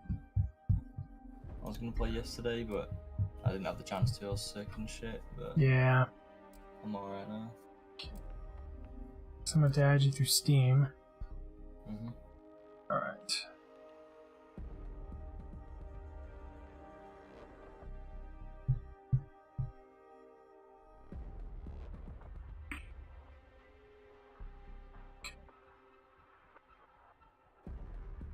Do you know my Steam username, or?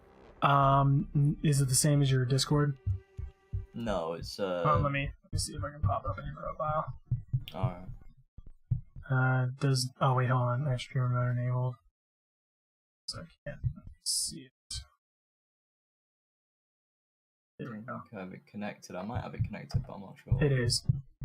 Alright, good. Oh yeah, it is, yeah.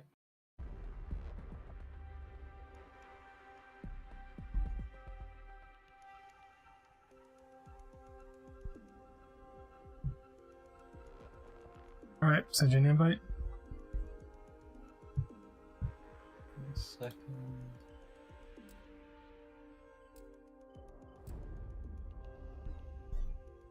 Yeah. I got it. There you go. Alright.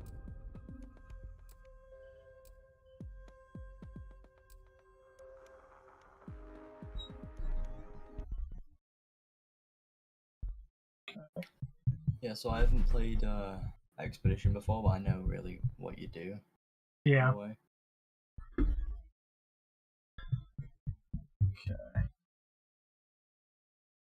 So you play Expedition for blueprints, don't you? Well, I mainly play Expedition because PvP. I'm not great at PvP anymore. I used to be back in the day, but nowadays not so much. Oh, fair enough. You actually don't get many blueprints from Expedition. It's like 2 if you complete 1 objective, 4 if you complete 2, 8 if you complete let me double check. Oh, party service is temporarily unavailable. Okay.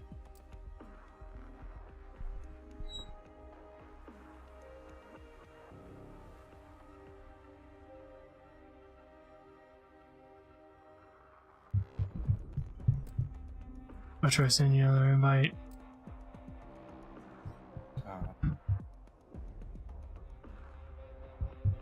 Yes.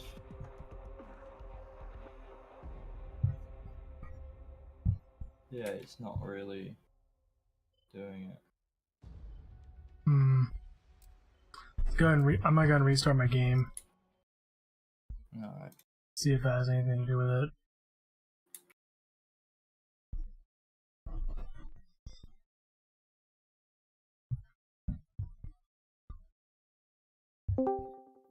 Yep. Yo. So, go ahead, get your Steam name. Oh, you don't have it connected. So, what? It'll be Poker06, except the O's 0. Okay.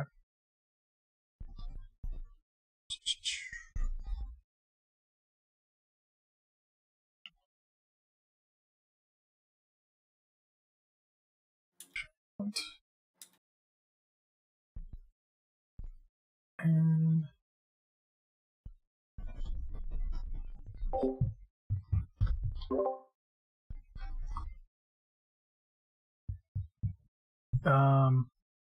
P0KER06. Yep. It's not popping up for me.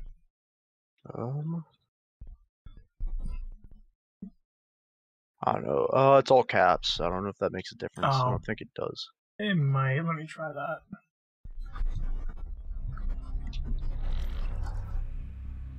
Nope, still doesn't pop up for me. I'll just change my nickname on here real quick. Here, We'll do this. Yeah, my username. I just recently changed my Steam username because I'm like, fuck it. I'm gonna be one of those guys.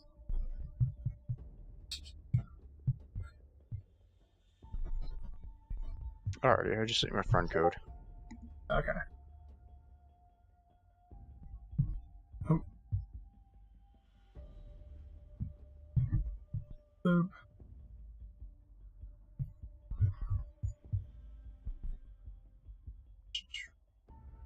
Just add code. Alright, invite sent. Alrighty. Got it. All right. Accepted.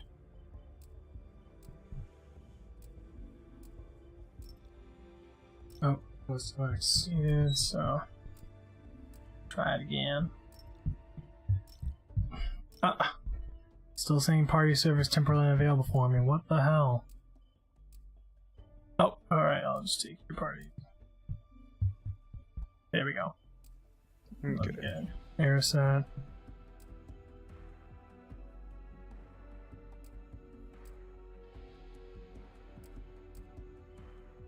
Okay.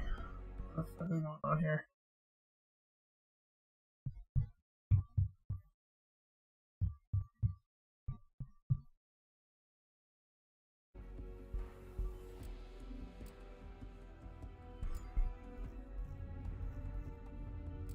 I'll cut them to shreds. Okay. I don't know why it doesn't want to let me invite anybody else. Oh, hold on. That's why. You probably, since you're the host. Oh, never mind. He left. Oh,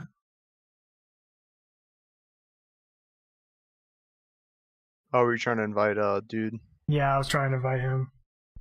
Yeah, I don't know where he's skedaddled. I don't know why he's skedaddled, but whatever. Probably because it was taken to. Because before you hopped in, I was trying to invite him, and for some reason, it wouldn't let me like invite somebody. Like just the party system would crash. Yep. I'm wondering if it was like because of the fact he's on EU. And I just realized. Oh. Weird. Could have sworn I applied the EU server. What the hell? Oh. I'm pretty sure I have the EU server off on my end. Yeah. Because it's just too much ping. Like yeah, 116. Goes from 50 to 140 for me. Well, for me. Alright, you want to just send an expedition? Yeah.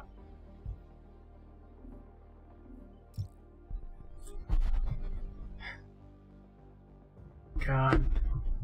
The last expedition game I did before trying to party up, freaking, it was me, and I was playing Ram, my teammate was playing Strix, and we lost at a bomber dog one. Yep, I know what you're talking about.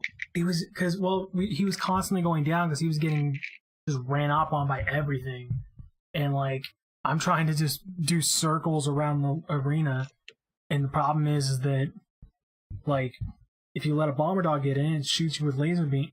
The thing shoots you with laser beams, and it's like, fuck's sake, man.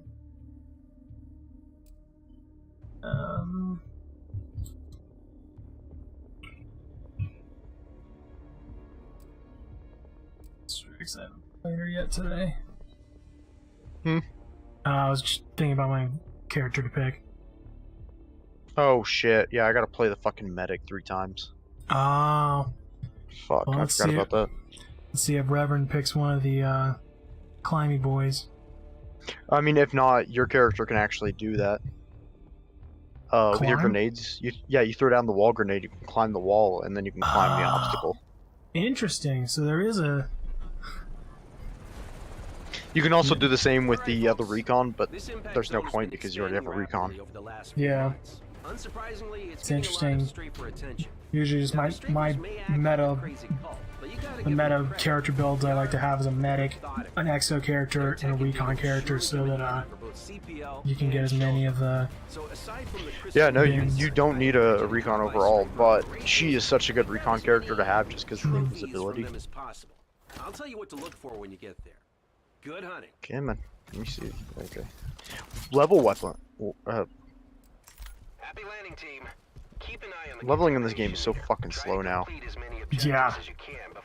It's like, oh yeah, we had the. I get it. Oh, we reduced it. Homie, you froze it. Yeah, especially tiers like, oh. There's a drop down here. Yep. There's gonna be a hidden one. Oh, actually, let's get this one first. Where's our teammate? I don't know. Just whatever. The one thing I do not like about this game is the auto sprint. Yeah, I wish that was an option that you could turn it off. PvE not a huge deal. PvP, yeah. Oh hell yeah, blue health.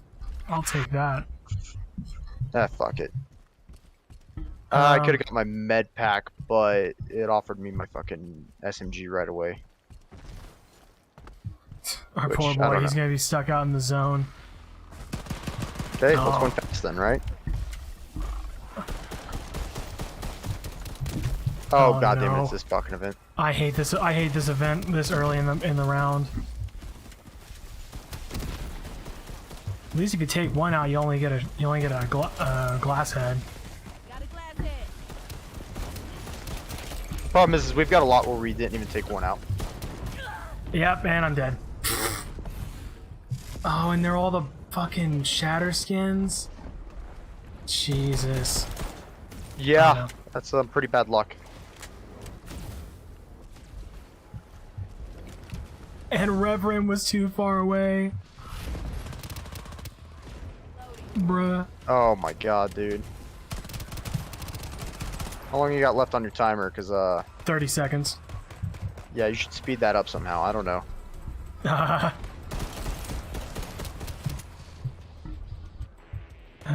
Yeah, you got some of them flanking your left. Yeah, oh, I see him. Okay. Oh yeah. Ooh, risky. The problem is they have AoE damage. Is it really AoE? I got 5 seconds. Yeah, it is.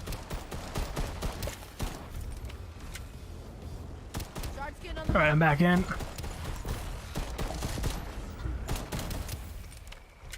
The other thing you can do is, if I remember right, if you melee them, it just freezes them in place and drops them. Cool. Well, if Reverend spawns in, he'll spawn in on us getting the crate, so... Centurion, I'll take it. Yeah, I'll take a fucking AR now. There he is. That bin has the supplies we need. Alrighty. Well. Yo, Reverend, get the bin. What the fuck? What's the push to talk button? I think it's T by default. I use 2. Yep, that was it. Yep. Okay, I guess homie does not want to get supplies. He's probably brand new then. Well, who's he playing as? He's playing as one of the recon girls. Ignore everything. You just ignore all of the spawns. Oh, they're just time wasters. Yeah, I was playing with somebody yesterday, and that's what we did, and we ended up getting to the final location and beating the final boss twice in a row. Okay. So you just ignore all the fucking spawn or all the regular spawns unless you have to. Headed right here.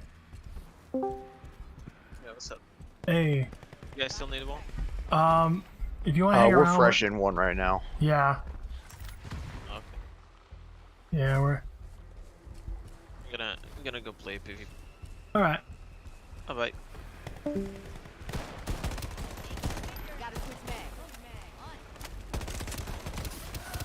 Wait, what the fuck? Is he green?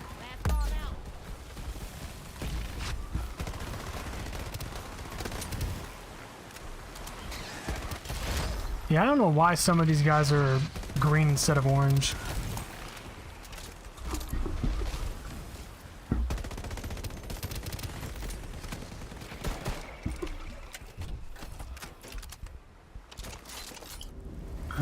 There we go. Problem is I'm still at the tier 1 medkit. You don't have a medkit? No, so I have it, but I only have one at a time. I'm not level 3 honor yet, or 2, or whatever the fuck the level is. Oh, fuck me, bomber dogs, okay. Something can be functional and elegant, Karen. I'm not a monster. Well, not an ugly alien monster, at least. Missing supply bin signature detected. Look around if you're in the mood.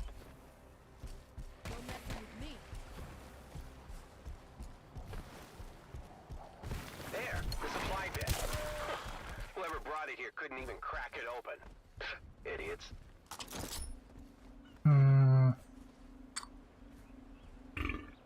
I'm gonna go with the wall grenade. I was gonna say, I don't like the other Exo's ability. His little fucking slam. Yeah. His setup, the hatchets are good. Yeah. But his ultimate and the other ability just aren't good.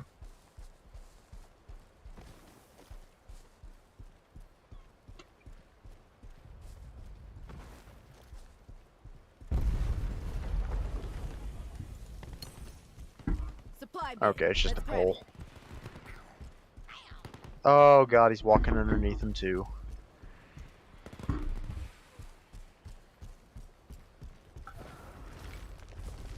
Oh yeah, and then if you didn't know, there's some requirement or some challenges for like your first completion of the day. Yeah. You have to not go down for those to register. Oh, okay.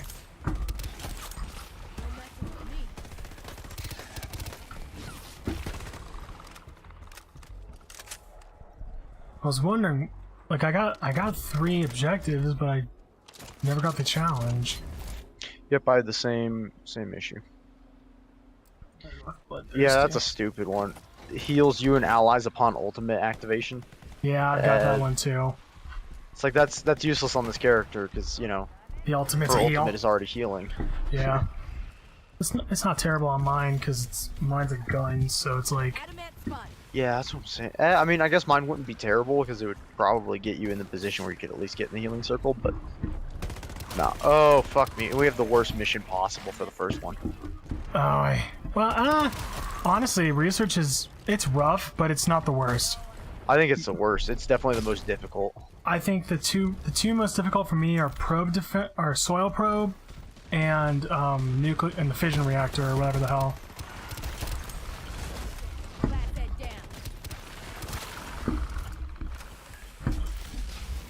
I gotta get my 3 melee kills real quick. Oh, cool. Shit. No, I'm already done. Alright. That's just one of my daily challenges is 3 melee kills. Yeah. Which is super easy. Considering the fact that melees do a stupid amount of damage.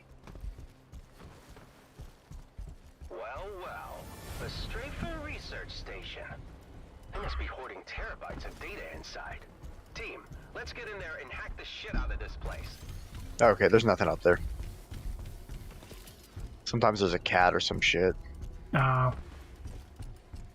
I had it once where there was a crate. Now, I need you to compromise the security system. Yep. Get to the main terminal and load the virus. Hey, folks, we're on the first objective right now in our game. Give us what we came for. Access to hard drives. Malware installed.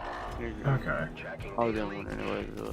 I was just looking to see it. Head over to the exposed cluster. Team, I was chilling, looking for anybody in the contamination percentages climbing. Yeah. Oh, Jesus. I think I'm trying to conquest just to see how it is. PvP. Conquest. Oh. I've been doing PvE, like the PvE shit, trying to get trying to beat the fourth level again. Yeah. Yeah. I'm gonna say our teammate's brand new because he tried shooting my drone.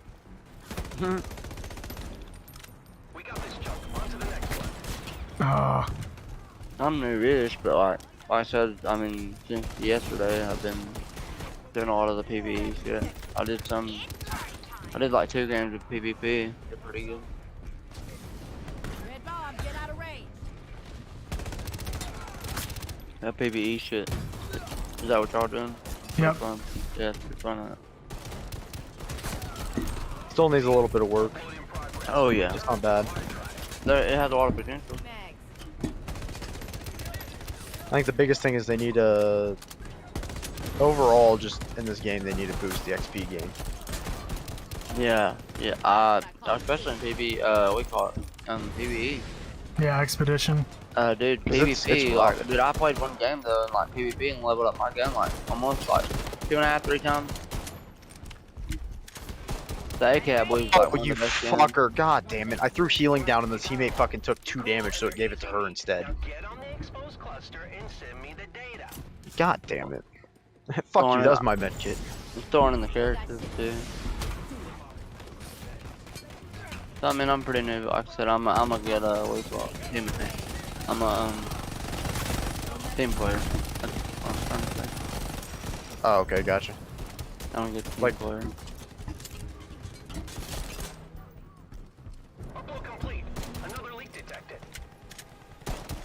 I usually just go for DPS. Oh yeah, yeah. That's just the easiest I'll one play for the me. healer to help a lot. I don't care to help. Oh, Dude, Jesus. People in PvP are the strong folks that they're sweating their nuts off. Yeah, no shit. Holy shit. Like, So that's pretty fucking wild. I was playing when I was playing the team deathmatch, the other mode. Sweating their fucking nuts off though, holy shit. Yeah, it's like I'm just trying to level up a fucking revolver. Yeah, dude. Like, or I'm trying to get this.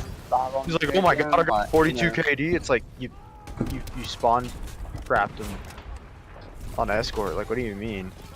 They literally couldn't leave their spawn. No, it's like I'm trying to get a shot in a group of this game. Calm down. AK, dude, just AK is so hard. I'm trying to stick it. Heard the AUG is a fucking monster. That was the AK, dude. I got 2 seconds oh, left. God. Okay.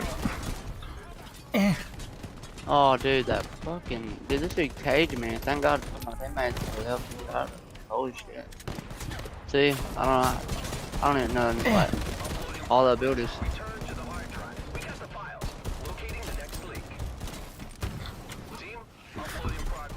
Those rocketers are just fucking crazy Yeah. on here. The rocketers and the marksman both.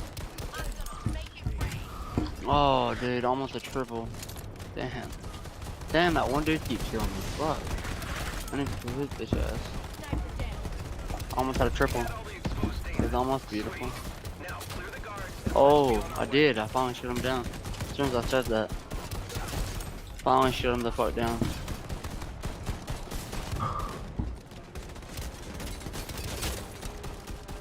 So there's no way they don't nerf her healing by a little bit eventually. Especially that fucking I get it's an ultimate, but god damn. Hey, I appreciate that, trying to revive, bro.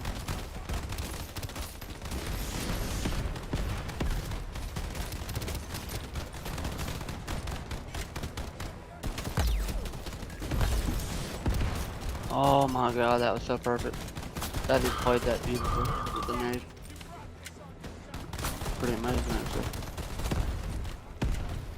Are we winning? Fuck no. No messing with me.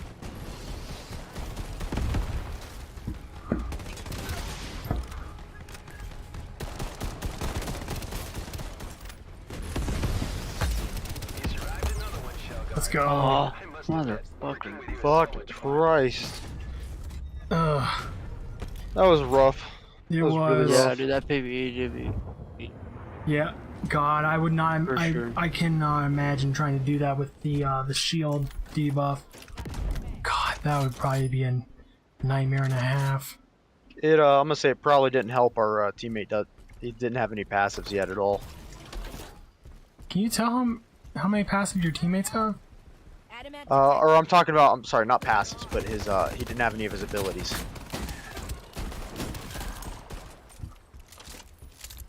I was gonna say in that whole fight he used his ultimate once, so I think he's got to be brand new because he doesn't have any levels on his character yet.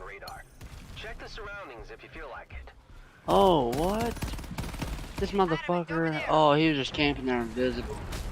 What a bitch, dude. What a bitch. Ah, oh, damn, another fucking spawn right here. Contamination increase detected. Be advised. Aha! That's Michael 11 and 9. Not too bad. wonder how it even got here.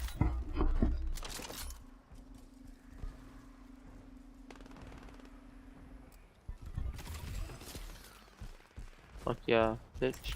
Damn, I feel bad for that dude. I got him 4 to nothing. Oh. Our homeboy is just not willing to give up on these guys. I'm leaving. I don't care. We'll figure it out. Headed right here.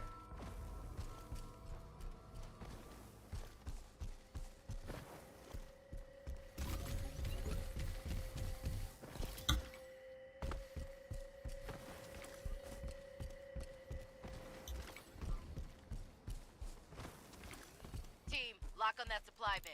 How far are you guys? You're still a blue dot on my screen, so. Oh, okay. I'm chilling then, because if I get the supply drop, you'll probably fucking die before you get here. Yeah. Or you'll at least be low as shit. Oh no, Reb's fighting fucking. Just leave. Strafers. I'm still on the Alright, radio. You're good. Yep, I was gonna say you're definitely close enough. I do hate the water and the fucking fish. That shit is annoying. Yeah. Okay, god damn it.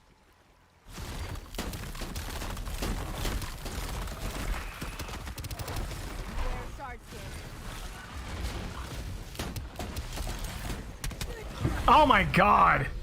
Fucking Oh yeah. hell. If you didn't know, they got a damage buff on melee damage. Ah, shit. Yeah, did you just figure that out? Yep. Oh, Reverend's back. Oh yeah, he's essential. We need him. I need him to res me. Okay. It's destroyed. Alright.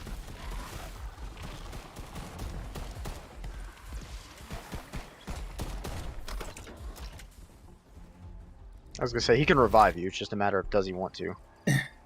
No, he doesn't. Okay. Oh, god damn it. Hold on. There we go. I know, it's so finicky. The worst is trying to grab that, like those fucking, whatever the fuck they're called. I can't think of it for the life of me. Is when you try to grab it and a teammate grabs it first, it resets you. So you're just locked out of it. Yeah. It's like, Hey, okay. I sent you guys a friend request. I gotta let my dogs out and help me quick. I'm gonna go ahead and do that. So I just went ahead and sent y'all a friend request. Okay. But if nobody else joins, I'll for sure link up with y'all. Alright. I'll be right back. Yep. Yeah, okay, so this dude's definitely brand new. There's no doubt about it.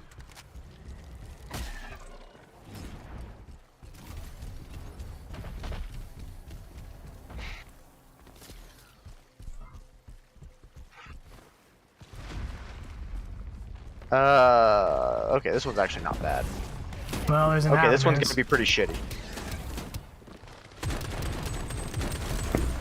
Of You got your course. ultimate, I would definitely use it. I'm at 75%. Where are you? I'm making my way to you. I'm close. I threw No, healing I'm at you? 75% of my ulti. Oh no, I was using healing on you because you got down to 25% health. Oh shit. I didn't even notice. Oh, it's a gardener. Yeah, that's what I was C-bombing saying. him. If you had your ult.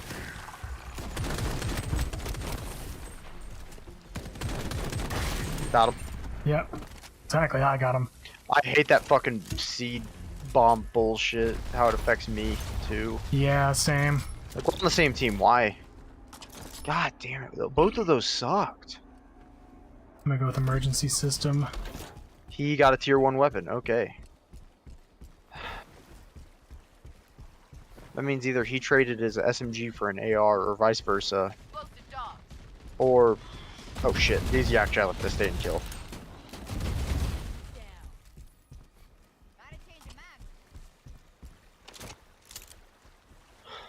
Soil probe. Okay, soil probe. Those aren't too bad. Like I said, I think they're pretty rough.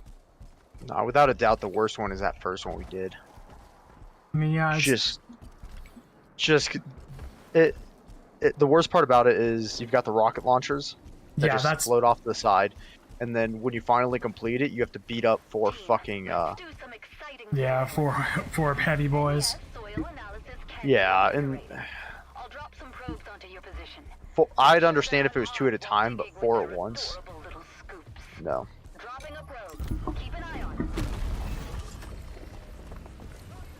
Oh no. What? The little bomb boys. Oh, okay. Probes over here.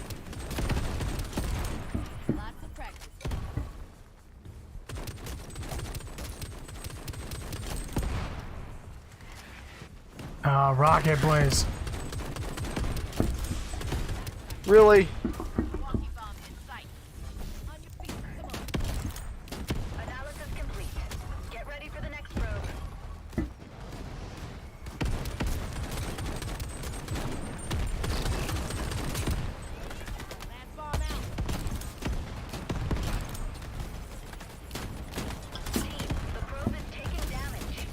Wow! Fucking Captain Obvious is on a team with us. Did you hear? Alright, we'll try doing that.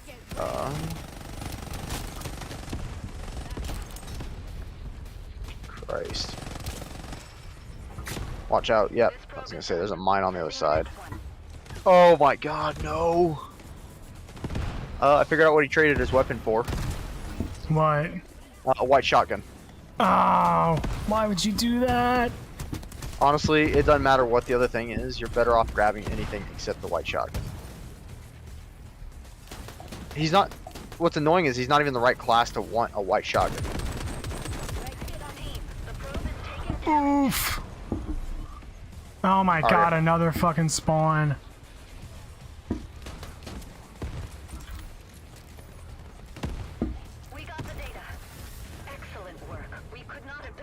I'd use my ultimate on that one. But anyways, yeah, it's like he's not even the right class for a shotgun. Yeah, he's a... You need to be an exo. He's using the exact opposite of what he needs. Oh man, I hate the Firefly's debuff. Oh god. It's not the worst, but it definitely sucks. I think one of the worst ones you can get is incendiary bullets.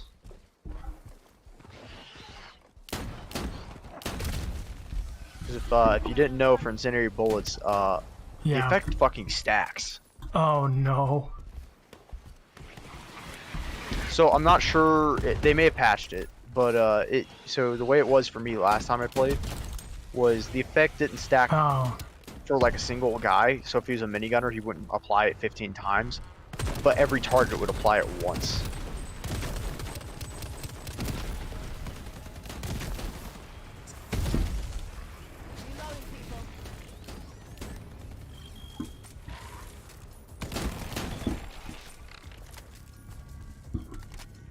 So, you know, if you're surrounded by 5 enemies, your health bar is just getting bombarded. Mm-hmm.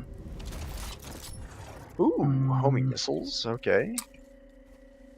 I'm gonna go with Scavenger. Not heartbroken by that. My choices were Scavenger or the Dragonfly. I'm like, you know what? I'm gonna Dragonfly's actually not terrible. It's not, but I've got a... Except for you, no. Yeah, well, right now I'm using a Pressarm VX7, so... The shotguns need a damage range boost on the PvE. Oh, what? What? He legit just target switched to me. I know, it's funny. That's why I'm leaving. And we got him. See, I knew you guys could do it. Oh god, this part. What? I hate this maze. This maze? Yeah. Come on, you just run up over top. Come Yeah, down here and grab this. but even when you grab it, you still have to get out. It's not too hard to get out, but like, it's just the mines. Reloading. Cover me.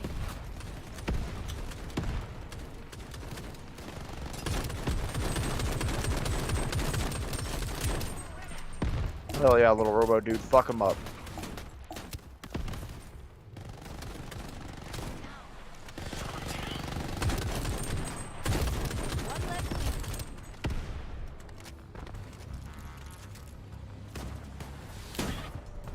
Can I not get stunned when I fucking land, please?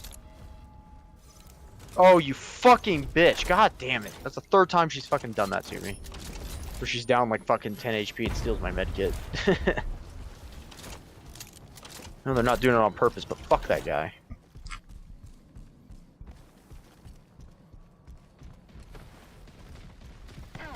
This one's annoying.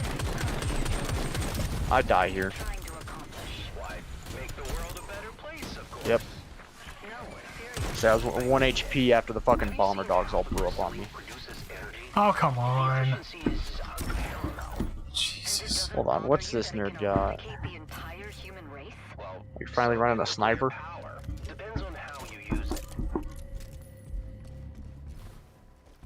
This one's rough every fucking time. Yeah. On the bright side, I have that fucking legendary marksman ultimate charger.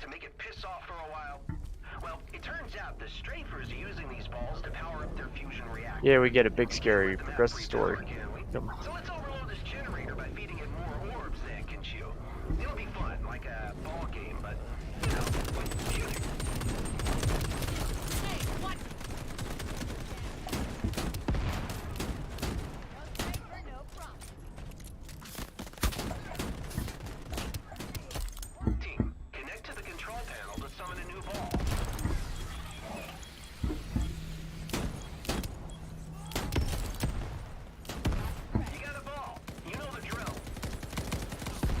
Ah, bruh. You good? Yeah, you can't melee the spike or the mine boys. Well, I know it doesn't seem smart. Yeah, it doesn't. But it's like the only other option I had was I was out of ammo in both my guns.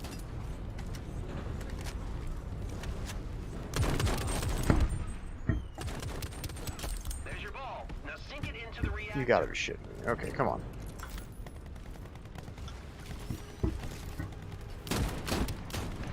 Oh my god, no.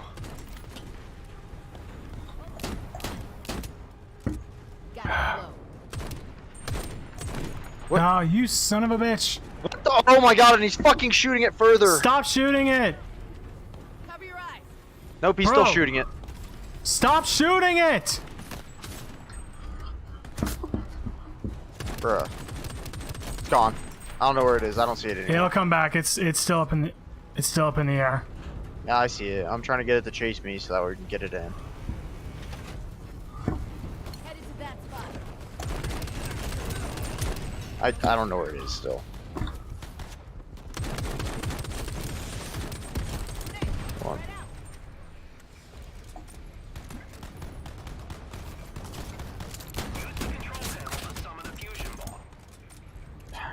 Awesome.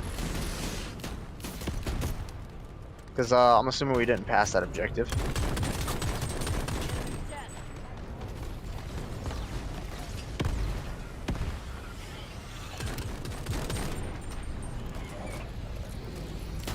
Walking bombs in sight.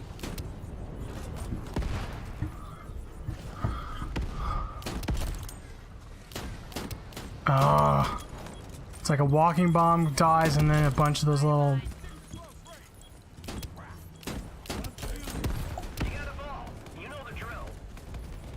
Hey, watch it.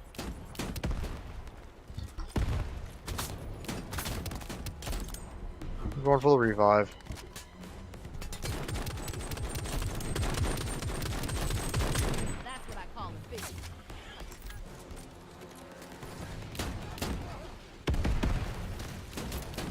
Ooh, yikes. I'm so close too. Oh my god. Ow, ow, ow, ow.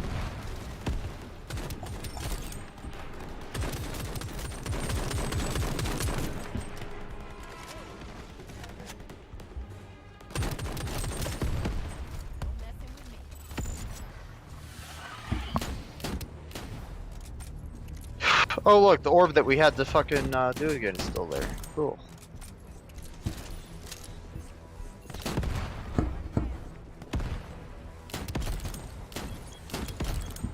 That's what I call a vision.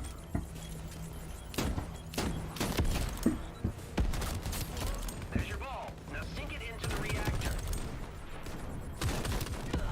Oh, fuck off. Oh fuck, I died. Oh, come on. And we're dead. Jesus Christ. Dude. I wish there was a fully automatic pistol in this game. Cause like... Yeah, that was rough. It's like I had fucking a DMR and a goddamn revolver. Yeah, our chances were non-fucking existent on that one. Especially when our teammate just started shooting the ball away. It's like, no, dude. Stop shooting it! Did you say 2 more mags? It's like, if this wasn't that objective, then he should. I mean, even then, it's still a big waste. But like, yeah, that was rough.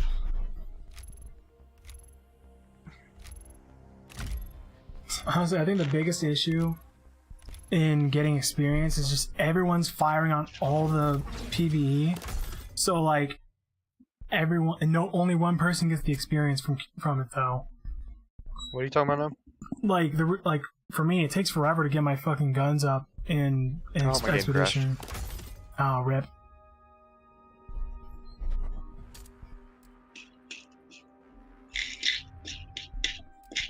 You're fighting for your goddamn species.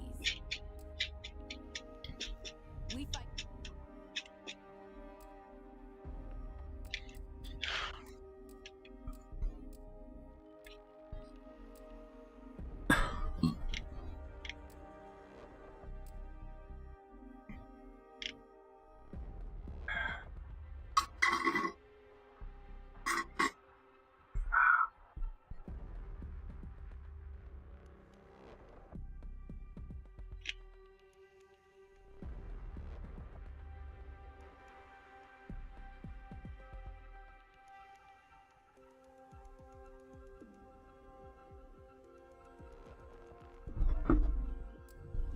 You booting back up? You booting back up? Yep. Alright. I'm gonna get some water real quick. Okie dory.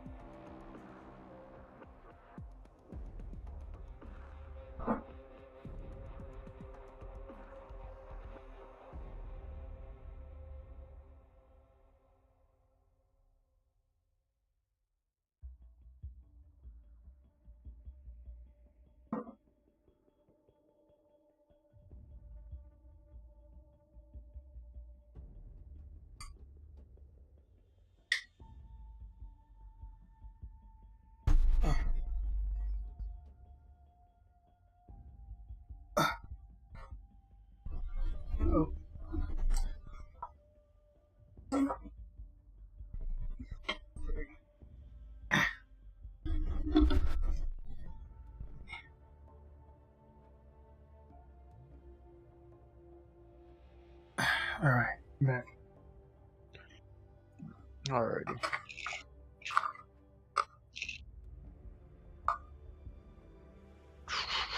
Alrighty, let's try that again.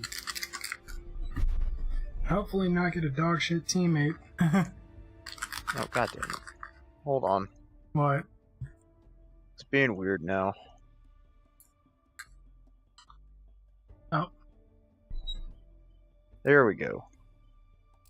Okay, we'll try that again.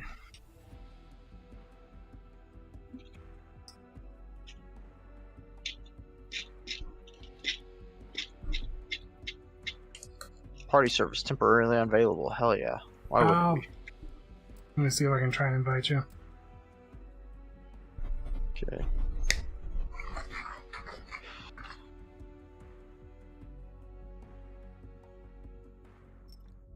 Party service is temporarily unavailable. Hell yeah, why wouldn't it be? Let me check the tech support room and see if anyone else is probably getting this. It's probably just a bug.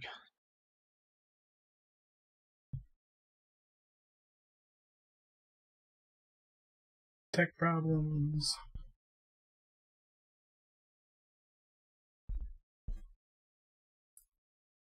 Okay, someone's saying to restart the game, so let's try that. Let's try that. Alright.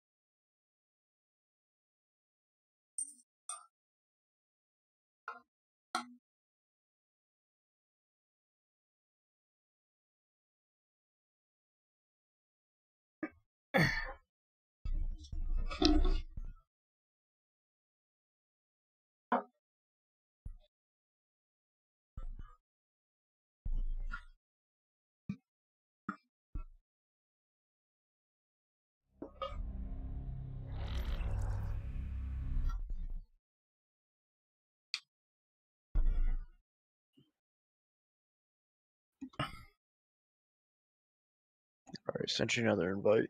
Alright. Got it. Hell yeah. Let's go. Let's see. Kill an enemy with a low kick in PvP. Yeah, that's not fucking happening.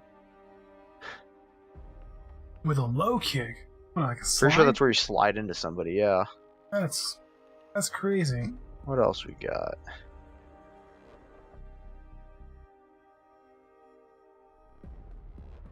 Hold on. Wait, what?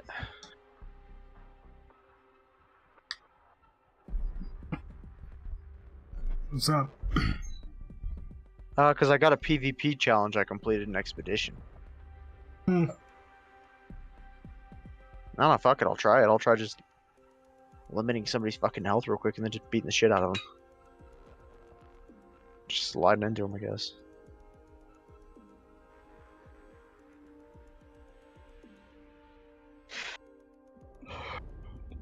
Oh, shit.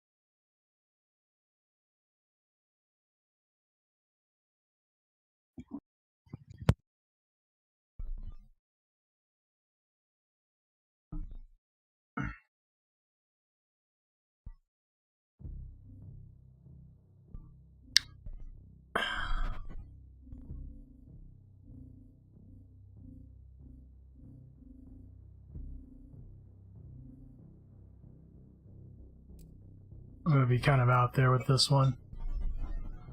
I haven't played him yet. Kinda sucks his sapper passive means like jack shit in expedition.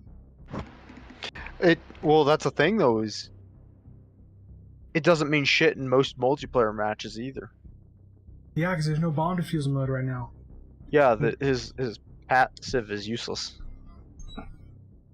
And honestly, the increased regen, I haven't felt a difference. There's definitely a difference. I will say that for a fact. Hmm. Because your passive regen is crap by default.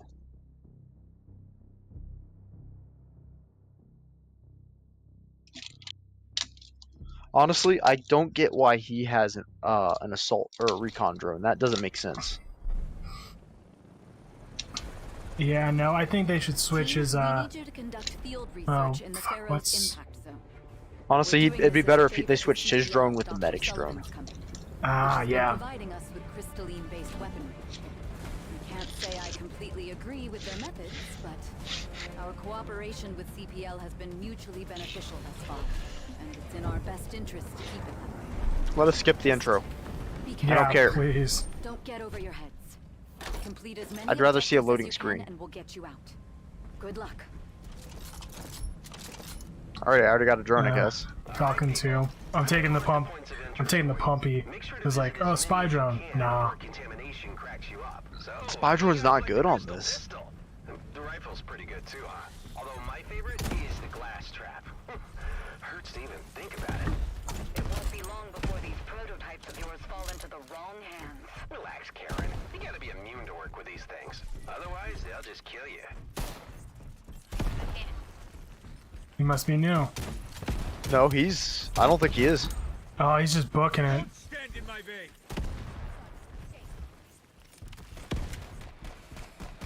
Oh, we don't have a... Fuck. Oh, EXO.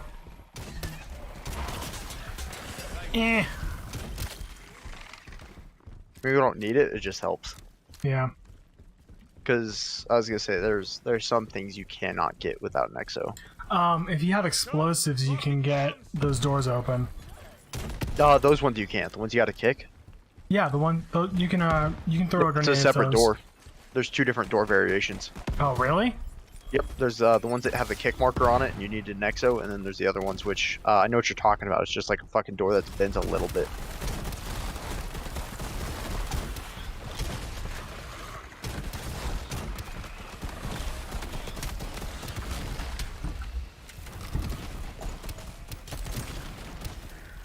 Easy flags.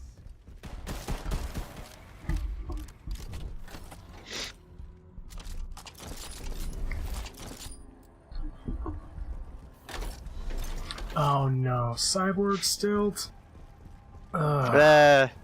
Actually, yeah. Ever since they buffed him, he's bad. Yeah, kick or explosive required. He's got the X on it. Oh, okay. Yeah.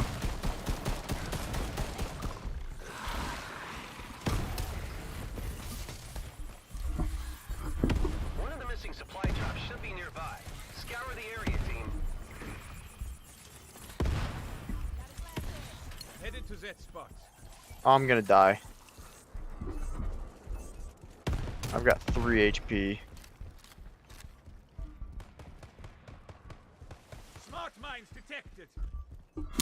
It sucks I don't have my, Oh, wait, is Mongoose the only one with the dash? No, he has it. I must not have it right now. You gotta be like level 2 or 3 for it, though. That's crazy.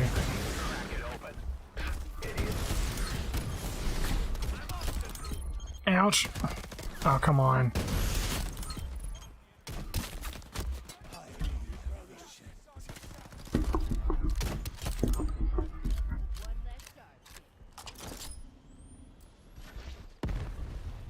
Is there anything up there? It's a drop. Hell yeah.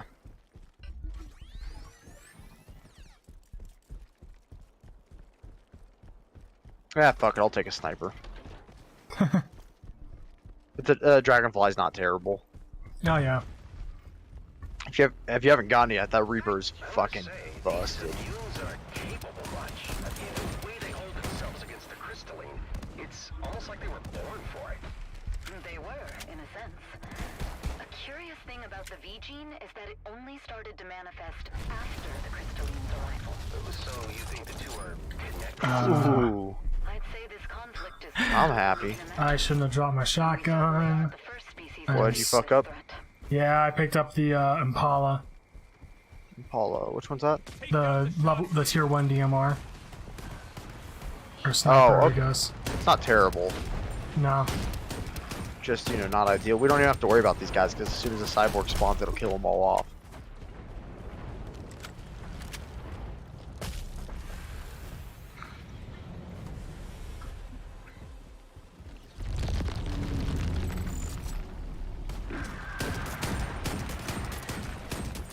Yeah, that right there. One fucking hit did that much damage and it wasn't even a direct hit. If he hits you with a direct hit, you fucking die.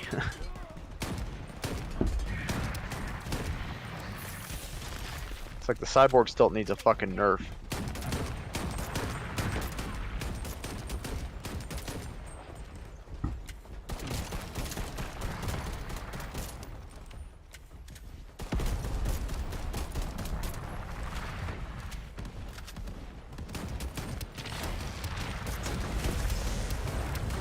Yeah, we aren't doing enough damage. It's gonna take a while.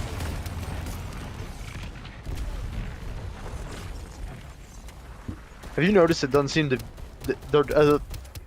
for his shield, it doesn't seem to matter how much damage you deal, it just seems to be a bullet count? Hmm.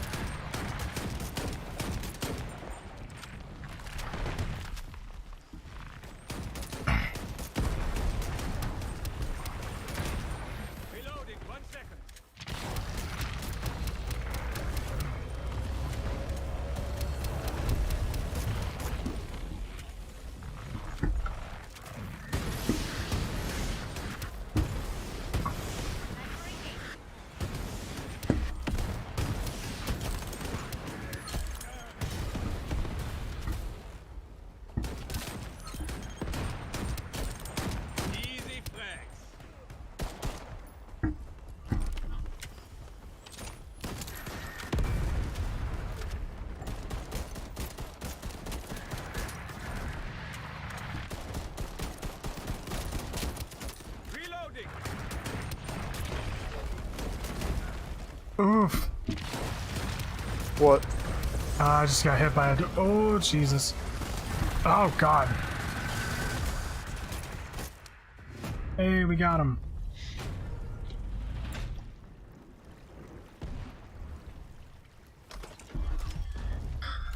Please, for the love of God, give me something good.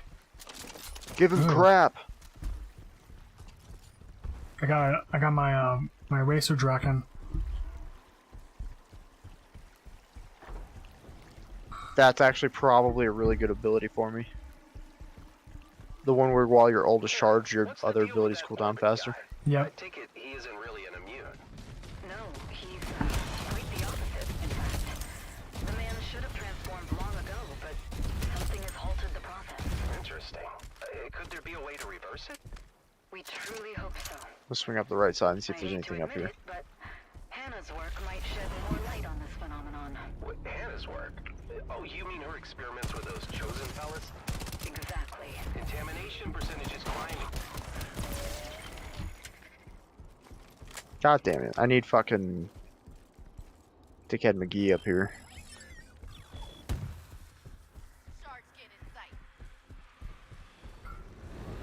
Have you noticed there's a lot of times where, like, if you have a medic on your team, it glitches out and has Strix's voice lines playing? Whom's? The chain gun girl. It has her voice lines play instead of the medic. I haven't noticed that.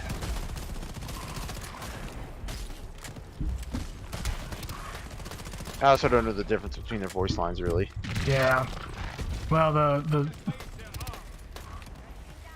medic girl has a more Russian-like accent, and then the chain gun girl has a black American female accent.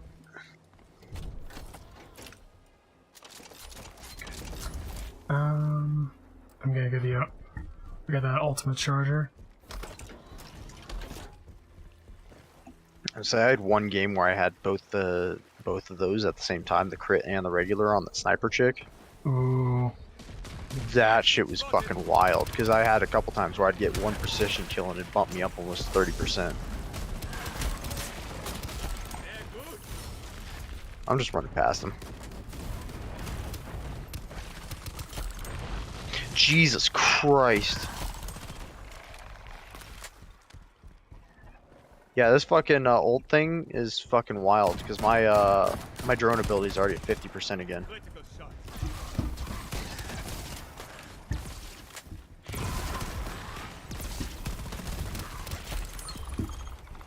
I already have enough for another drone. My first one didn't even fucking expire yet.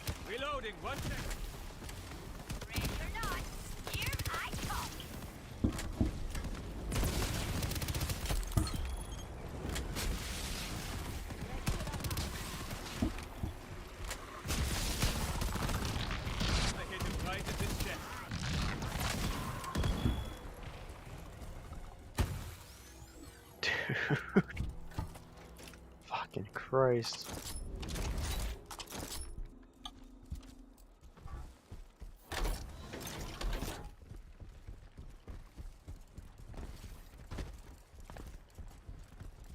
Oh, Jesus Christ, you see that fucking stilt walker in the background? I've been reading Orbit's file. Do you think we'll be able to harvest any of that black crystalline? I mean, test it? God damn. Wonder what we could make it do. Don't farm my operatives files for new products. Oh, fuck. Seer's got crazy cultists drinking his goopy juice. Wait, this one I think we can get through a wall. We are not like them. Oh, yeah? Well, we're leaving weapons on the table. Sugar, we've got a missing supply bin on radar. Check the surroundings if you feel like it. You found the missing bin. Grab the goodies. Nope.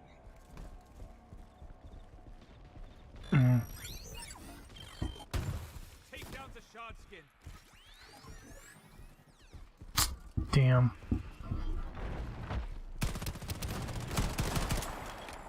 I was gonna say, okay, let's just fucking go. Let's just do this shit. Supplies marked. Go. I just need to hurry up and get my fucking med kits already. Files refer to this one as specimen grinder. Yeah, I've heard this voice line a lot. It was funny the first 2 times. Releases a defensive energy pulse. Or as he puts it. Grinder mouth eats a bomber dog and it makes a big boom. Dr. Sullivan is a man-child. A brilliant, arrogant man-child. Who comes up with bomber dog?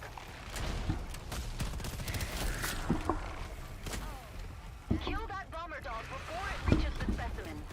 Ay, Dios, he's got me saying it now. Okay, these notes say you have to... Oh my goodness. Rip the spine out of the bomber dog and disrupt the shield matrix with it. Bomber dog spine. Bomber dog spine. What an unexpected raid. You're doing great, Shellguard. Bomber dog on the scanner. Team, you can't let any bomber dogs make it to the... What? What happened? There's no way. We already got... A bomber dog got in. I threw my ultimate down and it just didn't fucking heal me.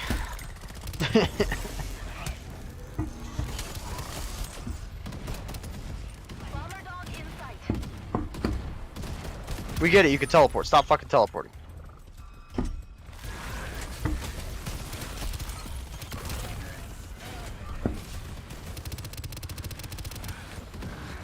Ouch. God damn it.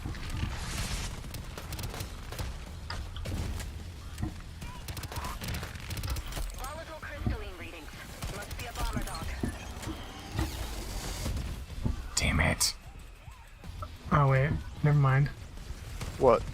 I thought a dog got into the You mall. almost did. I got him just in time. There is only a finite amount of times a person can say bomber dog in one day. And then she says it 2 more times. Excellent work, Shellguard. Bomber dog. What One more for good luck. Oh, fuck it. Oh, god damn it. I'm gonna go laser saw. Oh. You know what? I've got the option for the med kit, but I think I'm gonna have to turn it down this once. What is the other option? Oh, and health? Huh? Health increase? No. Oh, infinite clip. What? So as long as when I'm aiming, I move slower, but as long as I land my shots, it returns ammo back to the mag. Oh, that's crazy. Which it's really busted if you get the other legendary, which is called, I think it's Sentry.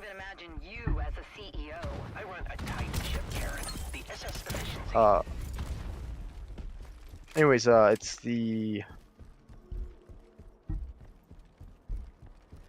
Headed to that spot. Come on. Anyways, it's a Sentry, and it's whenever you're ADSing, you cannot move, but your damage is doubled. Oh, wow. Aha! That's one of our supply bins. Wonder how Where? it got here.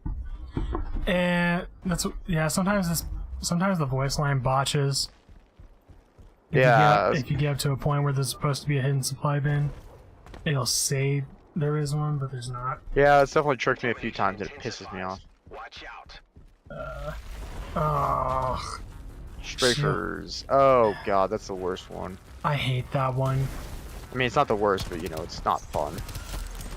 Mainly because of the fact that it the shield rotates. Yeah, there's a couple games that did it right, and it's the shield is located towards the closest player.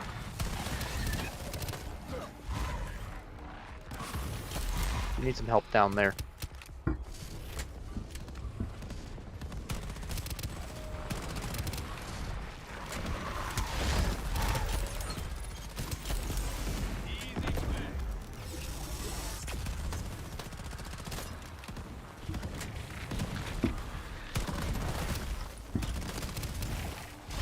Damn, I've freeloaded for the first time in this fucking fight.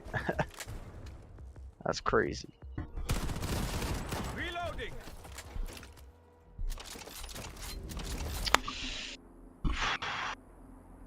I'm grabbing that. Fuck that.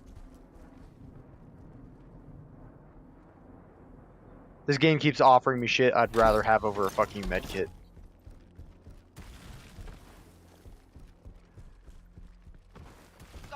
Jesus Christ.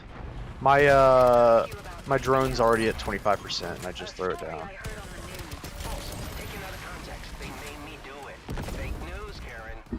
So you didn't blow up a fireworks barge? Oh no, we definitely blew that up. Matthew, why? Well, we didn't do it on purpose. Get down. I hate these things too. They're busted because if you're cloaked, they'll still attack you.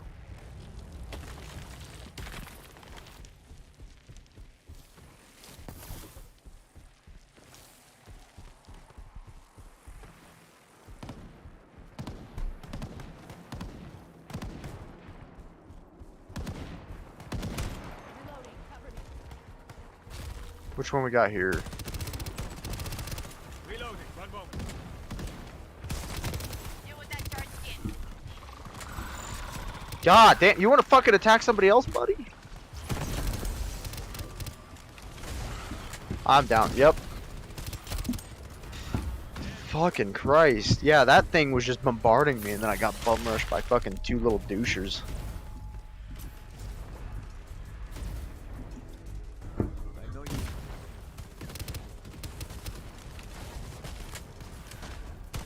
I'm already at 5 health.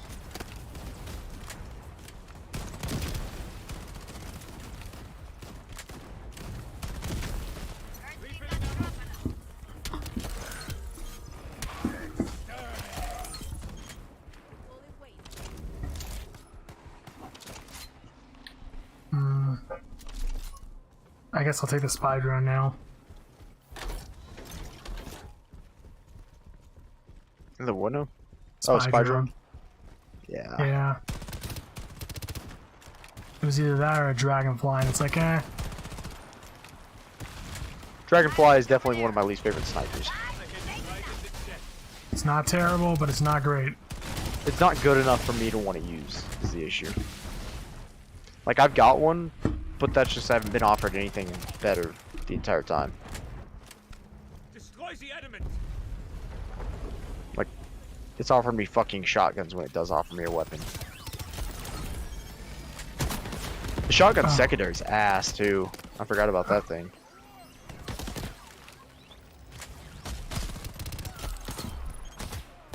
Oh my god.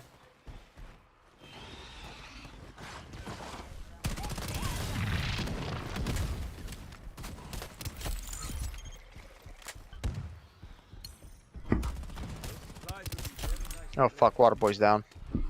You know what? Nope, don't care.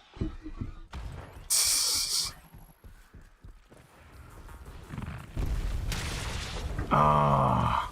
What? Strafers as our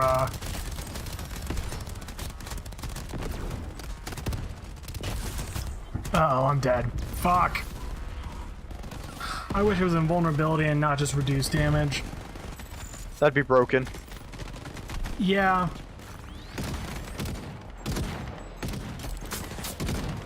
Well, at least give it to some PvE. I understand. Oh my god. Are you shitting me, dude? Oh my god. Yep, my sister. Yep. I'm healing with the damage reduction, and that did not. Hey. Hey, we're getting ready to get on 75. Yeah, that was Alright. rough. So maybe, what, 5-6 minutes? Yeah. Something like that. So, listen. Christ. We didn't put the cross pods back in the bag, so they still have stuff in them. Mm-hmm. So I've got 2 cross pods, a grocery bag, and the unicorn bag. So we're just going to take everything, set it on top of the stairs so Jess can go, and then we'll carry it down. There's so much meat left. Alright. Like, it's crazy. Okay. But I will eat plenty of stuff they need as much as I want to. But I'll see you in a few. Okay. Bye. Alright. Yeah, it's gonna be my last one. It's getting late. My sister's getting home from a function, and yeah, I got work in the morning, so Yeah, I understand that. yep. It's fun playing with you. GG's. Alright, peace. Alright, y'all, I'm gonna go ahead and call it there. My sister's on the way home. So hopefully I'll be on tomorrow, play some more of this.